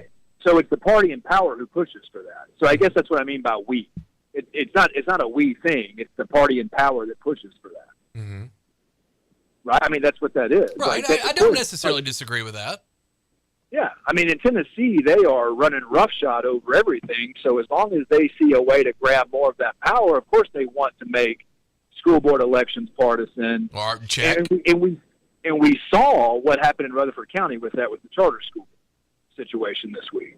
Like that was a down the party line vote by a school board, even when that report came back from the review committee pretty poor about the charter school application in Rutherford County. Did they have, was that an ACE school in Rutherford County yes. too? It was, wasn't it? Did they have yes. 51 concerns like there were here in Madison County? I do know that the report was not made public by their school board. Okay. There was no discussion at their school board meeting. Okay. From the charter, I mean not the charter review committee, but the charter school review committee, yes. Okay. And the vote was down party lines to accept that application, even though that review came back unfavorable. and that was the only county who accepted the application. Yeah. The other 4 counties in Tennessee denied it. Yeah, and this is another conversation when you finally get done with school that you and I can argue about on air. About I don't love the idea of having an elected body like a school board go, because now ACE and any charter school can appeal it back, right? You appeal it, and then it goes. And if that appeal is denied again, and then it goes to an appointed body in Nashville, and they make the decision, overruling the elected body. Like I can't recite the Constitution to you, but it doesn't give me a good feel. Well, it doesn't give me a good feel, but also I will say that this is graded on the strength of the application. And I'm not. Now I know you and I have had conversations about charter schools. Right. I'm not completely anti-charter. Me either. I don't think. Me either. I don't think Jackson-Madison County is in a place that it could handle one right now. Mm-hmm. However, if the right one came with a decent application, I think there's an argument to be made for, let's maybe look at this. Whatever was presented to our school board, that ain't it. That's not the one. Well, at all. And if you start listening on Mondays from around 11 to 1, Olivia Abernathy from the United Way is going to be a regular contributor to Walker Talks on Mondays. And Dr. Emerson, you've probably had this vibe probably the first time you met me. Sometimes you're around somebody and you just know they're a rock star. She gives that vibe off. She's very community focused, very knowledgeable of her subject matter, gets her hands dirty. Her and her husband and a group of other parents have done amazing work that I did not hear about from her. I actually heard about from the superintendent with Arlington Elementary. These are the people, when I talk about actionable people out there, most people are just filibustering and just saying a bunch of things like me, but then you have actionable people like her and her family out there doing the hard work. She's somebody worth listening to. Her friend, somebody she went to school with, started a charter school in Memphis. It's done amazing. It's changed the community there, that little area of Memphis. So yes, I think that I'm very pro charter school, but I think it has to be done a couple of ways. Number one, it's got to be born from local people with a local investment, number one, who know the community. And then number two, that model, once it reaches success, it has to be franchised amongst other local people. And franchise may not be the right word. I'm not looking for 9% royalties. I'm looking for, here's our model. If you have the same heart to do this, I don't have a problem with there being profit involved. Okay. I'm not anti-capitalistic in that respect, but I think it does need to be a heart pull instead of a cash pull. Yeah, and this is where the national political narratives have infiltrated local stuff, because this charter school issue, all of a sudden, like, once you drew that line, it became a partisan issue by and large. I feel like the people who I was friends with who were liberal, they were like, oh, no charter, no charter. The people who knew on social media who were conservative, they were like, yes, let's push this through no matter how bad this application looks. And there's got to be some nuance to it, right? Like, most things exist in the gray area, like, if you're really honest. Like, it's not a black and white deal. Like, most things have a great deal of nuance to them, and if you're unwilling to even look at that, then you're not going to get anywhere, and really poor decisions are going to be made. Like, I think in Rutherford County, where you see this vote going down party line on a really poor application. Yeah. Local matters so much. I know we viewed off of what we were talking about earlier, but it all matters. Like, so much of what affects you walking around day to day is local, right? Your local elections, it is such a big deal. That's why tonight's so important. And guys, we're 2 minutes away from the ballot not harvesting is not the right word. The ballot counting start. Ballot harvesting. I'm no one's wordsmith. And the sun's very bright in my face. Dr. Emerson can attest to that. This is very bright sun. It's obnoxious at this point. We need blinds up here, Gabe. Do you have any blinds at your house you could donate? I don't. And I would bring him up there if I could. I would just go stand in front of it, Chuck, just so you wouldn't say topless, with your shirt off flexing, doing push-ups, doing roll-ups. Yes. I would do all of it, just so you wouldn't say panties in a wad on air or ballot. Did I say panties in a wad? That doesn't sound like something I would say. No, you said it, yeah. That's I don't think. Did you hear me say that? Did you hear me say that, Dr. Emerson, or was he making that up? I think maybe you did. I think I said proverbial panties in a wad, and that means like you didn't even. When you say the word proverbial in front of it, it then cleanses. It's okay. You can say anything. It cleanses what's next. It's That's time to right. learn the business, Gabe. You don't I anything know, about you're it. right. You write the stories. I do the talking. Okay. I apologize. Hey, listen, I'm going to get off, but here's one more thing. One more thing. I cannot believe y'all put Tony Niehaus out there in my spot at the election commission. Like, if you're going to replace me, He was the you gotta do closest better. person in town that was you. We thought it was your doppelganger. You and Tony Niehaus are pretty much the same person. Is that not I'm true? hanging up. That is some little J journalism. Oh, right there. get off Too my bad. phone. Leave me alone. I'm a journalist. I'm trying to conduct a program, Gabe. Don't harass me during the middle. I'm sorry you had to witness that. Sorry you had to be here for that. It's a very harassing phone call. We do want to thank a couple of people. How about this? Before you leave, do yourself a favor. Dr. Emerson, Marco's Pizza brought us dinner tonight for our live election coverage. 1683, that's their new location, 1683 South Highland in Jackson. Give them a call, 731-256-5500.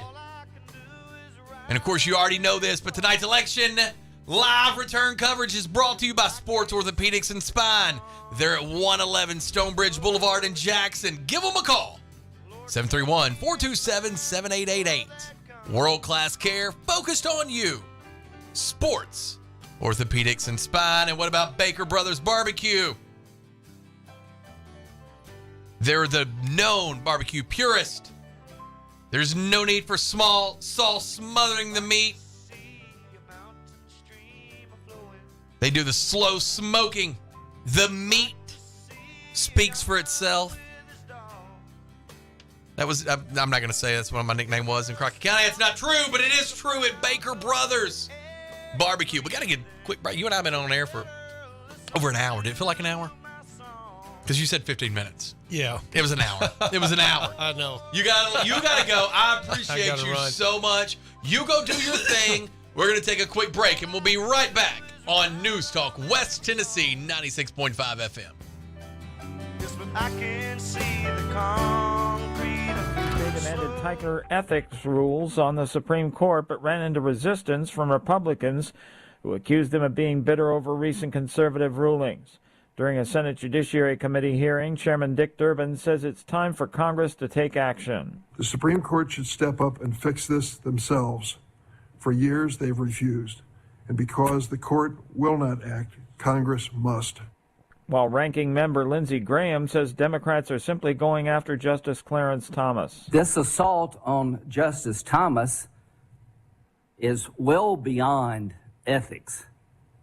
It is about trying to delegitimize a conservative court that was appointed through the traditional process. The state of Vermont now allows non-residents to use its assisted suicide law. Correspondent Norman Hall reports. Vermont is now the first state to change its medically assisted suicide law to allow terminally ill people from out of state to take advantage of it to end their lives. Before Vermont removed its residency requirement Tuesday, it had reached a settlement with a Connecticut woman who has terminal cancer to allow her to take advantage of its law, provided she complies with other aspects of it. Vermont is one of 10 states that allow medically assisted suicide. Critics of such laws say without the residency requirements, states risk becoming assisted suicide destinations. I'm Norman Hall. So-called sanctuary cities for illegal immigrants are crying for help. Chicago's already seen the number of new arrivals grow tenfold in recent days. Shelter space is scarce, and migrants awaiting a bed are sleeping on floors in police stations and airports. On Wall Street, the Dow down by 367 points. More at townhall.com. Factor pain relief that's natural, pain relief that works, and pain relief that attacks the source of the pain. That's the experience of tens of thousands of Americans who are taking Relief Factor right now. See their incredible video endorsements at relieffactor.com and then order your 3-week quick starter pack for just $19.95. That's less than $1 a day. Find out if it can work for you like it works for me by ordering your 3-week quick starter pack today. Relieffactor.com, relieffactor.com. Be the next success story. Foreman is the heavyweight champion of the world. Now, experience the movie based on the miraculous story of George Foreman. George Foreman ain't no new champ. He is the new chump. Foreman is down. I'm not going to box anymore. I'm going to follow God. It's the greatest comeback story of all time. There's only two things I know how to do. Box and preach and won't pay the bills. Foreman's 45 years old. The risk isn't losing, it's surviving. How can you beat that man? I'm going to do this my way. Big George Foreman, now playing exclusively in movie theaters. Rated PG-13, may be inappropriate for children under 13. Commercials. Discarded marijuana joints can pose some big hazards for unsuspecting dogs, and they could be very problematic for a dog's health. Bobby Cana Calvan reports. Pet owner Colleen Briggs took her toy poodle to the vet. Her 8-month-old Pooch Bondi was, well, stoned. As the vet said, he looks like a drunken sailor. In places like New York City, people can smoke weed out in the open. Veterinarian Amy Atta says sidewalks.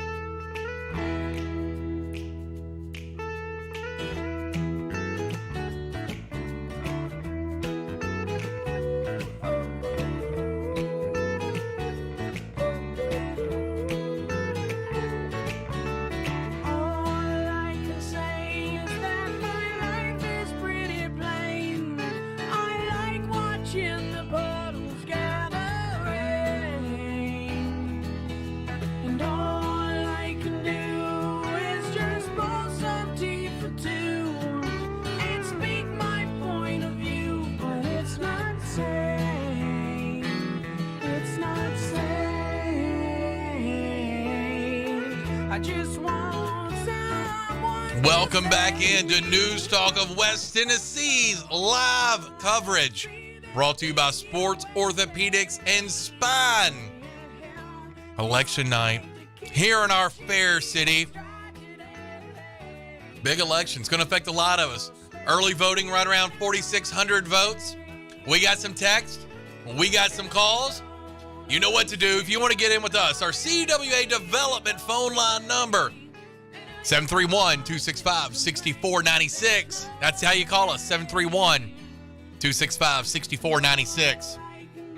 Our Advanced Rehab text line, 731-800-8398. We'll say good evening and welcome in. How are you? Make sure I did that right. Yep. Go ahead. All right. Well, hung up. Call us back. 731-265-6496. 731-265-6496. Our Advanced Rehab text line, 731-800-8398. We have got, right now, the election offices are closed. They are tabulating the votes. If you're going to win the mayor's race outright, tonight you're going to have 50% of the votes plus one. Now, you can have plus 100, but it's got to be 50% at least plus one.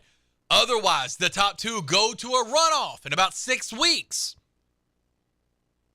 That would be a very interesting 6 weeks. This comes in on our Advanced Rehab text line, number 731-800-8398. That's our Advanced Rehab text line. It says, but Sam Turner reneged and was out campaigning again.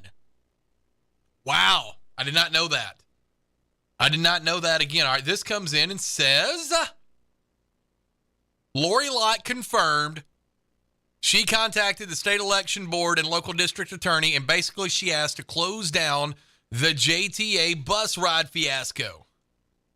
Tony Niehoff and I just now interviewed her. This comes in on our Advanced Rehab text line. Yeah, we've got the video here. I'm going to send this to our text line. I'm going to bring you this video from Lori Lott. We'll play it on the text line. We're going to take a phone call first. We'll say good evening and welcome in. Hello. Oh, hey, Chuck, put up the tie line. Okay, I got it. It's butted up. How about that? Oh, hold on. Oh, wait, there it is. I had to hit the red button. Hi, Chuck. How are you? Ooh, look at you. You're there.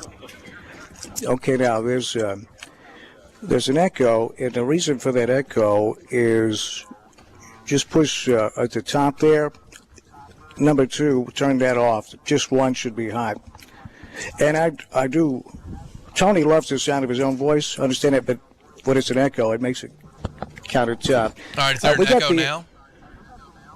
Yes. All All right. Test 1, 2, test 1, 2. All right. Where it says, Yeah. where are you talking about where it says number 2? There's a couple of things. There's mic 2. There's a couple of number 2s here. With a tie line pot, top of it there? Yeah, turn the 2 off. Gotcha now. Yeah. Okay. Look at that. The man did it on the fly. No echo. My name's Dan Reese. Tony Niehoff here. We're at the Election Commission, and Brandon Shields going to join us here in just a moment as well. These numbers they just shared with us are the nursing home and early voting totals. Anything jump out at you? Absentee as well, yes. Yeah, as well. Anything jump out at you, Tony? Larry Lawrence with a pretty good lead. I don't think that's a surprise, do you? Not really. I had heard that he was probably going to take this, but Conger had quite a bit of support on the first drop as well. Yeah, we got the numbers we got to share with you here in just a moment. Did you do a snapshot? I got a of video. Those? Yeah, we can't play the video. We're audio only down here, Tony. But I love the way you think. Innovative. I've tried to I'm trying to send it to the text line. I'll be able to play the video. We'll do that. Julie, do you have the numbers? Who has the numbers? Ricky has the numbers. Oh, thank you, Julie. Okay, Chuck, Julie's a team player. Now this was, yes, everyone down there is wonderful people. And Brandon's here, too. Now, of course, I kid. Brandon does a great job with the Jackson Post. But, Chuck, here's the early numbers. Tony, you mentioned Larry Lawrence in this in the city council race, and Brandon Shields, the editor of Brandon, please. What's that? This is a live show, so I apologize. Brandon, okay, let's run down these numbers. And Brandon, this represents Brandon Shields with us here as well. Represents what? So early voting, nursing home, absentee, and I was going to make a stolen vote joke there, but I'm not going to do that. That would be inappropriate at this point. I think you've gone too far. You're going to end up on a Facebook page. You're going to end up on a Facebook page. Oh, no doubt you are. It's get called down 353 for Larry Lawrence and Byron Elam with 261. That's pretty close, Brandon. What's your initial thoughts on that one? I thought that one might be closer. Honestly, I didn't know. I mean, this one we definitely can say is going to be a partisan race because we got the former chairmen of each party, Larry with the Republican Party, Byron with the Democrat. So this one truly was probably going to be, is there more Republicans who are going to vote in this district than Democrats or vice versa? And it looks like even though Republicans generally don't like early voting, it looks like more of them showed up early this year. Sure. To Tony, any thoughts on that? Basically, I had a conversation with one of the Republican commissioners earlier today, and he felt like that Larry would take this, and that the early results seem to be indicating that. 353 for Larry Lawrence, Byron Elam with 261. That's City Council. That's District 6, I believe. Frank McMean City Council race, Chuck, in District 5. Frank McMean with 246 votes, and Tony Skinner. Was that Tara Skinner? Tara. She's actually on the council. Just wow. Look, I'm not going to throw Julie under the bus because I can't read her writing because he was so.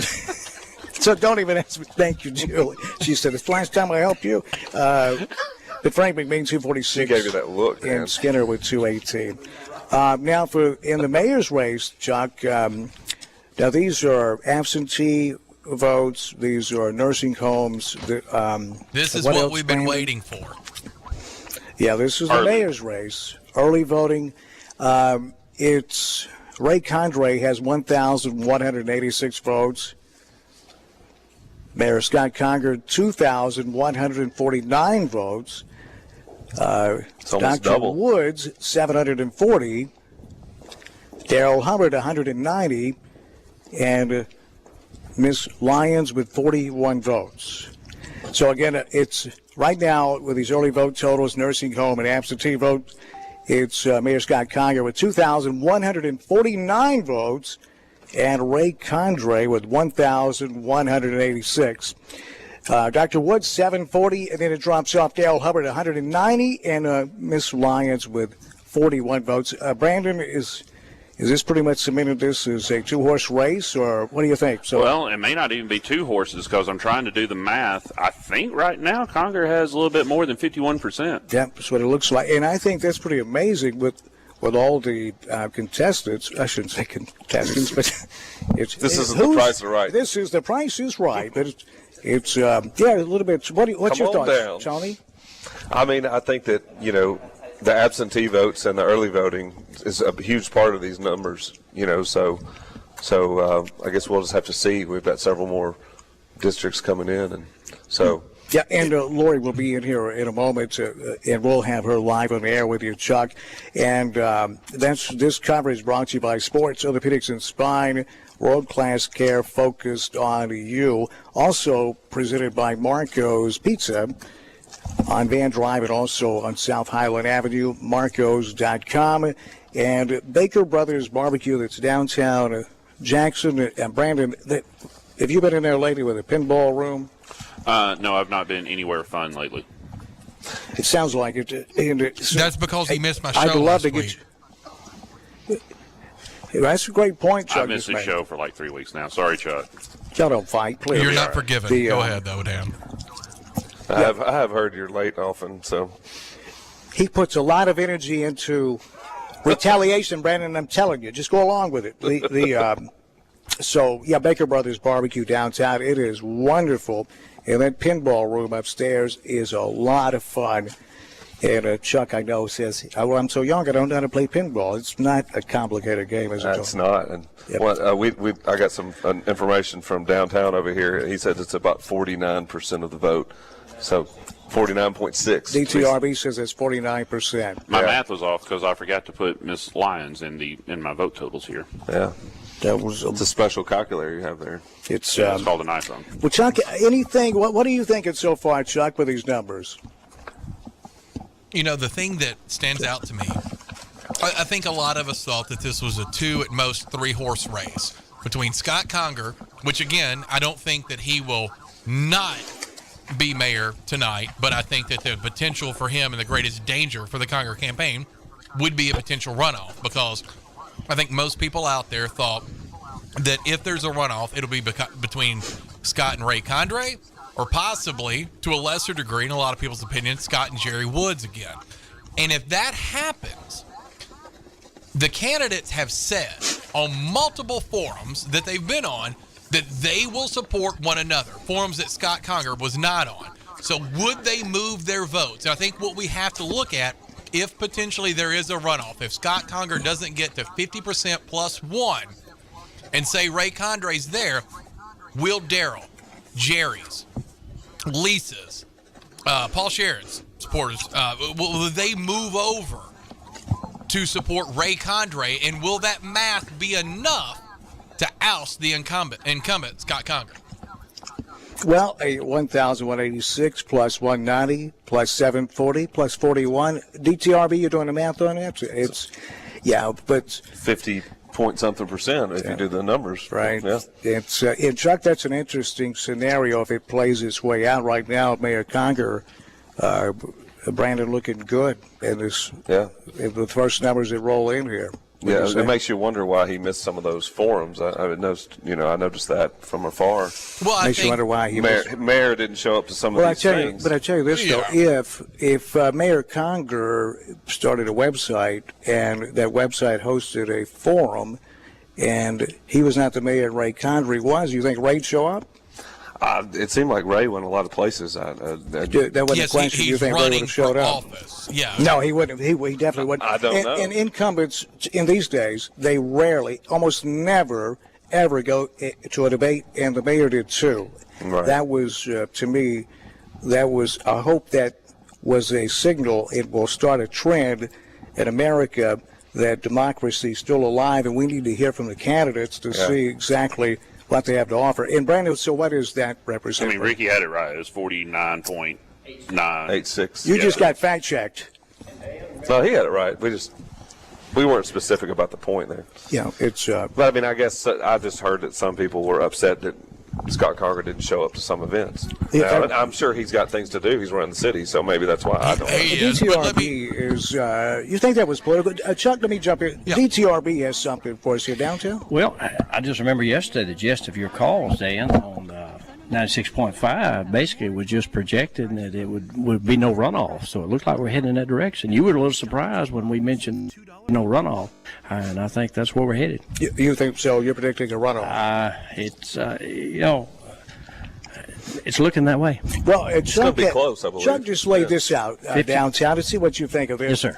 Because there is, the word around the campfire is that Condrey, Hubbard, Woods, Lyons, if there's a runoff, they'll form a coalition and all try to work against Mayor Conger. Have you heard anything like that around the DTRB campfire? No, I haven't. I'd basically just say this. If the trend continues, Mayor Conger is going to win without a runoff. It looks like that the overall.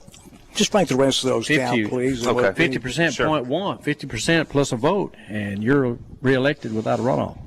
And that is And true. basically, that's what most of your callers were saying yesterday.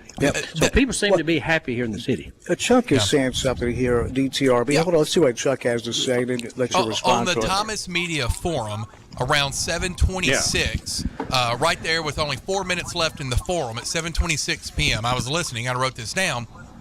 Each candidate, from Lisa Line to Daryl Hubbard to Ray Condrey, said no matter who's elected, we will support one another in opposition of Mayor Conger. So one could only surmise that they are going to encourage their voters. Now you have to worry about additional voter apathy. Like I may come out and vote for Daryl Hubbard once, but I may not come out and fill out the paperwork again to vote for Ray Condrey when I was a Daryl Hubbard supporter. So you got to take that component in as well. But they actually said that in the Thomas Media Kicks 96 forum. That was stated by 3 of the candidates. And Chuck was saying, you've heard that in the Thomas Media Forum, that they were going to form a coalition. And Brandon, you were shaking your head like you're Well, they not didn't surprised. officially say they're going to form a coalition, but every one of the candidates, except for Dr. Woods, said they were going to just pretty much anyone but Conger is what they were saying. Yeah, and this, well, you had Mayor Conger leading with this early vote total. We got 2,149. Ray Condrey came in second, 1,186. Then Dr. Woods with 740. So that's a lot of distance between really first and second, and then second and third. But from Dr. Woods, it drops down to Daryl Hubbard had 190 votes, and Lyons had 41 votes. So, DTRB, what the way this thing's playing out here, what Chuck was saying, and Brandon was agreeing with him here, is, yeah, it's talk is that was the again around the water cooler, but you think that actually is something that can you see Lyons, Hubbard's, and Ray Condrey's group getting together? Because I don't think Dr. Woods, I don't think he plays that game. Well, I just spoke with Hubbard when the first numbers came in. He just texted me, and I'd say we're looking at a real shock factor. The shock right now is two camps. Daryl was really surprised.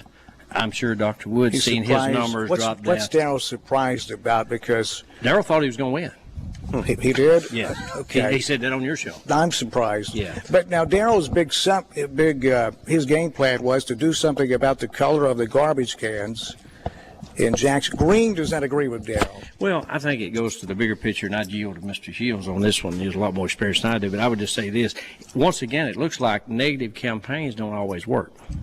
There was a lot of things thrown out there. Y'all got them, I got them, everybody got them. Rick, that's a great point. It works on a national level, but people, locally, when you get down to a local level in Tony, people know each other, and they're not so willing to go other than Big Rick, but he's not a player. And I'm going to say this. What happened 20 years ago, I just asked any of those Big Rick callers, is there anybody that's not made a mistake 20 years ago? That's not the time and the place to bring that up, Dan. And why are you going to attack me? Exactly. What specifically are you talking about? Yeah. And you can't prove it. Go ahead, John. I mean, you definitely need to run on issues and plan. I think that's the way you should go about your business. And that's what I did when I ran for county commission.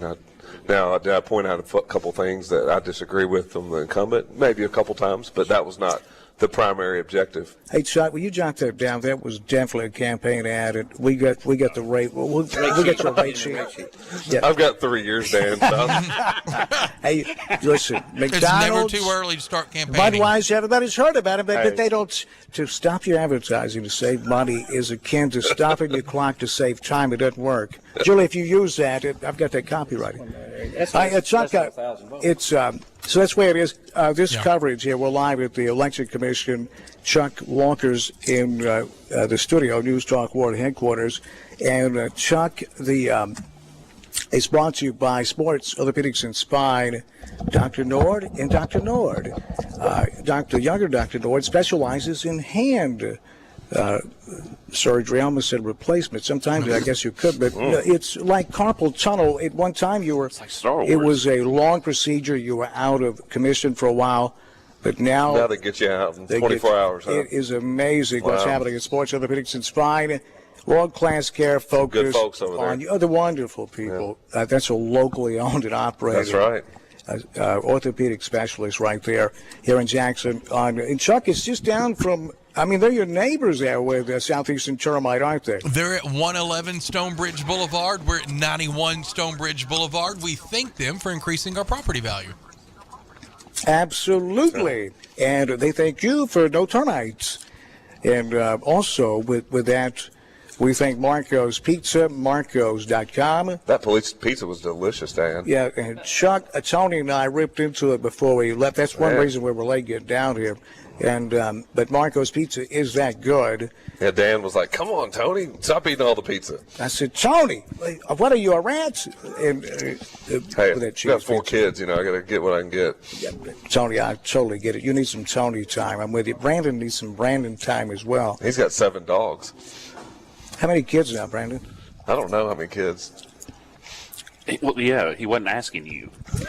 That's right, Tony. You jumped in on that again. Well, we'll have to get you some Mark pizza, that as a Brandon. campaign All right. ad. Marco's Pizza, the best kind. Brandon, What's the how question? many kiddos now? kids? How many? 8 are in the house right now. 8 children. Brandon and his wife are God wonderful bless you, people. Brandon, for yeah, real. seriously, Brandon, you're a great God American. bless my wife. I'm just there. Yeah. Except for right now. I'm not there right now. That's true. I didn't want to say that, but now also Marco's Pizza, by the way, on Van Drive and also in South Highland and Jackson, and we think our friends in downtown Jackson.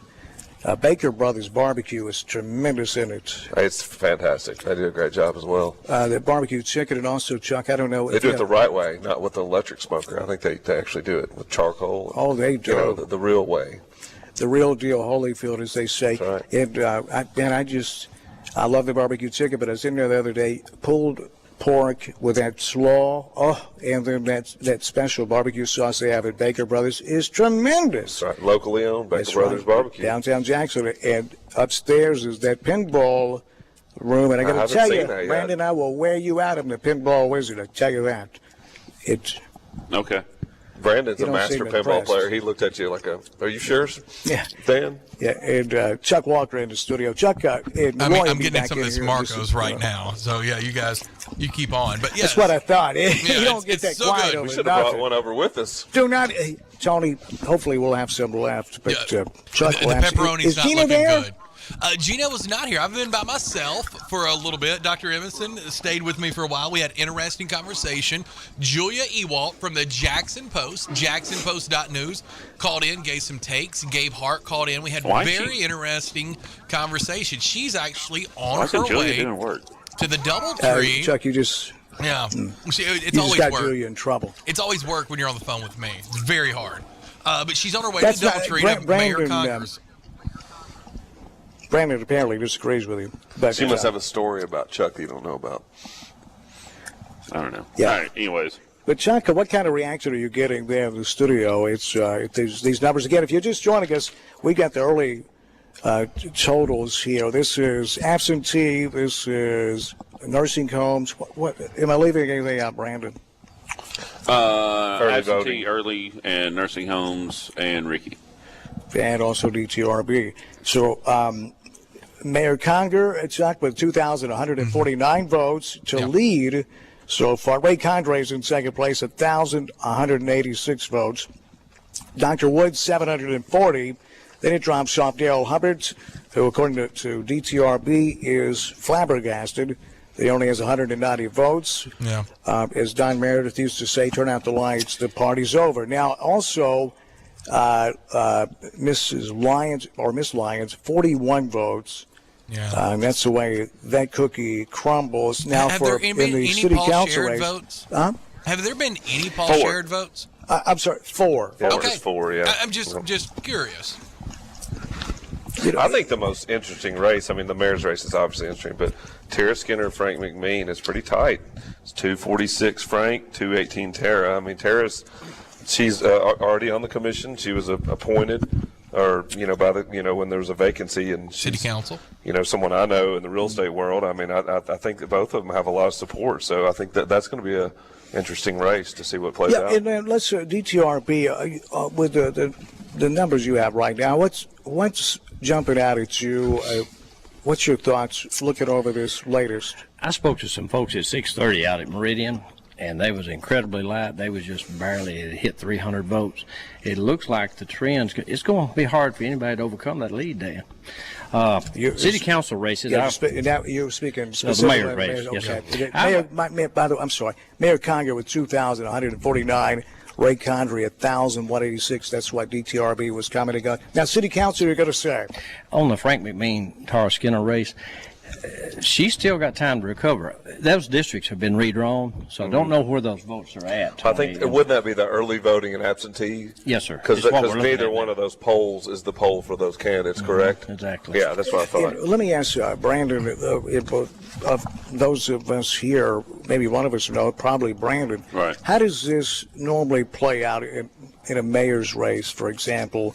The early voting numbers that have come in that we have, then the rest of the precincts, as they report, how many more votes would you guesstimate are going to come in that's going to have to be counted tonight? Oh, no, that I don't know, because I haven't been around doing any polling today. I will say that with both of their big leads, unless there's some kind of massive turnout for some candidate, Lisa started doing all of her Facebook Lives within the last week, so maybe a lot of her voters didn't get out until today. So unless there's like some kind of big turnaround for her, or Daryl, or Jerry, they've got a large hill to try to climb to even force a runoff. But honestly, I think an outright win tonight is definitely within Conger's reach right now. And Can I make a comment He does here? have a commanding lead, there's no doubt. Yeah, Chuck, unless Darrell Hubbard's able to take North Carolina, and so we'll see. Chuck, go right ahead, and then we'll get back with Ricky. I think that and this is just me, right? Just my own suppositions here. I think if we're looking at this rationally, Ray Condrey, a lot of people have an idea of what his campaign was, right? It was very, anti-drag show. Can't believe that happened in this town. We need more conservative right-wing Christian values, stuff. and so that probably emotes an early vote. I want to make sure I get my vote in. I want to make sure I'm not sick on the day of election. I'm going to vote early. I think if you're a Ray Condrey supporter out there, you may start getting a little, even though the math is still in your favor by the slimmest of margins to force a runoff. Do you have enough people today? Did enough people today, because we're talking about a 41 margin swing, did enough people today come out and vote for you? Because I would think when it's a high emotion campaign, they would have early voted, would be my supposition. Yeah, and that is the question of the day, Chuck. Now, Tony seemed to think that a lot of the Condrey voters would have rode down here on the JTA bus. Do you have any comment on that? I wouldn't want to comment on that other than I would say it looked like Larry Lawrence is kind of pretty comfortable lead. That could change. That district, I'm impressed with that.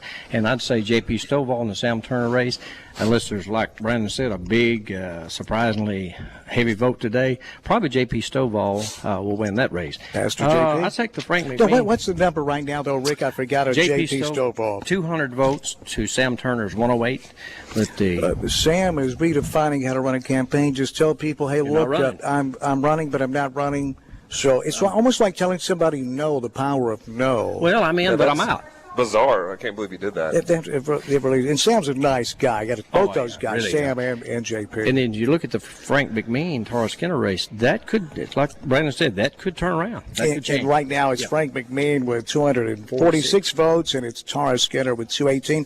So, Ricky, the percentage on those is what? Frank McMean's got 52.79%. Miss Skinner's got 46.78%. So that could, like Brandon said, it's going to depend on what comes in. Yeah, it's just, when their precinct gets reported, I mean, having a 30-something vote lead in early voting is very slim. Yeah. I mean, because I think I had like a Tony, I want to add to that. Water's wet, the sky's vote blue. lead, maybe. Yes, sir. Yeah. Okay, so the percentage now for Mayor Conger with his lead, he has 49.86%. And Ricky, the way it plays out is you got to have 50% plus one, right? Mm-hmm. The mayor's race. Yeah. Is that the same for city council? No. There's not a runoff in there. They don't run off, do they, Brandon? I didn't think so. It's been 4 Missed a years. chance. See if we can get that done. That's another chance to sell some ads. But you look at the Larry Lawrence race, that race had been redrawn, and it looks like Larry's at 57.31 to Byron Elam 42.37. Okay, so the numbers on that's a percentage, and Ricky, the numbers on that are what? Larry Lawrence has 353 votes to Byron Elam's 261. You surprised? That's pretty closer than I thought it would be. Larry got out, worked hard. He spent a lot of money. Oh, no, in I his thought campaign. Larry was a heavy favorite. And Byron Elam is, he ran for commissioner, I believe, last August, right, and got a respectable vote against Commissioner Deaton. He did. Yeah. Now, I wanted to ask you downtown, how much voter turnout numbers-wise do you think we'll have, like total? Because, I mean, right now we're basically looking at early voting and absentee and just one precinct. So what's the total votes? That's a good question. Be interested to see how much is early voting and absentee, 30% of the vote expected, or? Chuck and I talked about that yesterday and again today. He's saying between 6 and 7. I was hoping for a good turnout today. I thought it would be closer to 8,000. Okay. And, Chuck, what do you think on that? What's your prediction? And so far, what's the total number that have turned out? 4,310, Chuck. Yeah, I put So if you think an 8, then we've got 50% in, maybe. Thank you, Chuck. Maybe. They may not hit 8. And Tony, that was for Chuck. He gets a little upset. I'm sorry. There will be no pizza. It'll be in a dumpster. Thanks for Tony. Go ahead, Chuck. My guess was because we actually did this earlier on the phones today when you guys were setting up. My guess is we're going to land somewhere between 6,800 to 7,000. Julia Ewalt is predicting that we'll land somewhere between 6,400 to 6,600, and Gabe Hart, for whatever reason, thinks we're going to be over 8,000. So anybody that wants to take Gabe's money, feel free to do so. Is Gabe there? Yeah, No. He's here actually. He just didn't want to go to the commission. Yeah, no, he's traveling. I don't appreciate that smart mouth, Tony. Did you pick up on that? And Brandon, you were going to say what? Well, I mean, I was going to say a couple of things. Getting back to the McMean and Tara Skinner race. First off, it's Tara, not Tara. Watch a city council meeting every now and then. You might learn something. Oh, that was for Tony, by the way. But, burn, stab, twist. But when they redid the districts last year, just the district that they're in, it's like Highway 45 goes right down the middle of it, and you got half of it with Atlanta, you got half of it with East Jackson. So it's just this race is going to come down to today. Did all the East Jackson people who were expecting would vote for Tara show up to vote for her? Mm-hmm. And I could see some people in Atlanta voting for Tara, but Frank's a big enough name in Atlanta that probably he's going to get the bulk of that vote. Sure. Did they show up for him? Can he keep that lead? Absolutely. It's not a big lead at all. So I mean, it's not. Are you surprised at that DTR that close race with Skinner and McMean? Tara has really got out and worked hard. She really has. She's been visible since she got appointed. She's really poured her heart and soul into it. But like Brandon says, Frank McMean has got that name recognition. He's been active in Atlanta, and that Atlanta vote is probably going to determine our winner tonight. Yeah, I wonder if any backlash. Frank has really improved the neighborhood. He's like remodeled half Atlanta, and he's got great taste. I tell you that. But remember that a few years ago, no couches on the front porch, and Tony, I know that really You thought they came after you on that? I mean, I'm just reading With your here lazy from the boy. JacksonPost.com here. .news. .news here. Dear Yeah, God. just read Tony? that. Dear Lord. Tony, is there enough pressure on you? Tara Skinner got elected. She had called a meeting at, a local church, and she said the meeting was packed. So she may, I mean, if she's already kind of involved and she's getting support and being on the commission already, or the council, already, you know what? That's going to help her in this race for sure. Yeah. By the way, can I say something about Tony Niehoff? Please do. Because Please Tony's do. under a lot of pressure. He is. To get his math straight and pronounce the names right. Hey, math was never my favorite subject, Dan. so- Tony, I'm trying to help you. Okay. Stand down for a second. It's Tony volunteered because Sacred Heart lost his soccer coach, right? That's correct, Dan. Yes, sir. And Tony stepped in at DTRB, and he's point. coaching that team, and they won yesterday. It was an upset. Over St. Mary's? No, we played FACS. It's a Memphis Landon, school. don't try to diminish his accomplishments.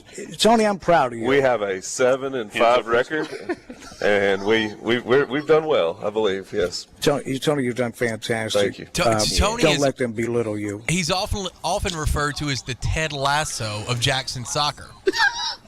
Oh. I don't know if I like that.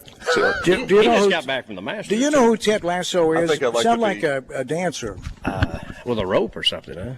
Okay, you're taking it too far now. But Wow. it's- I'm definitely Brandon- not the best coach. Brandon, I'm so There's some other sorry. coaches We're that going are to fix better this than me. tomorrow. Oh, my goodness.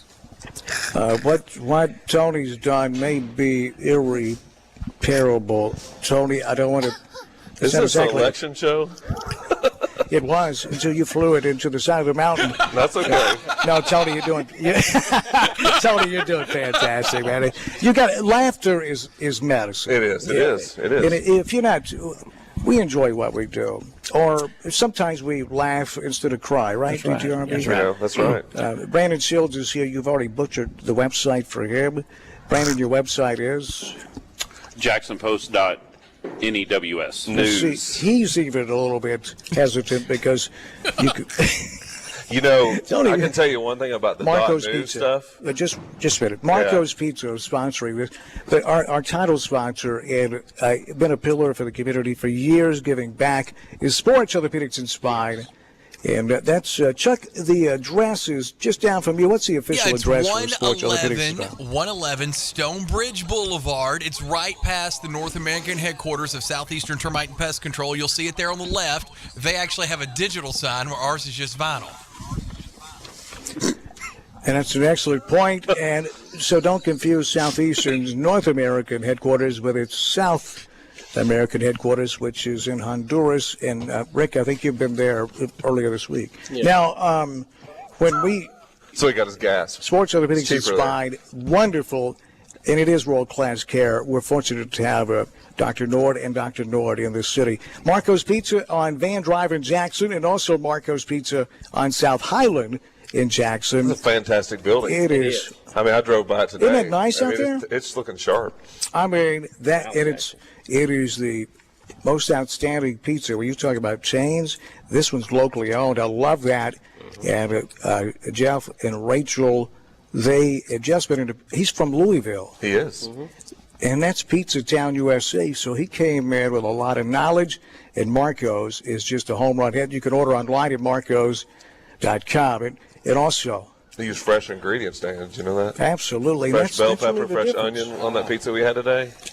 Yes, Tony. It was Great excellent. point. It's not in a can either. No. And no. unless You made up a lot of ground right there, big guy. Now, so Marco's Pizza, and also we want to thank Baker Brothers Barbecue. Now, Rick, I know you love that place. They're downtown. In fact, Frank McMean is having his election night watch down there now. So, Frank, glad y'all are listening in. Downtown Jackson. I didn't get that name. Bill Way gave it to me for a reason. TTRB? Look at downtown now, what it was when you and I arrived. Absolutely. It was It's a lot nothing before. different. It was nothing before me and DTRB got there.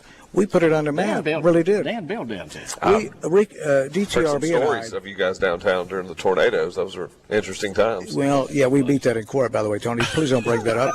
But Baker Brothers Barbecue, and that's I've got the high score, don't want to brag, on the pinball machine on the KISS. And let me tell you something, they have great entertainment too. You can go in there and you Live feel at music, home. yep. Those guys really make you feel at home. Got a text from Julie. I don't want to forget her, Dan. She's had a tight race tonight, but she come in at 354 votes. So congratulations, Julie Holt. Looks like you're going to pull it off, Julie. Now, let me ask you, what is 650 votes? She got 354 She votes. had 54. Yeah. She had a tight race. Tight race. I was So, what's the encouraging numbers people one more to time? write me in. Julie Holt. Okay. She was running against nobody, actually, though. Yeah, it's tight race. Yeah. You were encouraging to write in who, Chuck? Myself. I wanted to put Julie and I at odds. I feel like it's better radio when you're at odds with your counterpart. You are in so- her district. You live in her neighborhood, right? Well, no. My neighborhood's much nicer. No. No. Oh, it is. Where is we your are the neighborhood? same. I will not tell you. I will not tell you. My security tail flies me home. And let me run over this again for people that are just joining us. And by the way, they brought in Brandon. They brought several boxes in. We're going to be going over these in just a moment. Tony, you don't count them, but it's so we'll know in just a bit. But let's run over these early voting totals one more time. For mayor, it's Scott Conger, Mayor Conger, with 2,149 votes. That represents 49.86% of the votes so far. This is for early voting. It's for nursing homes and absentee voting. This is what we have so far. Ray Condrey is in second place, and it's a good bit of distance behind Mayor Conger, 1,186. And here we go. Here she comes. Brandon at Mike's side. Here comes Lori. We did. We did, Lori. So here is our commissioner. Lori is going to call out the numbers. So this is 5 precincts of 18. So it's Andrew Jackson, the Veterans Center, Masonic. I can't remember the other two. But I'll go ahead and start. Ray Condrey, 1,520. Scott Conger, 2,531. Daryl Hubbard, 236. Paul Sherrod, 5. Lisa Williams Lyons, 53. Jerry Wayne Woods, 867. City Council, District 1. J.P. Stovall, 222. Sam Turner, 119. City Council, District 2. Johnny Dodd, 175. District 3. Candace Busby, 621. District 4, Richard Donnell, 249. City Council District 5, Frank McMean, 246. Tara Skinner, 218. District 6, Byram Elam, 357. Larry Lawrence, 411. District 7, Marta Phelps Wallace, 530. District 8, Russ McKelvey, 470. District 9, Julie Holt, 588. And that is 5 precincts reporting. Okay, thank you. Thank you, Lori. Okay. So, Tony, let's go over these. Lori just ran these down. Yeah, I've got them down here, Dan. So you have District 5, that same? well, Yeah, that 'cause none of man their that precincts precincts hasn't reported. So it's Masonic Temple Lodge, Veterans, Andrew Jackson, Madison Board of Education, and Veterans Center. Lori, Okay. that's Lori Lott. She's our election commissioner. And Lori, anything you want to add? So far, it's the early vote total, absentee, nursing homes, and then what you just read out was what? That would be 5 of the 18 precincts. So we have, 13 more to go. Lori, thank you very much. You're very welcome. Lori Lott, our election commissioner. And so there you go. And Tony, let's run those over again that Lori just shared with us. So the mayor's race was Ray Condrey, 1,520. Scott Conger, 2,531. Daryl Hubbard, 236. You got it. Lisa Williams Lyons, 853, and then Jerry Wayne Woods 857.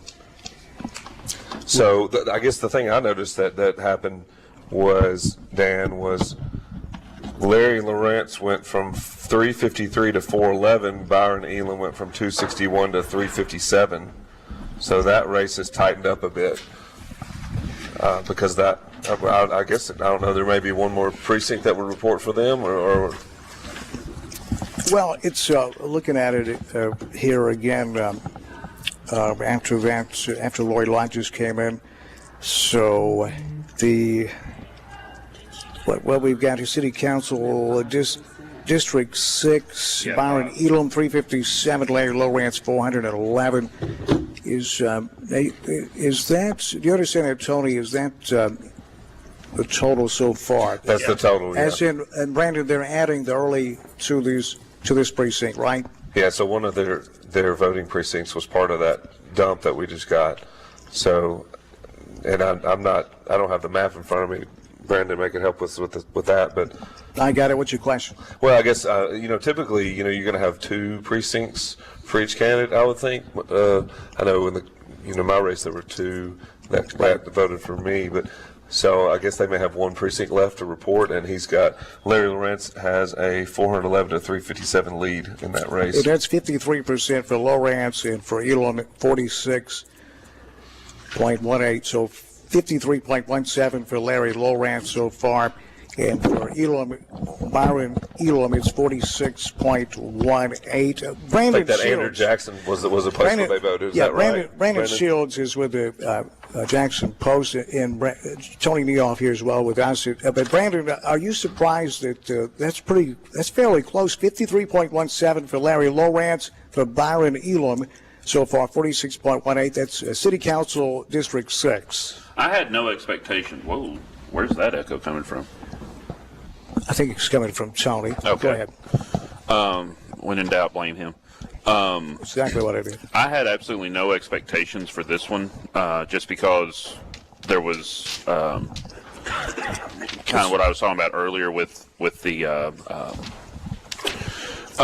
partisan part of this race, and I just you just don't know which party lives in each district. So, but I mean, the fact that Byron has gained a little on Larry in that round, not a shock to me. Is it Andrew Jackson? Where is that one of their polling places, Brandon? I'm not sure where all the precincts are. Now, correct me if I'm wrong, and I very well could be, but I want to say that it's not just like 2 precincts, because like the Civic Center may not just be 1 or 2 places. It may have like multiple places where it can vote, or multiple districts where their voters can vote there. Okay. and then Andrew Jackson may have multiple. So I don't think it's just 2 for each one. I know that would be very neat for the math to work out. That's like the way that. it was with the county commission election. I do know that. Yeah. And by the way, let me jump in here. But I'm not approved to that. Let me jump in here, Tony. Yes, sir. These numbers that Lori Lott, the election commissioner, just read out is what we're working with right here. Again, let's run over this real quick now. And we were talking about City Council. So far, the mayor's race, Conger took a higher lead there, Dan. Yeah, we're going to get to that now. Brandon, what I'm seeing here, Tony, the registered voter total is 41,645 in the city. We know that it's not just Jackson, but it's America in general. People just don't show up and vote. Yeah, if we get 25% of that, we're lucky. That'd be an excellent turnout, Dan. Right. But it's likely going to be 15 to 20. What was that number again? 41,000. The number of registered voters? No, the number of votes that have been cast. So far, it's early voting total number cast, Brandon, was 4,044. The number of votes so far that have been tabulated here on Election Day is 904. But we still have a ways to go. What was that, through 5? 5 and there's 13 remaining. That's right. That's right. So, and let's run this down, Tony. You mentioned the mayor's race, and it's... Well, the mayor's race, Dan, I got you, Tony. Go ahead. Mayor Conger is right now 2,531. That's correct. And that's 48.56%. So Brandon and Tony, he lost just a shade. He was at 49, Mayor Conger was. So not much change there. He's at 48.5 now. That's right. And then for Ray Conger. Actually, he lost a little ground, barely. Yeah, Tony, if you're listening, that's what I just said. Now, yeah, I try to listen, Dan. Now, Ray Condrey. My wife thinks I don't, though. I tend to agree with her. Now, Ray Condrey is at 1,520 votes. That's Brandon is 29.16%. Okay. And so, all right, now that's the top two. Mayor Conger, 2,531, and Ray Condrey, 1,520.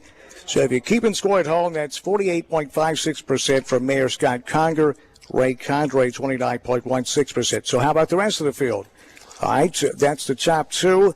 And then coming in at right now, positioned number 3 in this is Dr. Woods at 867 votes.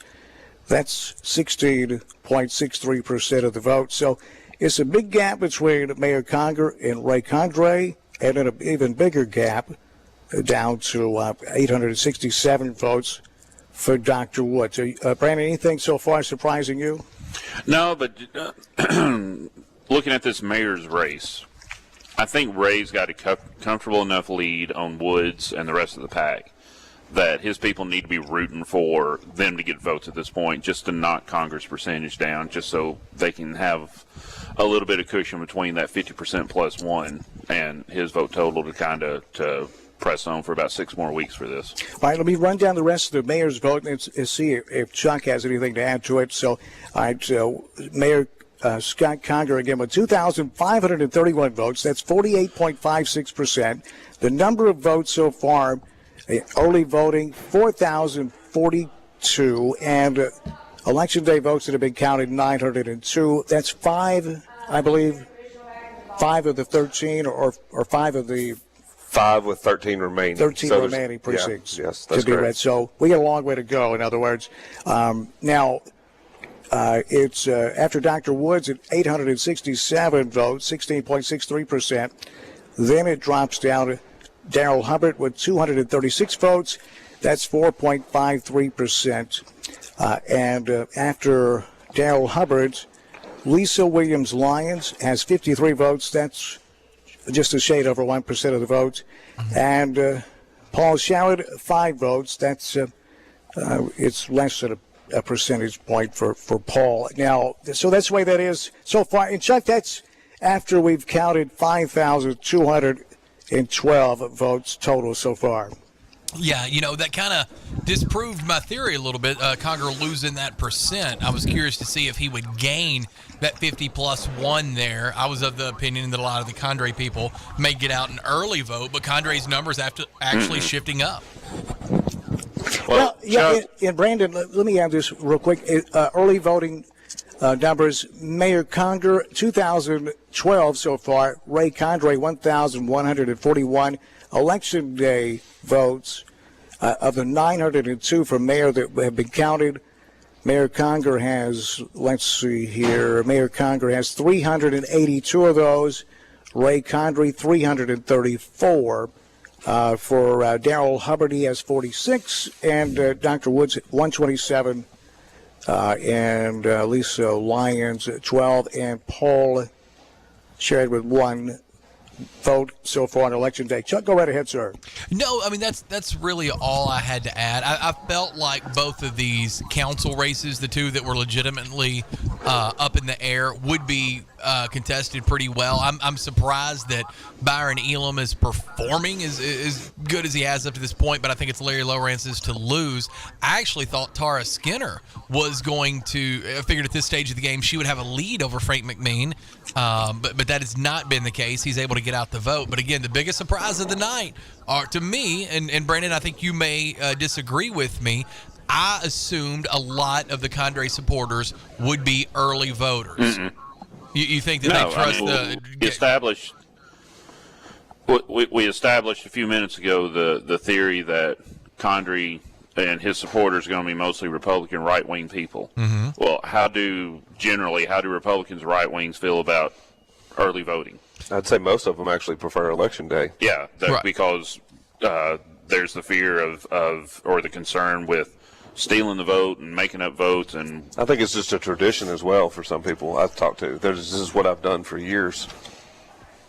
Democrats have voted for years too. I mean, I'm not talking about Democrats. I mean, you kind of are. No, I'm talking about the people I talk to. You always talk about Republicans. No, but I mean, I think that there's a point to bring that. it back. What was that show that Tucker Carlson and the other guy did, and Jon Stewart blew it all up? Crossfire. Crossfire. I saw that What are live you one two? What do they call you? Partisan. Hacks. That's it. Remember that? I'm kidding. Tucker Tony. was a youngster when he did that, Dan. What are you? You own stock in Tucker Carlson? You seem offended. I'd buy it right now. He's definitely doing pretty well. I think he's got a lot of offers. But hey, it pays well to mislead the American people. I got to tell you, Well, he was pretty good at it. I think at times he was. That's true. At times, like when he was on TV, those times, yeah, I'm with you. If you intentionally mislead the American people, in my opinion, you couldn't do anything worse to your country. A lot of national people. media, that's what they do. But Dan. we're talking about one guy right now. That's true. And you're right, though. Yeah, we were warned about this, Tony. That's right. JFK, the speech that killed Kennedy. Go back and watch it. We've discussed this before. Yep. But you don't seem to get it. No, I'm kidding. Tony, you're a great American. I'm kidding with you. But yeah, I think we agree. It is a shame, isn't it? You know, I wish it would be more of the news, like our local coverage that we have to our right. And Brandon, that's something we talked about today. Chuck and I were discussing it, and over at Marco's Pizza, and that is it's different on the local level because we know these people. You got your friends, you have your family. It makes it much more difficult to do things like that. Now, there is a movement to try to implement that same national model on local levels. Yeah. That's brilliant, and it's done wonders for our country. We have Americans hating other Americans, so let's put it on the local level. Yeah. I tell you, we got to keep our eyes open out there. Well, I appreciate Brandon, and I know one reason he is where he is because Well, I said of what it. we're talking about. That newspapers being run by people in different states, Exactly, which Tony. is not local at all. Absolutely. Yeah. Brandon's checking the lottery, I think, but we'll get back with him in a moment. He's looking at stocks. The stock market went down next today. Facebook Live ready. Okay. Yeah, I mean, I've already commented on that publicly. I don't want to. We're supposed to be talking about Jackson elections. So Well, it all ties in. I'm not sure why Tucker Carlson got brought in, but whatever. Well, Tony brought him up. He got his He's a feelings popular hurt. subject right now, right? So, well, anyway. But, so is LeBron James. Well, we Talk could about get the back Lakers. to it and talk about Shut up and dribble, Brandon. Conger is really close to the mark that he's got to do to win today. So, I mean, Yeah, it is. Oh, here comes Lori. Here comes Yeah. Lori. Brandon, it's Hurricane Brandon. He's a newspaper guy, you know. So here's our election commissioner. So this is 11 of 18, okay?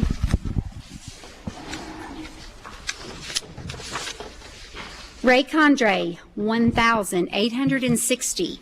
Scott Conger, 3,249. Daryl Hubbard, 320. Paul Sherrod, 7. Lisa Williams Lyons, 74. Jerry Wayne Woods, 1,169. City Council District 1, J.P. Stovall, 262. Sam Turner, 128. City Council 2, Johnny Dodd, 287. District 3, 621. District 4, 413. District 5, Frank McMean, 423. Tara Skinner, 335. District 6, Byram Elam, 444. Larry Lawrence, 483. District 7, Marta Phelps Wallace, 661. District 8, Russ McKelvey, 742. District 9, Julie Holt, 619. So with that being said, in District 6, you still have 2 precincts out on that one. What's the other one? District 5, you still have there's 3 precincts left out on that one. So I'll be back shortly. So, Lori Lauder, election commissioner. So, how many precincts left to count, Lori? We have 7 more to count. One of them's a really large box, so it'll be Star Center, and it just came in. So I'll be back shortly. Thank you, Lori. Lori Lott, our election commissioner, and I got to tell you, it's a great office that she runs. Tony, I'm sure you would agree. She's a great American. She really is. Lori is awesome. Okay, so that gets us through, and now with, I'm sorry, Tony, she said how many more? She said there's 7 remaining. So we have 11 of 18 precincts that have been reported. Okay. So as of the 7, she said the Star Center was the largest one, Dan. Right. It's still to come, Tony. Right. Exactly. Now, Tony, to put it in football terms, would you say we're now in the second half minimum, right? We're early fourth quarter, I believe. That's a good way to put it. And so, Tony, you want to run those down? So the mayor's race, we'll go back and Ray Condrey has 1860. Mayor Scott Conger, 3,249. Del Hubbard, 320. We'll go on to Woods. She's got 74. And then looks like the third place, Jerry Woods, he's got 1169. All right, let's run those over again. Brandon rejoins us. Tony Niehoff, great job. So Scott took a commanding lead there. He's definitely higher in the percentages now, Dan.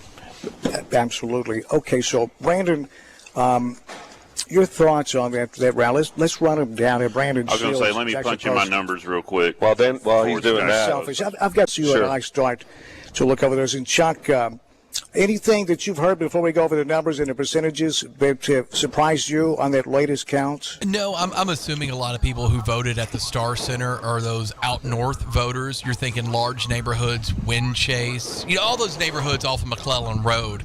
And one of the things that I have noticed as I was driving down there, I saw a large amount, probably 50-50, if not 60-40, Ray Condrey signs to Scott Conger. So I know a sign doesn't make a vote, but I am very curious to see how that plays out. Well, yeah, Chuck, you're right. You would be, to ignore that would be, silly. Well, for Condrey, that's going to be the biggest one. He's going to have to be counting on that precinct to gain some ground. So let's run these over, fellas. Here, these are the latest. By the way, my name's Dan Rees, along with Tony Niehoff, Brandon Seals with the Jackson Post. Chuck Walker is in studio. Our election return coverage presented by Sports Orthopedics and Spine, world-class care focused on you. Also by Marco's Pizza, marcos.com, Marco's Pizza Van Drive, and also on South Highland in Bemis. That new Marco's looks fantastic. It's the old Taco Bell building, I think. Hey, gentlemen, I don't know. We have a it looks a lot better than it used to. Gentlemen, and also presented by Baker Brothers Barbecue in downtown Jackson. Yes, Chuck, go right ahead. We have a message that came in on our Advanced Rehab text line, 731-800-8398, 731-800-8398. This message says, calling Ray Condrey supporters right-wing Republican voters, why not calling Byron Elam supporters left-wing Democrats is a bit unfair and biased, don't you think? Well, we haven't. I didn't add the phrase left wing when I referred to them as Democrat, but okay, left wing Democrats. Right. If it is unfair, my apologies to that listener. Didn't mean to trigger you. Yeah, well, no, I think that you were making a bigger point. This is when we got to put our feelings down for just a handful of minutes. We're all trying to have a quasi-adult conversation. We're talking about a lot of times right-wing Republican voters vote day of election. That was your point. Chuck. Look, here comes Lori as the election commissioner. Let's get right back with it. So this is 14 of 18. Yes. So city mayor Ray Condrey, 2,100. Scott Conger, 3,568. Daryl Hubbard, 402. Paul Sherrod, 10. Lisa Williams Lyons, 82. Jerry Wayne Woods, 1,330. City Council, District 1, J.P. Stovall, 262. Sam Turner, 128. District 2, Johnny Lee Dodd, 439. District 3, Candace Busby, 665. District 4, Richard Donnell, 425. District 5, Frank McMean, 455. Tara Skinner, 404.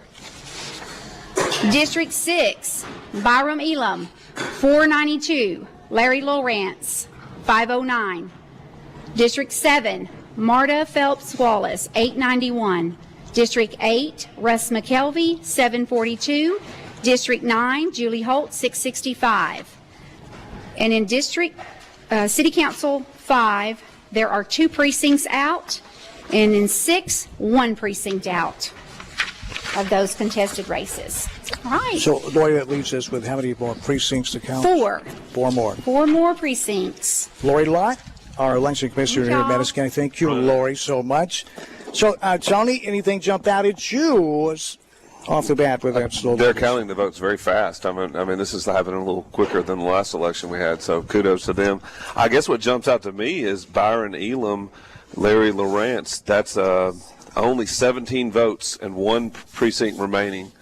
That's very tight. I mean, anything could happen with that.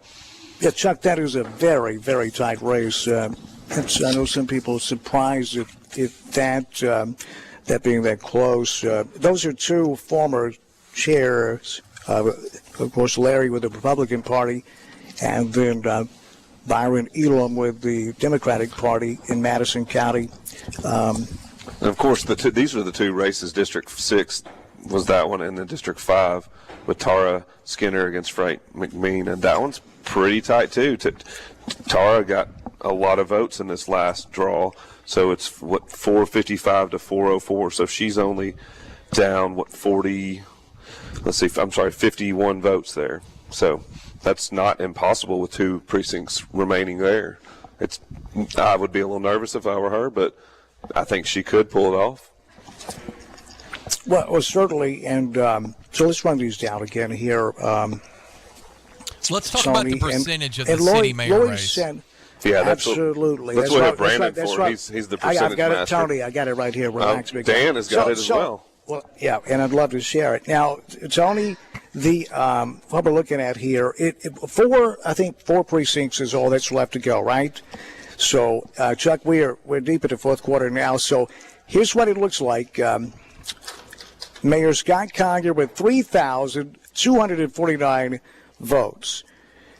That represents, Chuck, 48.64% of the total votes so far, with 4 precincts to go for Mayor Scott Conger. No, it's 3,568, Dan. I'm sorry, but that's what I had. Yeah, you wrote it down wrong. 3568. Okay, so wait a minute.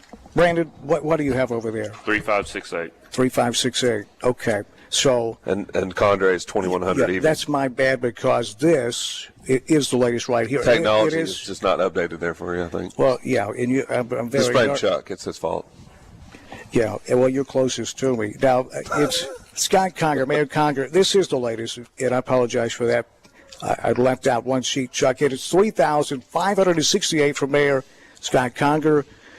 That's 47.62% of the votes. And for Ray Condrey, 2,100, that's 28.03. But the big number there, Brandon, Chuck, and Tony, is 47.62% of the votes. That's the big number. And the second big number there is Ray Condrey's got a comfortable lead over Dr. Wood. So if there's a runoff right now, it's pretty evident it will be Ray Condrey and Mayor Scott Conger. I think that we can safely kind of call that at this point. Now, with the rest of the votes for the mayor, Dr. Jerry Woods is in 3rd place with 1,330 votes. That's 17.75% of the votes. So that's it's a 2-horse race. It's been that way since the first counting of the early voting ballots. So for Lisa Williams Lyons, a total of 82 votes. And for Darrell Hubbard, 402. And Paul Showett so far with 10 total votes for mayor. And the number of votes that have been counted so far in the mayor's race, 7,493, with 4 precincts yet to go. Mayor Scott Conger, 47.62% of the votes. And Brandon, the way that plays out, and the rules are, to avoid a runoff, the leader, after tonight's vote is tabulated, must have 50% plus one to avoid a runoff, correct? Right. All right, so let's move to City Council, District 1. Pastor J.P. Stovall, it's 262 votes. That's 66.50% of the vote. Sam Turner, with 128 votes. Sam's got 32.49% of the vote, and Sam's campaign message was, I'm not running.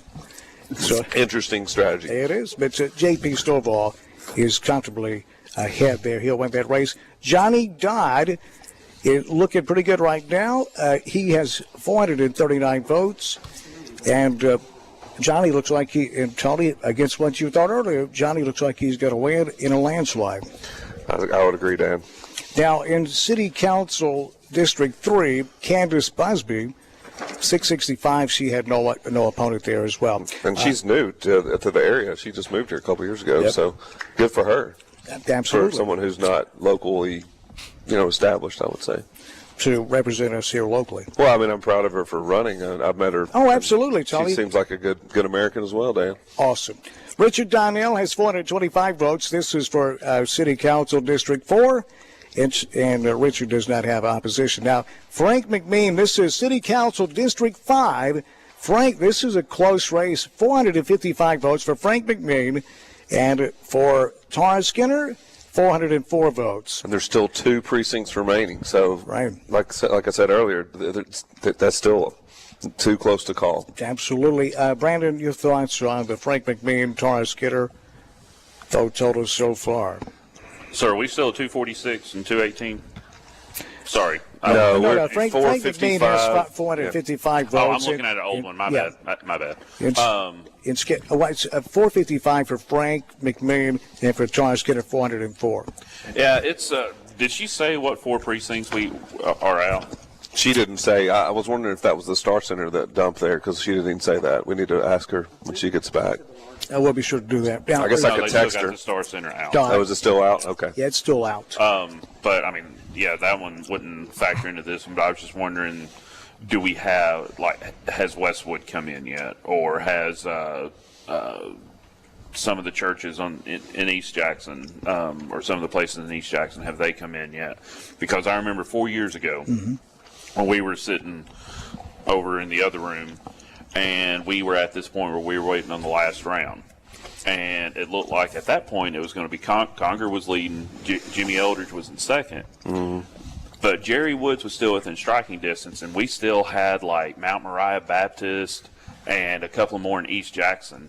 And I looked at Kenny Cummings, who was still the photographer for the Sun at the time, and Adam Friedman. I said, y'all, I think Jerry's about to win this thing. They said, why do you think that? I was like, because East Jackson still hadn't voted yet, or some of East Jackson's numbers hadn't come in yet. And sure enough, that's when Jerry took over. So if we're waiting on a couple of key precincts in that district, we could see this thing flip late. But so far, Frank's led all the way. And another one that's very, very close, Brandon, is City Council District 6. That's Larry Lowrance with 509 votes, and Byron Elam with 492. There was 5 write-ins. So those 5 write-ins are going to, looks like they're going to play large tonight in that race. Every vote counts, Dan. Who'd they write in for? Doesn't say. Maybe Chuck Walker. Yeah. Does not say. Guys, let's play this hypothetical game out real quick. We know that a couple of candidates have stayed above the fray when it comes to accusations and stuff like that, and a couple of them have gotten down in the political mudslinging. But when it comes to, as things sit right now, excuse me, hypothetically, who would get in a runoff these Dr. Jerry Woods votes, assuming he doesn't finish in the top 2 and assuming there is a runoff? Do we think that those votes would go potentially to Mayor Conger, or would those votes potentially go to Ray Condrey? That's a good question. Brandon, you want to take that first stab? You may know. My first inclination would be toward Conger. That was mine. That's just my, because if you're, and I'm painting with a broad brush, so I'm sure somebody, Chuck, you may get a text. Shoot, I may even get a text because I may be affecting people with this comment that actually know me. But if you're voting for Lyons or you're voting for Hubbard, I could be severely oversimplifying it, but I'll just go ahead and kind of put this out there. You're probably voting against something, right? Something having to do with Conger. And we've mentioned already, or maybe we hadn't mentioned on the air, but we've definitely talked about it off air. Woods has not gotten into the back and forth. He's never, he hadn't got on Facebook Live and questioned what Scott Conger's name is. He hasn't gotten on the microphone at a forum and talked about Conger getting dog cussing somebody or being arrogant or anything like that. Woods has simply been for Jackson. Mm-hmm. And I'm not saying that anyone who necessarily votes for Conger is automatically for Jackson, but they're not actually against. They're not. And I'm not saying that anyone. What in the world? Is that your phone? Okay. No. They're voting for something as opposed to against something. So Yeah, I can see exactly. all the against voters coming together. And there's a nasty video out there right now. I don't even want to talk about it. You probably know what I'm. Everybody there has seen it. Yeah. Yeah. The one of you and Chuck at Marco's. No, it was. Now that was back during band camp, so that's what happened. Band camp stays there, but yeah, it was pretty nasty. Chuck, so we're going to know pretty soon. I guess the next round will be the last round. There's only 4 precincts left to count. Lori's been coming here quickly. I mean, like I said at the beginning, this is going a little faster than the last election process. So, Well, the last one took a while, and she said it was because it was the biggest one. So this one, we may be trying to fill some air here. So do y'all want me to drop into my stand-up comedy routine for a second? We'd love to see that, Brandon. You really would. Would love to. It's really bad. No, it is. I mean, it's really. There's some very close races here. I mean, 17 votes from Byron and Mr. Lawrence is not very many. I mean, that could be a day of door knocking for one of the candidates. I mean, it's that close. So, Chuck, what are you kind of feedback are you getting on the text line, or what are you hearing? Anything to add to this? Yeah, this comes in and says Scott will probably win the runoff. Hubbard, hold on, let me scroll down here. I do not like not having a mouse with this laptop. It says Scott will probably win the runoff. Hubbard Woods voters will vote for Scott in the runoff. No, I don't think Hubbard voters will vote for Scott. There is I disagree with that. But the only real substantial number, besides Ray Condres and Scott Congers, are Jerry Woods. At what percent? I'm gonna guess you're gonna have about a 20% across the board voter apathy vote for all of these people. If you're not in the runoff, right? The other 4 that aren't in the runoff, I think you'll have about 80% at best vote. And where do Woods' votes swing to? Woods has purposefully, I know people that he has reached out to in the Conger campaign and said, look, I want to run a clean campaign on what I would do for the city. That's information I got early on months ago. That is what he has done. He has stayed above reproach a lot of times, and I've respected him for that throughout the process. And I've grown an inordinate amount of respect for Jerry Woods, someone I didn't know very well going into this. Yeah, Chuck, I totally agree on Dr. Jerry Woods. He has shown a lot of class, no doubt. We have 4 precincts to go, and if, as they say in football, the playoffs began right now, Brandon, we would have a runoff with Mayor Scott Conger and Ray Condre, because Scott's at right around just below 47% of the vote. And you got to have 50% plus 1 every mayor's race in Jackson to avoid a runoff. Now we got 4 precincts left, and Tony and Chuck and Brandon, the biggest one is still out there, the Star Center. That's yet to be counted. I have a question for Brandon now. In the last mayor's race, did any of these candidates endorse Mayor Conger after they lost? Conger or Woods? No, I don't remember Johnstone or Foote or Eldridge getting into that. I do remember seeing, because the election 4 years ago was the same week as the Strawberry Festival in Humboldt, and that Friday at the governor's luncheon, John Stone was he wasn't following Conger around like a puppy dog, but they were seeing a good amount of that luncheon. Sitting together, eating together, joking around together. So I don't know if he ever came out publicly and endorsed him, or if they were just buddies and Conger was thanking him for splitting the Republican vote 3 days earlier. But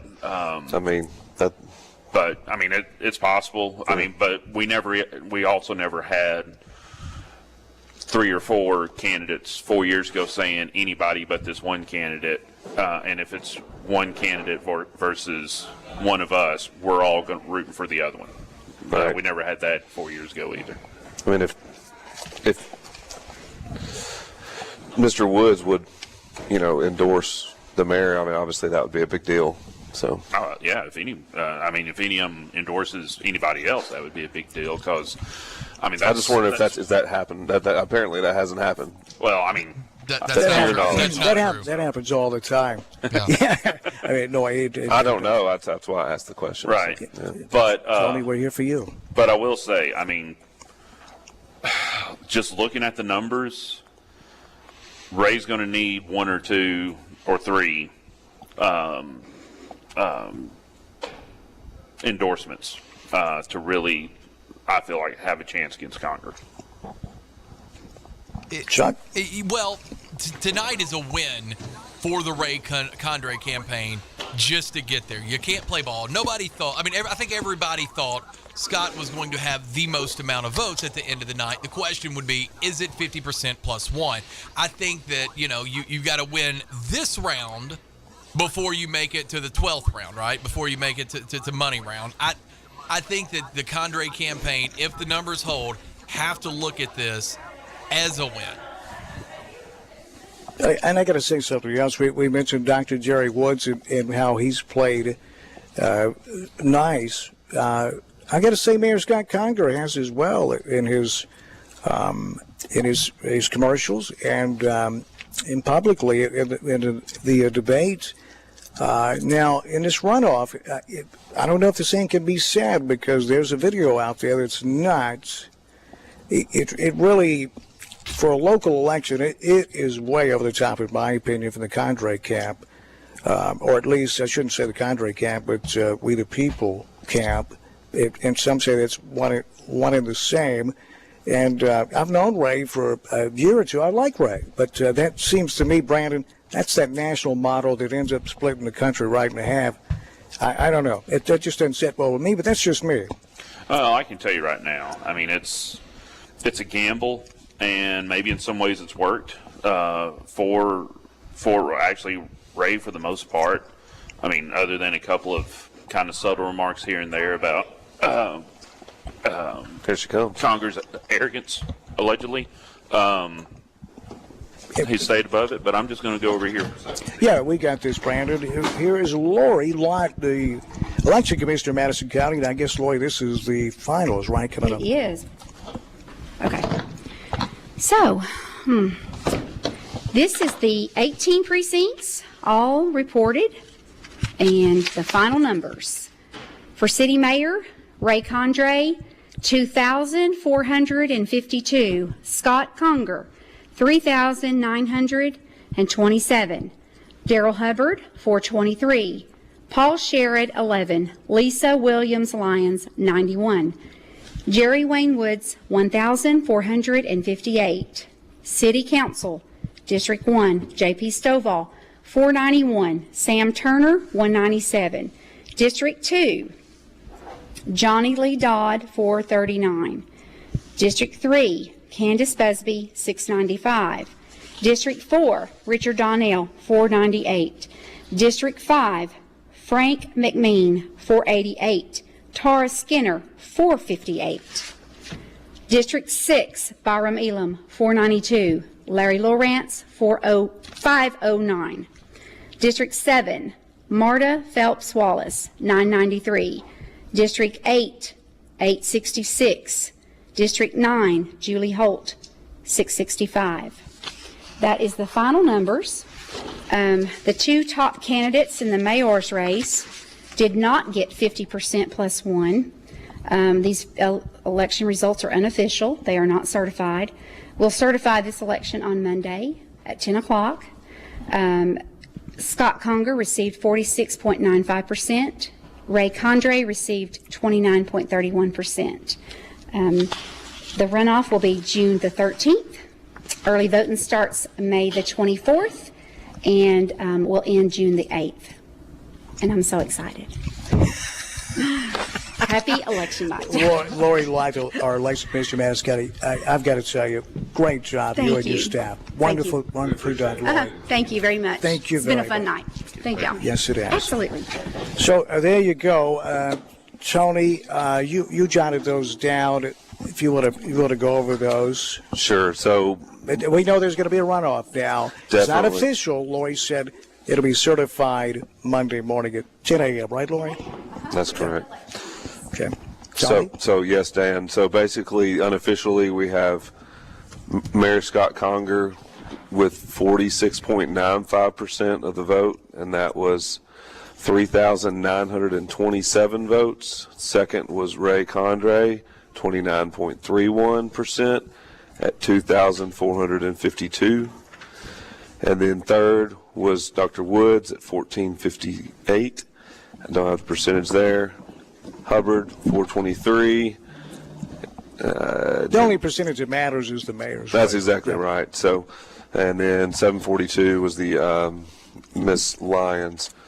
So I guess I've got it here, Tony, to jump in there with you. Go ahead. I know you were. It was fast and furious. You're trying to keep an account. These are the finals. It's not official. This election will be certified as always on Monday morning at 10 a.m. So here we go. Go ahead, Dan. What were you going to say, Tony? I was just going to say that it looks like, Larry Lawrence and Frank McKean have won their tight races Frank McMean. unofficially. Frank McMean, yes, that's correct. Somebody had helped Larry Lawrence out of the floor. Pardon, Chuck? Did you say something? No, nothing. I'm just being funny. I just said, wow. I was in shock. It's just, those were like pretty tight races. It was 509 for Larry Lawrence and then Byron Elam 492. So that's only 17 we're very votes close. again. Let's get the mayor's race. Here we go. It's not official, but it's pretty official. It'll be certified this election Monday morning at 10 a.m.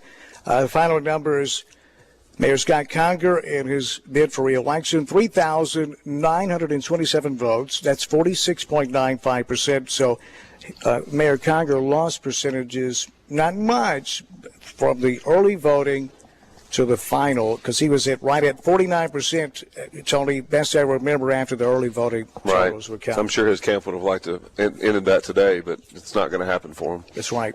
Now, Ray Condrey with 2,452 votes. That's 29.31% of the votes, but that puts him smack dab squarely in second place. So once this is certified Monday morning at 10 a.m., there'll be a runoff, and that's Jackson, Lori just said that that's the early voting for the runoff will start when? We've got that early May voting 24th. is going to start May 24th and go through June 8th. Yep, with the election date June 13th. May 24th, early voting starts. The election day, June 13th. 24th to the 8th for early voting. 13th will be the day we'll find out who our new mayor will be. That's the mayor's unofficially. Runoff. Right. Which in Brandon, although it is unofficial, Lori, it will be certified Monday morning at 10 a.m. And barring something unforeseen, these numbers will stand or close to it. We'll have a runoff for the mayor between Mayor Scott Conger and Ray Condrey. Yeah, and kind of looking ahead to that one, I'd like to clarify something I said earlier. I didn't say Ray doesn't have a chance to win without endorsements. It would just give him more of a fighting shot, or if that's what I said, it's not what I meant. It would just give him a better shot because, in any local race, the incumbent has an advantage just for name recognition. But with if you got three other people who were running against you last week, all of a sudden endorsing you this week, that would be a big boost to your campaign in the runoff. That would be huge. It would be. And but looking at this now, the totals in the mayor's race. Scott Conger again, Mayor Conger, 3,927 votes. This was after all the precincts have been counted. That is 46.95%. Ray Condrey, 2,452 votes. That's 29.31%. That percentage is not that important, other than he came in second place, and that's going to be a runoff for the mayor's race here in the city of Jackson. Scott Conger is not this is not anything new to him. Brandon, it was a runoff when he won mayor 4 years ago. Right. I would think that the Condrey camp's probably celebrating tonight, Dan. And, they definitely look at this. The mayor's camp's probably kind of disappointed they couldn't close it out. Yep, I think that's fair to say. Now, for the rest of the votes for the mayor city of Jackson, Dr. Jerry Woods, 1,458 votes. That's 17.43%. He was in third place. That's a good bit behind second place Ray Condrey with 29.31%.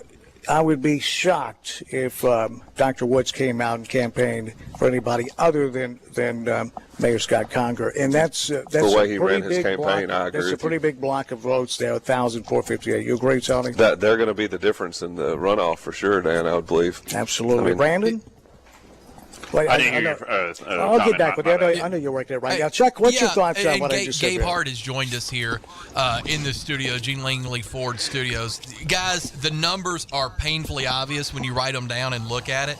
Even if Hubbard and Lyon supporters jump on with Condrey, like was being said during the Kicks 96 debate, those numbers would still bring them 900 shy of Scott Conger's 3927 total.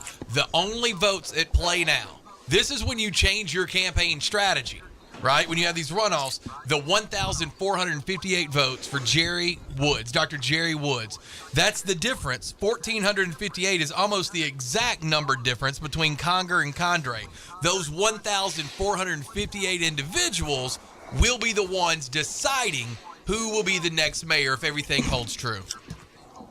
And then, before we get to that, just a second, Yeah. let me mention this is sponsored by Election Return Coverage live here at the Election Commission in Jackson, presented by Sports Orthopedics and Spine in Jackson.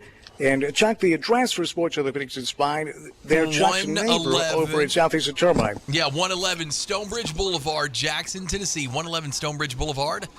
You can't miss the building. It's a beautiful digital sign directing you how to get in. 111 Stonebridge Boulevard.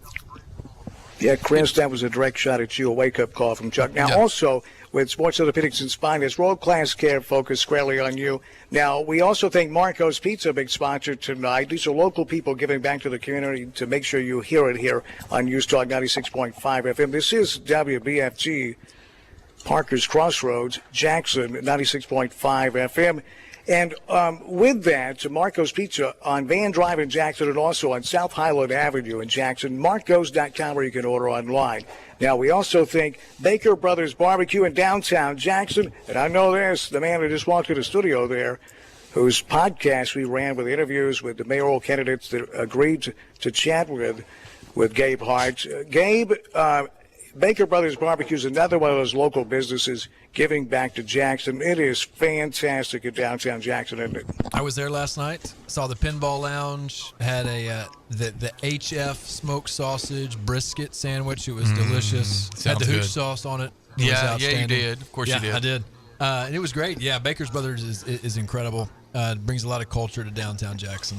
All right, Gabe, while we've got you here. Gabe, I can't wait to, pardon me just a second. Yep. I want to get that. I can't wait to hear what you've got to say about this, Gabe. But one more thing I want to add to that about Baker Brothers Barbecue, and that is the live music that has really been a hit. Baker Brothers Barbecue, that's real hickory smoked, West Tennessee style barbecue. Open mic night every Wednesday.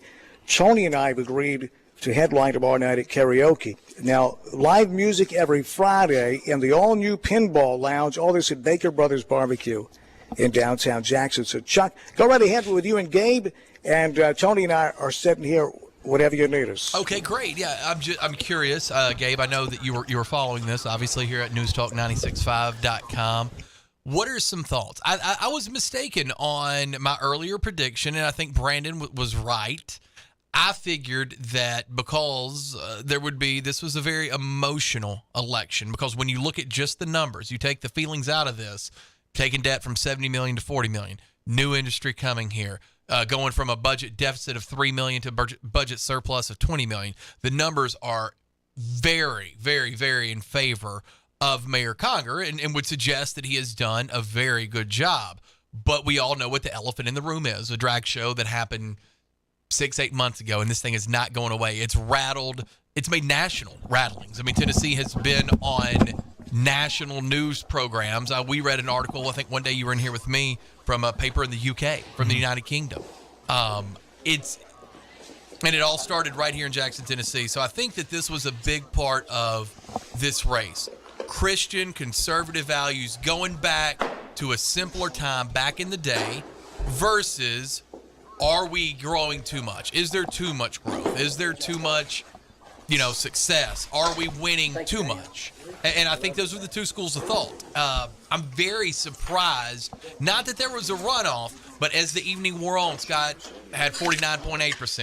Vinny had 48.2%. Vinny had 47.5%, and it ended at 46.95%. As the evening wore on, I know it's just a small percentage drop, but when you're looking for 50.1, that's a huge deal. Yeah, and two things that stood out about that. One, I think facts are boring.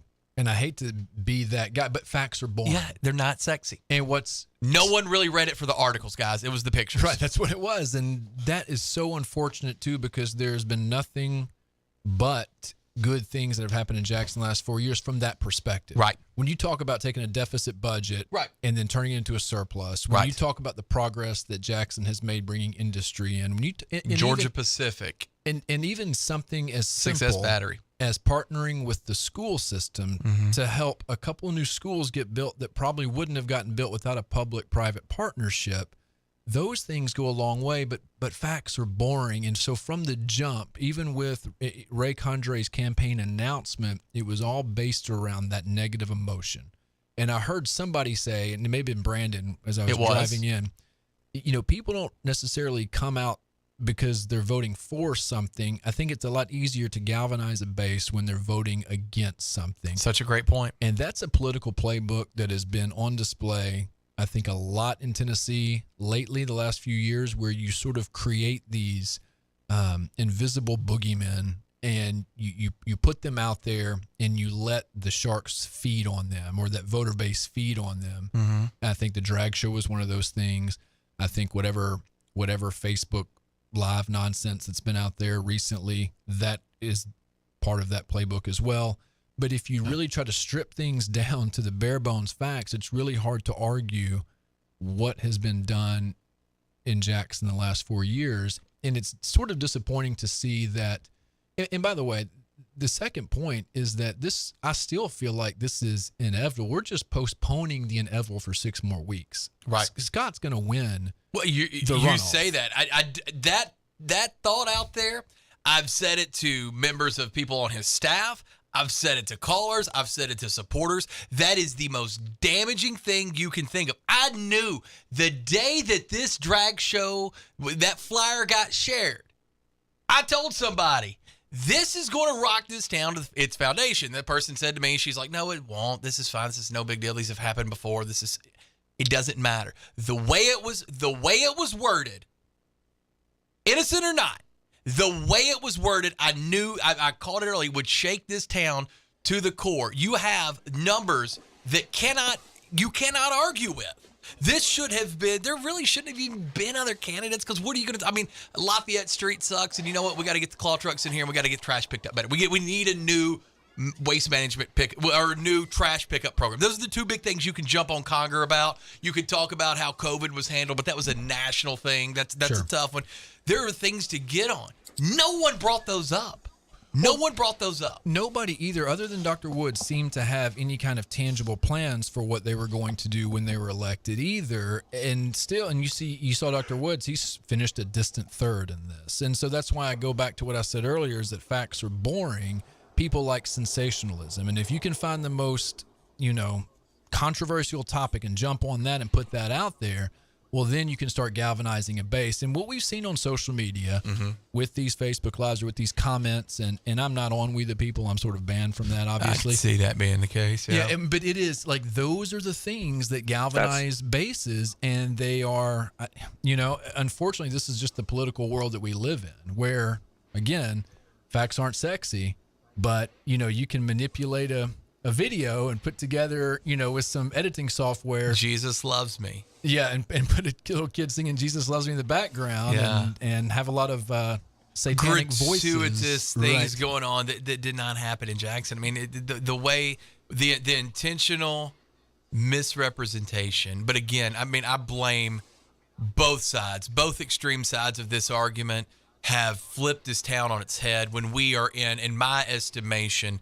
the potential greatest growth period since the advent of the damn railroad. And this is where we are because two groups of people refuse to talk to one another. Leadership on both sides. It was a ridiculous failure, and I blame them both equally. It sickens me to say that, but I do, unequivocally. What's interesting is my thought is that, and this is just me from the outside, it felt like to me that the momentum that the Ray Condrey group had was growing. Like as the campaign went on and on and on, I was like, man, I'm seeing these Condrey signs everywhere. I'm seeing stuff on social media about like it seems like his momentum is continuing to pick up. And sure enough, like when you look at these votes, like 46% to 20-something%, like that doesn't seem close, but it's close enough to force a runoff. But also on the same side of that, I don't feel like Scott ran a particularly aggressive campaign. He's the incumbent. He was just doing his job. He didn't seem like as aggressive in his campaigning as he did 4 years ago. Right. I think that changes. I think in that's this fair, runoff. Gabe. I agree and with so that. I think what we're going to see is, man, he was so great with social media 4 years ago. Unbelievable. Unbelievable surprise 4 years ago. And I think what's going to happen is he's going to amp that up. And I think this is where you and I maybe disagree here, Chuck. I still think this is inevitable. I think all this is going to do is cost taxpayers money for another runoff. $56,000 estimated runoff cost. Yeah. So, it's just like, and I don't know if you maybe look at maybe a different way to see who can be eligible to run for mayor down the road. Like, do we look at the city charter and see what those parameters are? I love a runoff system. I'm going to tell you why. Here's what it does. You can take your gamble and to get to the runoff, but if you alienate too many people, because here's what happens in a runoff, and this is why I do love the system of a runoff, okay? You can't get too far extreme, because if you do, you've alienated the people who would potentially elect you with 50% plus one. Don't you think that's like that cat's out of the bag? Like, can you walk that back? Like, I don't think Ray Condrey is gonna like change what he's doing. He's gonna stay Ray Condrey far has right. not. Ray Condrey has not done. He has not said, other than taking a couple shots about Scott Conger's hair. With his announcement campaign and a couple of force-fed shots at the We the People forum debacle. Excuse me, misuse of words there. You're right. But other than that, he has been afforded the luxury of staying out of the mud because other candidates have been made the choice to do the mudslinging, and you can keep in others' hands were kept clean. If that holds true, you're looking at Lisa Lyons with 91 votes? She didn't even break 100. 91 votes. And she's been let's take a phone call here. Hold on 1 second, Tone, if you don't mind. Catholic Consigliere, live from the Election Commission. We'll say good evening and welcome in. I told you. Told us what? About your little crooked mayor. With 46.95% of the vote. Where do you think where do you think that these Jerry Woods votes are going? You'll have to wait and find out because well, so will you, stupid. Loaded. Well, the ammunition is loaded. So you and Danny Boy, y'all keep preaching down the garden path, okay? What liquor are we going with tonight? Clear or brown? Have fun. See you at church too. I mean, get the hell out of there with that. I have a question for Gabe, Chuck. What do you think about District 6 and District 5, I mean, those were pretty close. Yeah, they were. That's a good point. I think. I mean, like I said on the air, 17 votes is a day of door knocking. I mean, because it's these are local people, and there's these little smaller races are so much. They're always going to be tighter, and it's all about who works the hardest in some ways. Two things about each of those, not to take the attention off the mayoral race, because that's the biggest one. It is. But man, I want to say something about Byron Elam. He went head to head with two of the biggest local Republican fixtures in the county and the city, and went. I mean, I know Deaton beat him for county commission in the August election, right? And I know Larry just beat him narrowly in the city council, but he went toe to toe with both of those guys. Like, I know he lost both of them, but the fact that this one was this close, and I know that, like I said, I know Gary won in August, but I don't feel like that was a huge blowout on that side either.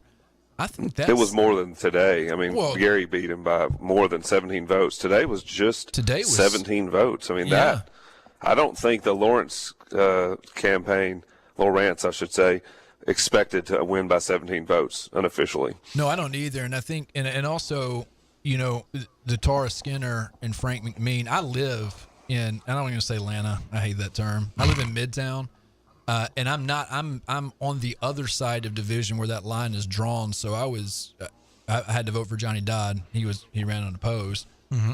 You were just out of that division. I was just literally across the street is District 5. So I got you. Having, like, I saw the signs everywhere, and I saw more McMean signs in my neighborhood, but I also teach at JCM, so I also saw, a lot of Skinner signs on that side of Highland. Mm-hmm.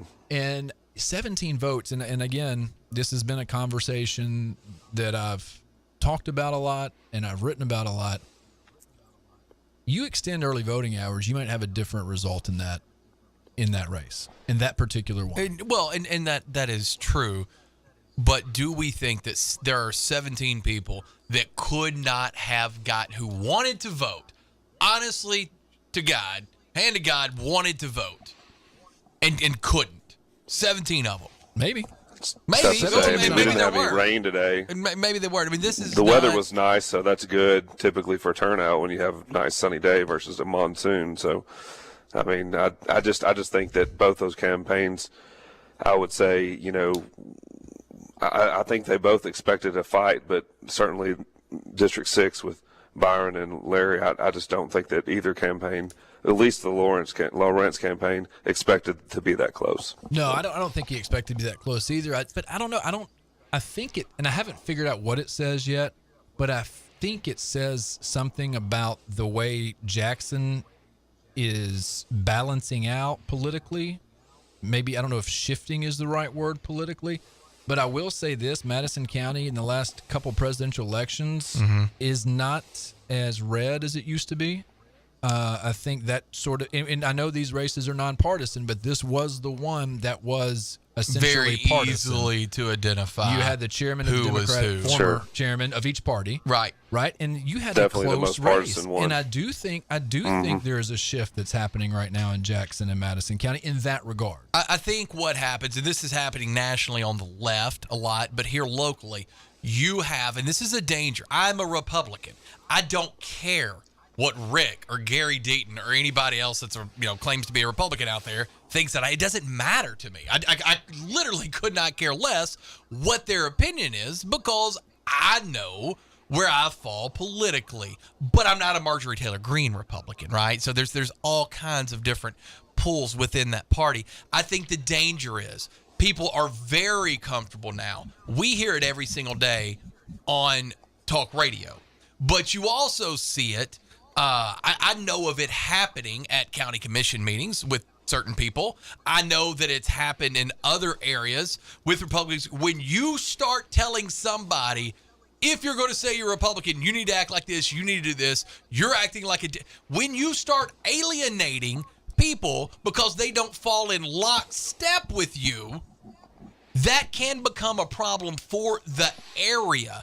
And I think a lot of times when you have the elderly the older generation, let me say it that way, the older generation in charge, it is my way or the highway, get off my lawn guy. And you know what? You've been around the block a little bit. I understand being upset and not having patience for the youthful ignorance. I get you.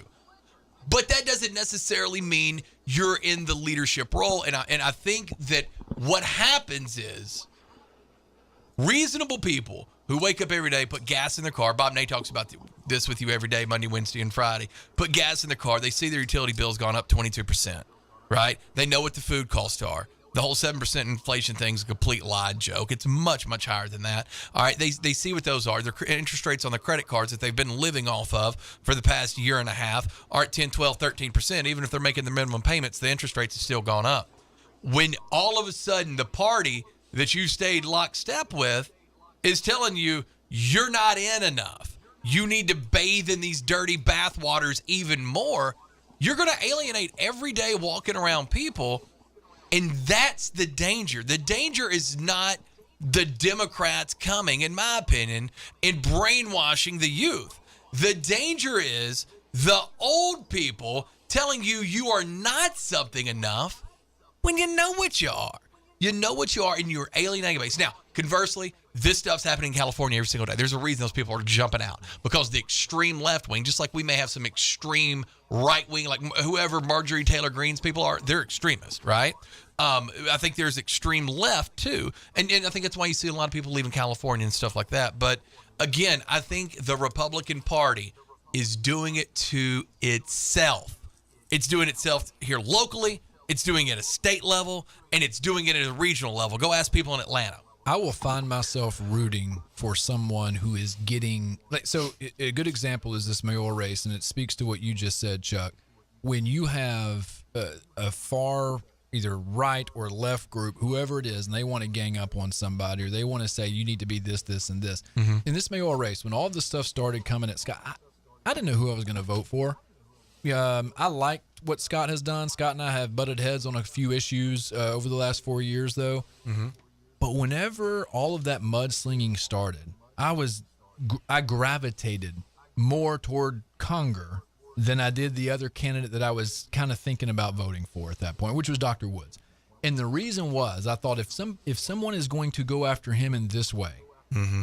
with unfounded, I'm going to put facts in quotes. Yeah. Right? Yeah. Of all this mess that was coming extreme up. Accusations. You've seen them out there. I mean, people have seen it. We can talk to people like adults. If you're listening to Campaign Talk in Jackson at 8:56 at night, you're an adult. Right. You know what the heck's going on. But when I saw that made me want to vote for it. That solidified that for me. Because that's not what I don't think politics, well, it's what politics are about now.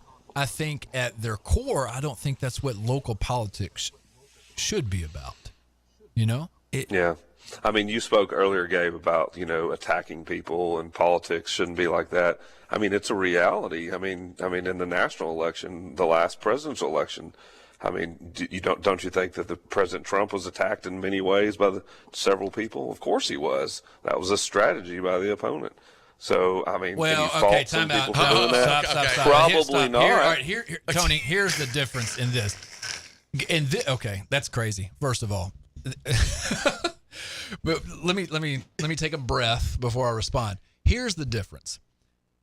I never heard Mayor Conger in this campaign say one negative or attacking thing against any other candidate in this campaign. Donald Trump made an entire living off of doing that. He set the tone. Right, but part of the Biden strategy. Ted Kennedy. He said Ted Cruz's father killed Kennedy. He made fun of handicapped people on stage. Listen, he started this. Calm down. He did. That was very unfortunate. I don't think he meant to. I actually voted, and I would vote for Trump again. But did you hate the peace or prosperity? Go ahead. But he is part of this. Is we are living in a post-Trump era of politics, and it is now infiltrating local elections like this one. He has wrought this. And I think you're right. Okay, I am right. I am right about that. He's part of that, no doubt. Yeah, I agree. I mean, definitely, he changed the landscape by the way he campaigned. The first I will never look at Donald Trump as a victim of anything, ever. I'm not saying he's a victim. I'm just saying that I'm not surprised that we're going to have that in politics, and I don't like it at a local level because we know everybody. Like Chuck and I have talked about, we go to church with these people.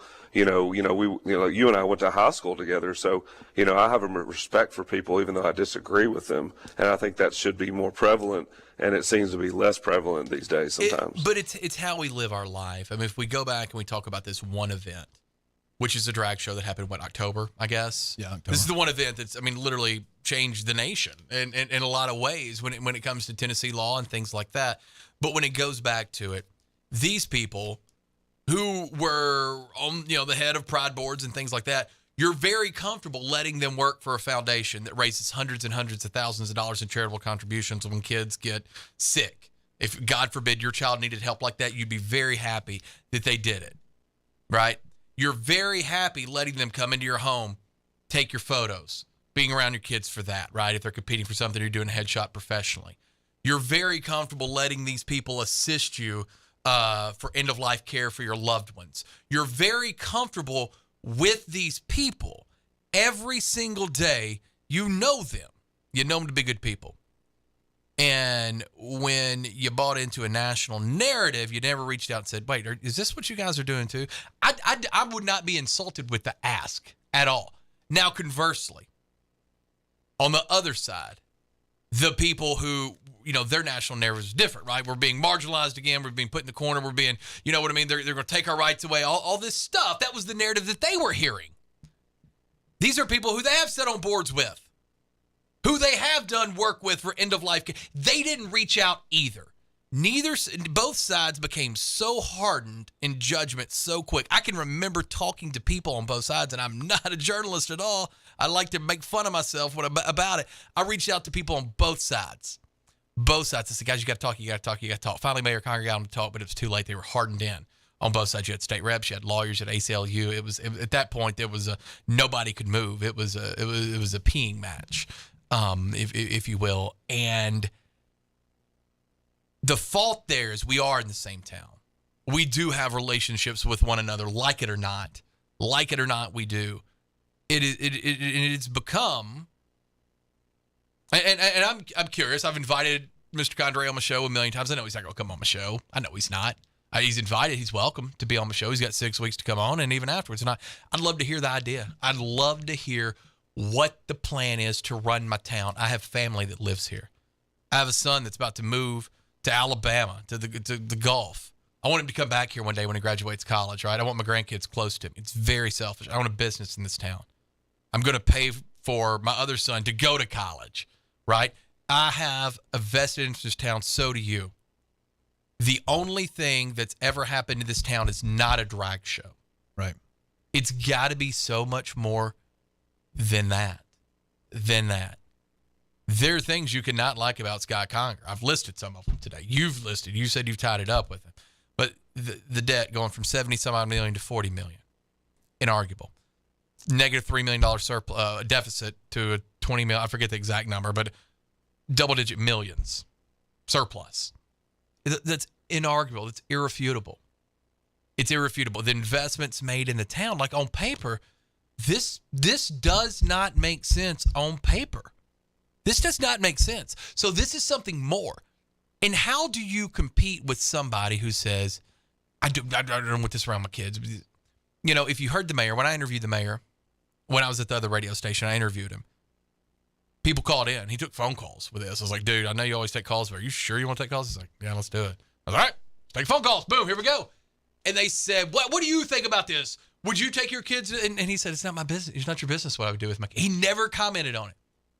Here's the truth that I know, and that you know too if you pay enough attention. You don't have to have a relationship with Scott Conger to know this. You don't have to have a relationship. Was there a constitutional right? Were the laws vague enough in the state of Tennessee for a performance like that to potentially have happened in a park? He ran it to legal. He did not make the decision. The mayor did not make that decision. The legal department did. You know why the legal department did? Because the ACLU was threatening to sue. That's not like the dude that calls himself the heavy hitter when you have a wreck and he pulls up behind you and hands you the card. It's the freaking ACLU. I think it's a horrible organization. I think they're the opposite of what they pretend to be, but they were going to come in here and they were going to twerk all over us, right? They were really going to screw this town up. There would have been no more talks of surpluses and things like that. So you had to make a decision even if you didn't agree with it. And I have no idea. I've talked to the mayor about it. I've asked him in private moments, in breaks, when he's on he will not answer me.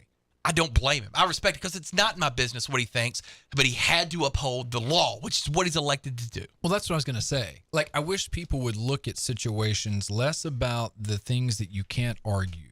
Right. And more about the things that are on paper in black and white, such as like all the things that you just listed. And you're right, it did come down to a legal issue, and that was what he said over and over and over again. Right.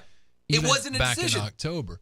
And I know it probably sounds like we're shilling for Conger on here, but when I'm shilling for more than anything else, reasonable. Just reason. It's just look at things for what they are. Yeah. Because you can't argue with these with narratives and with ghosts. You can't argue with those things, right? You can't pin those things down, and that is like a virus right now in local politics. It doesn't. It's way too important here. Washington, D.C. may or may not be real. I've never seen it, never been. I don't know these people. They may all be fake. But you know the people here. Let's take a phone call. We'll say good evening, welcome in. Hey, it's Julia again. Hey, what's up, Julia again? How are you? Good. I just got home from the Conger watch party. What was the mood? Kind of. It's halfway a celebration party, halfway not a celebration party. Yeah, I could see that. The mood was good. The music was going. People were dancing by the time I left. They were very happy. Okay. And I think that's very interesting. It's something to note because, 4 years ago, we did this. And the outcome was very different 4 years ago because Conger only got 30-something% of the vote that time. Mm-hmm. Now he's at 46%. And so his team is really latching on to that idea that if there's only two people in this race, that number is going to look a lot higher. Yeah, I mean, Conger's got to get to 3%. Ray's got to pick up 13%, if my math is right. I believe it's somewhere close to that. What is exactly? What is the thought out there from other people? And I know this is very fresh for everybody, but the 1,400 votes that Dr. Jerry Woods received is almost the exact number of the difference of votes between Conger and Condrey. So one could easily say those are the people. If everybody, the same people voted again, those would be the people that would decide this mayor's Those are race. the people that those two candidates are going to be fighting over for the next 6 weeks. Exactly. Almost like Groundhog's Day. Yeah. This is. Are you surprised personally, being the Big J journalist, Julia, that you are? Are you surprised personally with tonight's result? That's a really good question. So Thank you. I think I could split that into BJ. I think I could split that into 2 parts. So, A, am I surprised that we are in a runoff at all? Mm-hmm. No, not at all. With 6 candidates in that field, the field was too broad. Mm-hmm. It was unlikely that someone was going to win it outright. It was very unlikely. And so this does not surprise me. Did I personally want this to be over? Yeah, I did. And obviously I don't have an opinion in this because I'm a journalist. Right. But just the fact, can someone just win? Can we just get on with it? And so no, I'm not surprised that we are in a runoff. That's part A. Part B, am I surprised at the 46 and some odd percent? A little bit. I really am. I thought this was people are very careful, and I'm very careful as a journalist to write my questions so they're not necessarily a recall on the incumbent. Anytime you are interviewing a mayor, anytime you're interviewing his or her opposition or anything like that, you want to be fair. You don't want to necessarily make this election into a recall. But in a lot of ways, it felt like a recall on the incumbent. And So seeing that 46%, I mean, just barely not getting that 51 vote was really interesting to me, because something you learn in customer service and things like that is people are more likely to act when they're mad rather than when they're happy. And so you think a lot of people are going to come out because they're mad. But we saw a lot of different things in this race, and I think tonight's results were very interesting. Let me ask you both here. These are two people that I respect their opinions and sometimes disagree with. Mostly Gabe. Julia, you're fine so far. You have not upset me. But I try to not say controversial things. Well, you and Gabe both. Me too. But who has to change their campaign style now the most? Scott Conger or Ray Condrey? Or both equally? Julia, you want to go? You go first, Gabe. Okay. I think Scott's got to. I think Scott's got to be more aggressive. I don't think he was, like I said earlier, I don't think he was as aggressive this time around. And possibly because, he was trying to, I don't know, run a city. So maybe that's why he wasn't as aggressive in his campaign. But I think he's got to turn it up a little bit. And now, again, I don't think he's got to go opposite of Ray, because I don't think Scott is necessarily like a polar opposite of Ray. I think what Scott does so well is that you don't know where he stands. As someone who is progressive and is pretty left, the mouthpiece of the Democratic Party. Sometimes like there are things that Scott says, and I'm like, man, yeah, like right on. And then there's things that Scott says, and I'm like, what? No, I don't agree with that. And I can never tell where he is. But guess what? That's what a city mayor should be. Right? Like that's what I think a city mayor should be, because you are running a town that is filled with a lot of different people who believe a lot of different things, and what you want to do is what is in the best interest of all of your community. Like, right? That's kind of the idea behind that. So I don't think he's polar opposite of Ray. I don't know what Scott is. I do know what Scott has done, and I think that's what he's got to lean on for the next 6 weeks. This is what we have accomplished in Jackson. Here's what we plan to do for the next 4 years, because I haven't heard any of that from Condrey's side. All I've heard from Condrey's side is, the ambiguous things. So Scott's got to turn that up. Okay. Right? Julia, what do you think? What are your thoughts, Julia? I think you're dead on what Scott has leaned into in this race. It's very much hard facts, numbers. This is that, yes and no. I have acted. It's very much grounded statements. And I'm going to take us back for a minute to the August election for the county mayor, where we saw. That was a fun one. Yeah. Let's take us back to the A.J. Massey, John Newman Republican primary race last year. People crossing lines. There was a little bit of line crossing, but things got a little ugly, right? There were some rude, I guess is a good word, mailers sent out. And something that I noticed from that race is being mean in Madison County, being rude to your opposition, doesn't work. This is a small town with lots of people. I mean, a lot. Gabe, you're from here. Chuck, you're from the area. You went to high school I was with in these Crockett folks. County You for went to 9 church years. I'm with from these here. I mean, yeah. Chuck grew up in the suburbs of Jackson. The suburbs of Jackson. Exactly. Bells. But the point is, like, you all went to church with each other. You grew up with each other.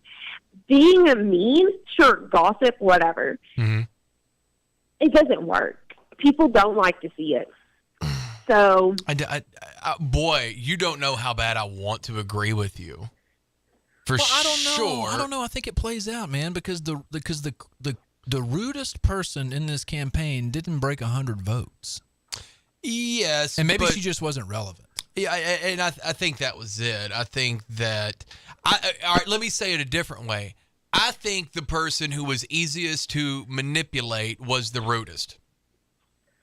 Okay, so I think that there's a huge difference between those two things, because I think that there's a reason why the war planners aren't on the front lines shooting the rifles, right? They are the war planners. And so a smart person would do that. But I'm going to tell you why I disagree a little bit with both of you. Not disagree, but why my opinion is different.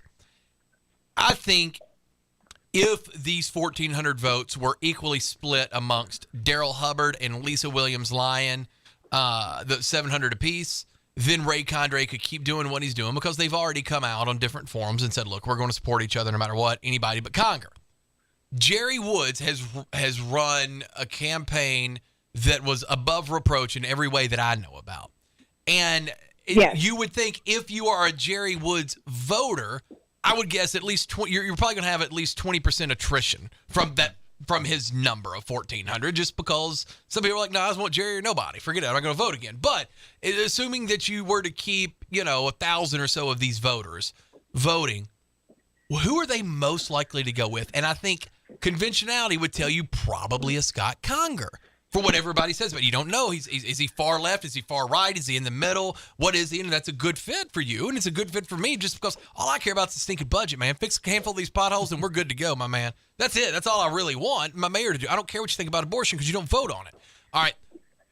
But Ray Condrey, right? You would assume that there were a percentage of Dr. Jerry Woods voters may be left-leaning, right? You would presume that a large percentage of Ray Condrey's voters would be right-leaning.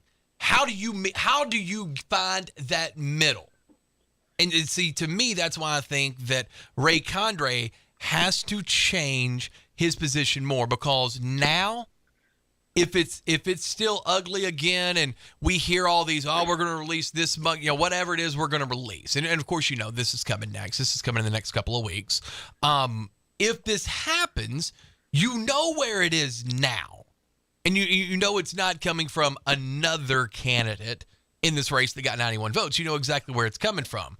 So for those people that are in the middle, the Jerry Woods people, when they see that, who is different than the candidate they chose to vote for, when they see that happening, the mudslinging, the releasing of 15, 16-year-old documents, so whatever it is that could potentially come out, what will their reaction be? Well, you make a really good point with that, because the people who like Jerry Woods, and they like him because you said it perfectly. He's above reproach. And the question is, are they going to, where are they going to fall? Is it, you've said it perfectly. I have nothing to add to that, actually. Well, a couple things. One, if Scott was not the incumbent, and I hadn't lived in Jackson, well, I've lived in Jackson 43 years, but I hadn't been a part or seen what's happened in the last 4 years. Mm-hmm. If Scott was running for his first election this time, and Jerry was running for his first election this time, and I got to talk to both of them, I would have voted for Jerry. Mm-hmm. Just based on just his demeanor, what he told me, all his plans. Right. The reason I voted for Scott is because I saw what he's done. Right. I've seen what he's done for the last 4 years. He communicated his plans, what he wants to do for the next 4 years. Based on what I've seen the last 4 years, I can trust him to follow through with what he said he's going to do the next 4 years. But, man, I wanted to vote for Jerry Woods, right? Like I did. Like I liked him. He was above reproach. All of those things, Julie, you just said, Chuck, you just said, made me want to vote for him. Yeah. But just as a citizen of Jackson, I was like, you know what? Scott's done really good work. I love the team that he has around him. I'm going to stick with what's going well in my mind. Right? Now, if this was just even, I think I would have voted for Jerry.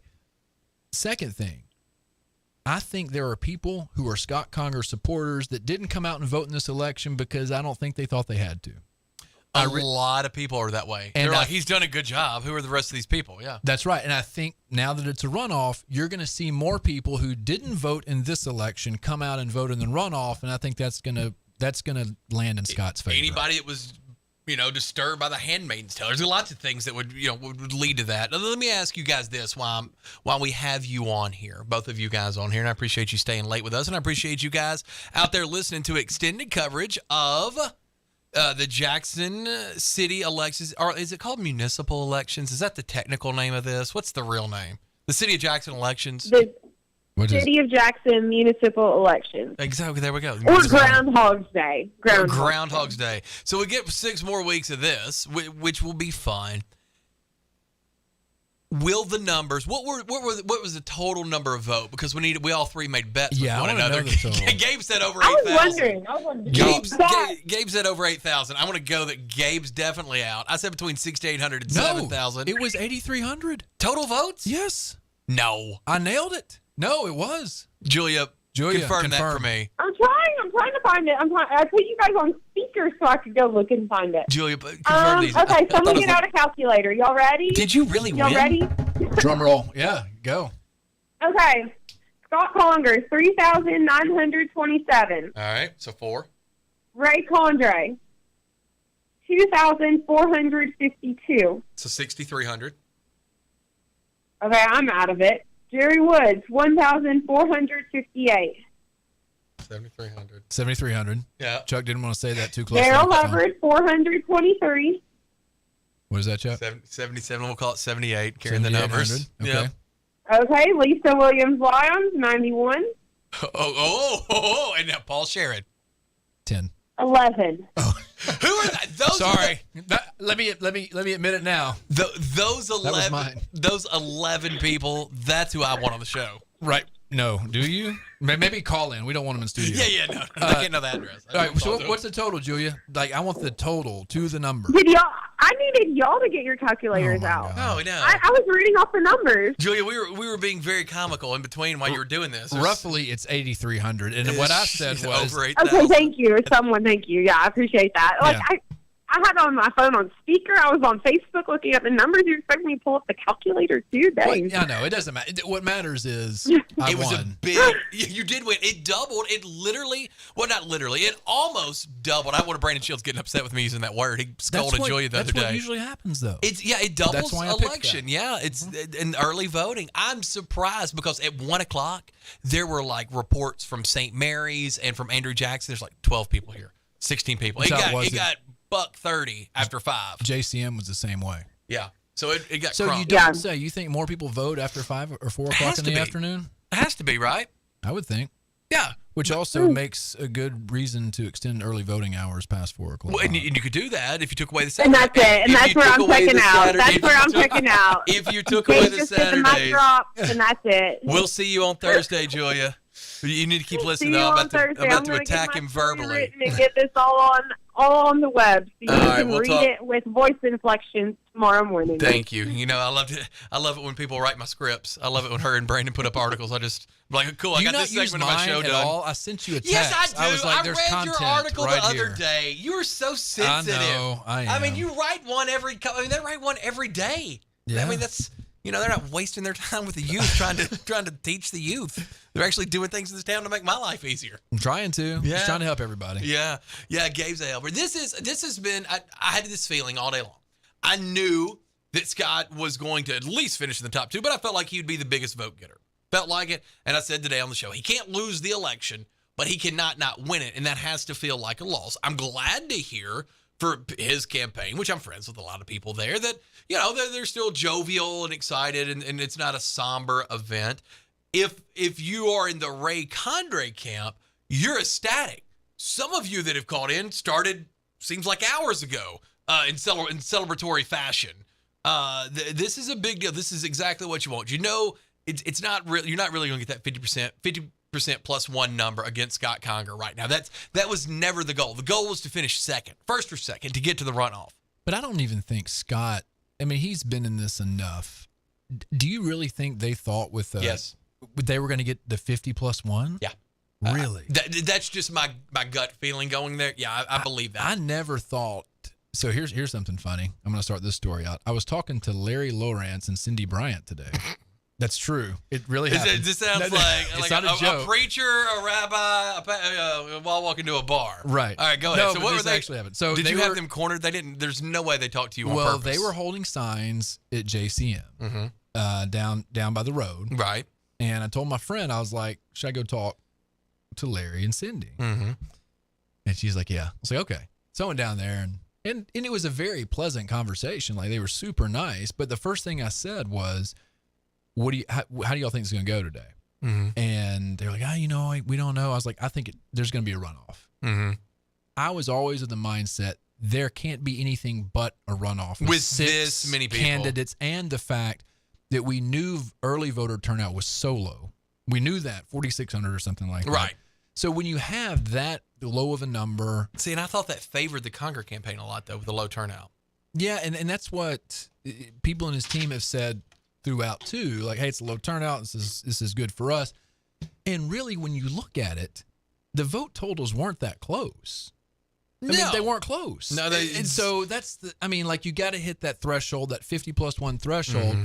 But when you still, again, going back to looking at things on paper, like, let's get out of our emotions. Let's Right. look at this. Right. This wasn't close. Scott just didn't happen to get the 50+1. Now, who knows what can happen in 6 weeks?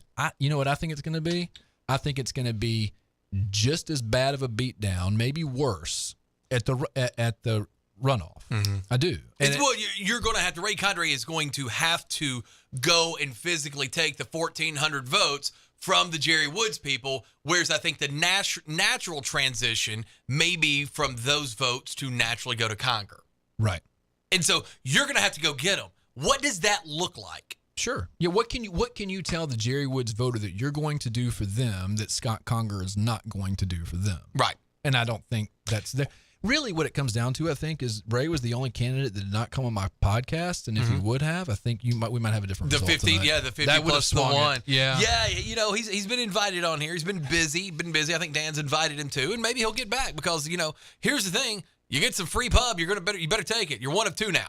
You're one of two. You better take Yes. it. Like, You better. I mean, I'm going to it's extend just it to everybody. And man, all I do in those podcasts, I just lob softballs. It's like batting practice. Yeah. Like, it's not tough. I listened today to Daryl Hubbard when I heard about the basketball thing, and you know, Yeah. I didn't know he had a good jump shot back in the day. He did. He pop probably it. still does.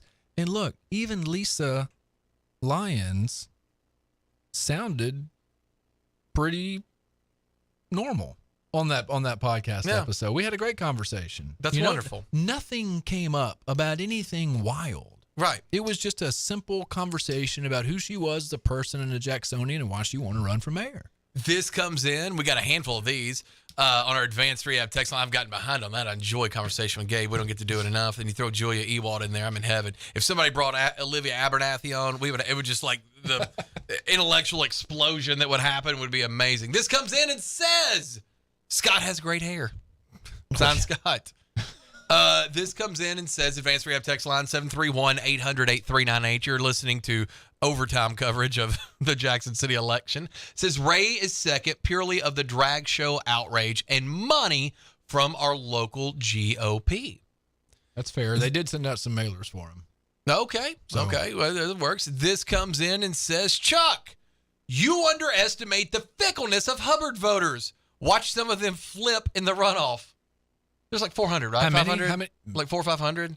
Okay. I've thrown the list away. I put it in a water bottle. I just get doing stuff. This comes in and says Scott's going to win the runoff. That's my prediction. I like a close race because keeps the winner on thin ice. All right. This comes in advanced rehab text line 731-800-8398. This one says Ray as a person's a very good dude. He's just being used by the local GOP and Gary Monkeyshine Deaton. Whoa. I don't know. I have no idea. What is monkeyshine? Rick came up with that word. It's an actual real word. I'm going to Google that. This comes in and said, I loved it when Trump called Hillary Killery. And this guy was kind of funny. I think that might have been sent in when Tony was trying to make Trump a victim of some verbal abuse by somebody. I love Tony's radio takes because sometimes he'll come out with some outlandish stuff. That's why, look, dude, I drove 90 miles an hour on I-40 West. When I heard Tony was there, I was like, man, I got to get back and get on here. I can't have Tony sitting in for me on this. I kicked my girlfriend out on the curb at B&A. And I was like, get out, get your stuff. I got to get back. We asked, we put it to a poll. We said, who is the most like Gabe Hart here? What two individuals? And y'all both went to the same school with a lot of people. We figured politically, definitely physical attributes. We thought that y'all were pretty much the same person. This comes in and says, who won the mayor of Alamo? I believe John Avery Emerson is still mayor, unless he said something when he was on with me that got him fired. I believe he is still mayor. This comes in and says, hey guys, what about a runoff debate? I'm down. I thought that. I'm down. I'll call internally. I mean, we get it set up. And that would be a real debate. Oh, two like people. We tried with 5, It's and tough. we did 5. It's tough. Dude, 2 people. Yeah. You could have I feel like we're cooking something up, man. Yeah. Like, I think we got to do it. I think we're going to have a hard time getting both candidates there, but maybe. Because I'm going to tell you what, it's a heck of a debate, and we need to team up with the friends at the Jackson Post to make it really intellectual. Well, this is what we have to do. Like, this is it, right? Yeah. Like, because now it's 2 candidates. Every vote counts the exact same. Right. No electoral college, nothing like that. Right. Every No vote's the 50 same. plus 1. It's a winner. Winner take all. The most powerful political position in the county and Right. the city. Right. This is it, Yeah. right? Like, this is strong mayor, we count, all that Right. stuff that you know. Yeah, the other than the sheriff, which I say is the most powerful position in a county, which I would have thought it was the city mayor, but regardless, it doesn't matter. A big one. This is a big one. This is a big one. So you put them up there on stage and you ask them legitimate questions Tell me about your plan. how they would run a city. Right. What is your plan to fix the puddles? It's not. We've already ordered the claw machines. 2021. We order them. Right. We pick up trash. They've been ordered. We're waiting on them. What are you going to do? Are we going to have elves build them? What are we doing? What's different? Tangible plans. I know. I Things would love it. Like that will actually happen. Here's how we're going to make would them love happen. Here's the money that we have allotted for these things. This is what we're going to do moving forward. I would love it. I would love it. I hope it comes to fruition. If it does not, it will not be because of us. I can promise you that. Well, yeah. Yeah. Hey, so Ray, Scott, You're all you're welcome. probably not listening at all, but You should be. You should be. You should be. Yeah, this is it, right? And it's summer, like school's out. Perfect time. Perfect timing. Yeah, this would be a really baller thing to do for both of y'all. If either one of you have a shot of winning, you need to do this debate. Yeah, don't be scared. Don't be scared. Don't be scared. This is it. This is it. This will be fun for you. This comes in. It says Gabe has a podcast. Wow, is that a I don't know. And then it has like laughy emoji, so I don't know what that means. Well, yes. Well, let's just plug it right now. Go ahead. What's our web address? It's changed twice. Newstalk965.com. Right. I get it right this time? You Oh, yeah, did. Newstalk. There's a Gabe's like, I can't upload these podcasts. a word called podcast. podcasts, and then I'm right there. And Gabe puts his podcast on his OnlyFans. all that would hurt my monetary income that I get from that. No, so it's also on Spotify, Yeah. Apple Podcasts, Amazon, Google. There's 9 episodes. I know. One-on-one conversations with 4 of the candidates. Right. One that is Plus- only remaining. Plus local people. Local people: Drew Baker, Hunter Cross, yes. Keith Davis, Lauren Kirk, who is Lauren part Kirk, of yeah. Mayor Conger's Campaign. team. Who was the first one? Oh, Cliff Martin, JKSN, the T-shirt Yeah, the guy. Jackson Oh, man, T-shirt he's guy. great. That's and it, then yeah. I'm recording 2 more on Thursday. Trunetta Atwater, local Oh, photographer. she's a photographer. She's She really does cool. great stuff. Yeah. And Lee Wilson, owner of Jackson Yes, Escape winner Rooms. of that thing, the Hunted. gosh. Yeah, that was really cool. I watched that series. That So was cool. anyway, whoever texted in, yes, I have a podcast. You have a podcast. This comes in, says Runoff Debate, sponsored by Exit 87 Barbecue. Yeah, whoever. Are they committing? Is this? I don't somebody know. who- Yeah, if you're affiliated with the barbecue place, yeah, you're more than happy to sponsor it. We'll do it. We'll call the guys at Internally Sound. I mean, I don't like to brag, but I know a dry cleaner. I can get that suit pressed. We'll be back. I ain't worn it since. I literally have one suit. Me too. I mean, I would wear the exact same thing. I mean, weddings, divorces, clubs. I wear the same suit everywhere I go. Debates. You wear a suit to a club? Yeah, well, I got they're very fancy clubs. There's Okay. poles and everything, glitter. It's very nice. Wow. Yeah, it's. I do too. Sans the shirt underneath. If I go to a club, it's just the jacket and the Right. pants. That's it. Right. But Well, I usually for just debate. tie mine around the waist and don't wear the pants. But regardless, whatever you want to do, when you're at the club. It's been a busy night. Thank you so much for stopping in. I'm exhausted. I came on the air with Julie today at 8:30. Chuck, you pulled a 13-hour. Well, I mean, I was off from 1 to 4. Okay. So it's been, but still, it's been a long day. And I went to my other job that actually pays my bills. I went to that this morning at 6. Well, in about 10 hours, I got to be in a room of 24 molding ninth youth graders. Molding America's That's right. youth. Don't you wish Barley's was still open? You know how convenient that would be on the way out? Just oh, well, that's Carla. We can go see if anything's for sale. Look, this comes in. Advance Rehab, one more, because I do enjoy this texture. It's 731-800-8398. You get just a few more chances to entertain me before I call it an evening. It says, runoff debate. I'm dying on this hill. Let's make it happen. Okay. Done. Yes. We are down. We're in. Yes. We just got to get the 2 major players in. Right. Right. All the important people have agreed. We've agreed to do it, and I feel like Internally Sound would do it again. So now if the co-stars would do it, Mayor Conger and Ray Condrey, then we'd be good to go. Be ready. I wonder if they would. I mean, why wouldn't? Like, Well, why would Scott Conger? One would think, okay, he's probably got the advantage here. I could see why Ray Condrey would. Even though it's us, I could still see why he would. Would it be advantageous enough for Scott Conger to do it? Right. Like, conventional wisdom, which does not mean anything. Conventional wisdom would tell you that it's going to be an uphill climb for Mr. Condrey. But you know what? It was an uphill climb when he started, and he's already gotten here. So he's in the 12th round. All right, he's already in the 12th round. Ding, ding, bell's going. We got 6 weeks of action. But I'm curious if Mayor Conger would do it. Right. Because he would have more to lose. Yeah. I think at the very least, like a debate would be plan A. At the very least, I think we get each of them on here. Spelling test. There you go. Essays. Okay. Yeah. I can grade them. You've done that before. Actually, you know what we did 4 Chat years ago? GPT. No, God. No. With our Jackson home, we allowed the candidates to write their own story about why they were running for mayor of Jackson. That would be good. Yeah. I would like that. I could see that. Well, I think we did it in mind. I don't know. We thought it would sort of be in a certain candidate's wheelhouse and maybe not so much in another one's. And we were right. So Scott and Jerry Woods did great. And Mark Johnstone did really well too. So, they did awesome. They killed it on that. And then, so it was a really good idea. And those are online still, if you want to check them out. Oh, yeah. Please. Ourjacksonhome.com. And I forgot this was in 2019. Yeah. I'm definitely reading that as I'm laying down to slumber. This says, let's teach the Democrats in D.C. how democracy is done with these debates. What does that mean? Well, there's Democrats in D.C., right? Well, sure. Yeah. So we got to show them how. Well, dude, teach them how it's done. Right. I mean, they're the same ones that were taking advantage of and villainizing President Trump, like Tony said, as he was being villainized. I know, man. Like, that really changed my whole opinion of President. When Tony said that, I was like, man, you're right, Tony. President Trump really got, people attacked him verbally a lot, and he didn't deserve any of it. Like, he did nothing to bring that on, So, I don't know. Tony made a good point. A lot of good Tony takes tonight, which I'm going to go back and watch the Facebook video. Did you see my Facebook post today when I called everybody that you need to go look at my Facebook? I called everybody. Tony's talking about jam bands like Grateful Dead and Widespread Panic.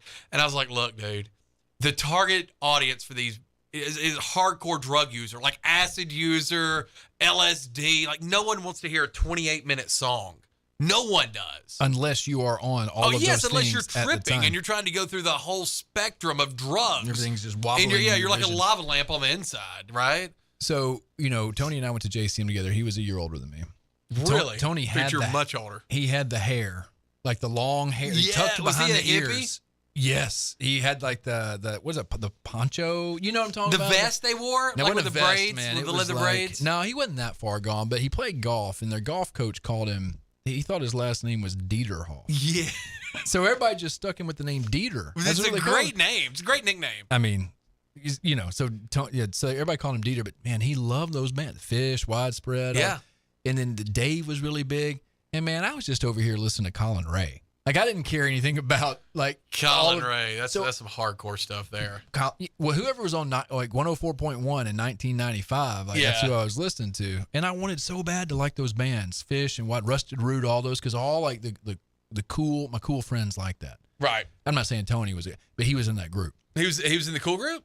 Yeah, but maybe by default, I don't know. But I couldn't I get could into see them. him being in there. I could not get into those bands that, like you said, the 25-minute instrumental, whatever. Yeah, I don't. Again, it's for drug users, not Tony, but that's who they're making. Like, look, when they make fast food, it's made for people on the go. It doesn't mean that if you're retired and have plenty of time, you can't eat there. They're just making it for people on the go.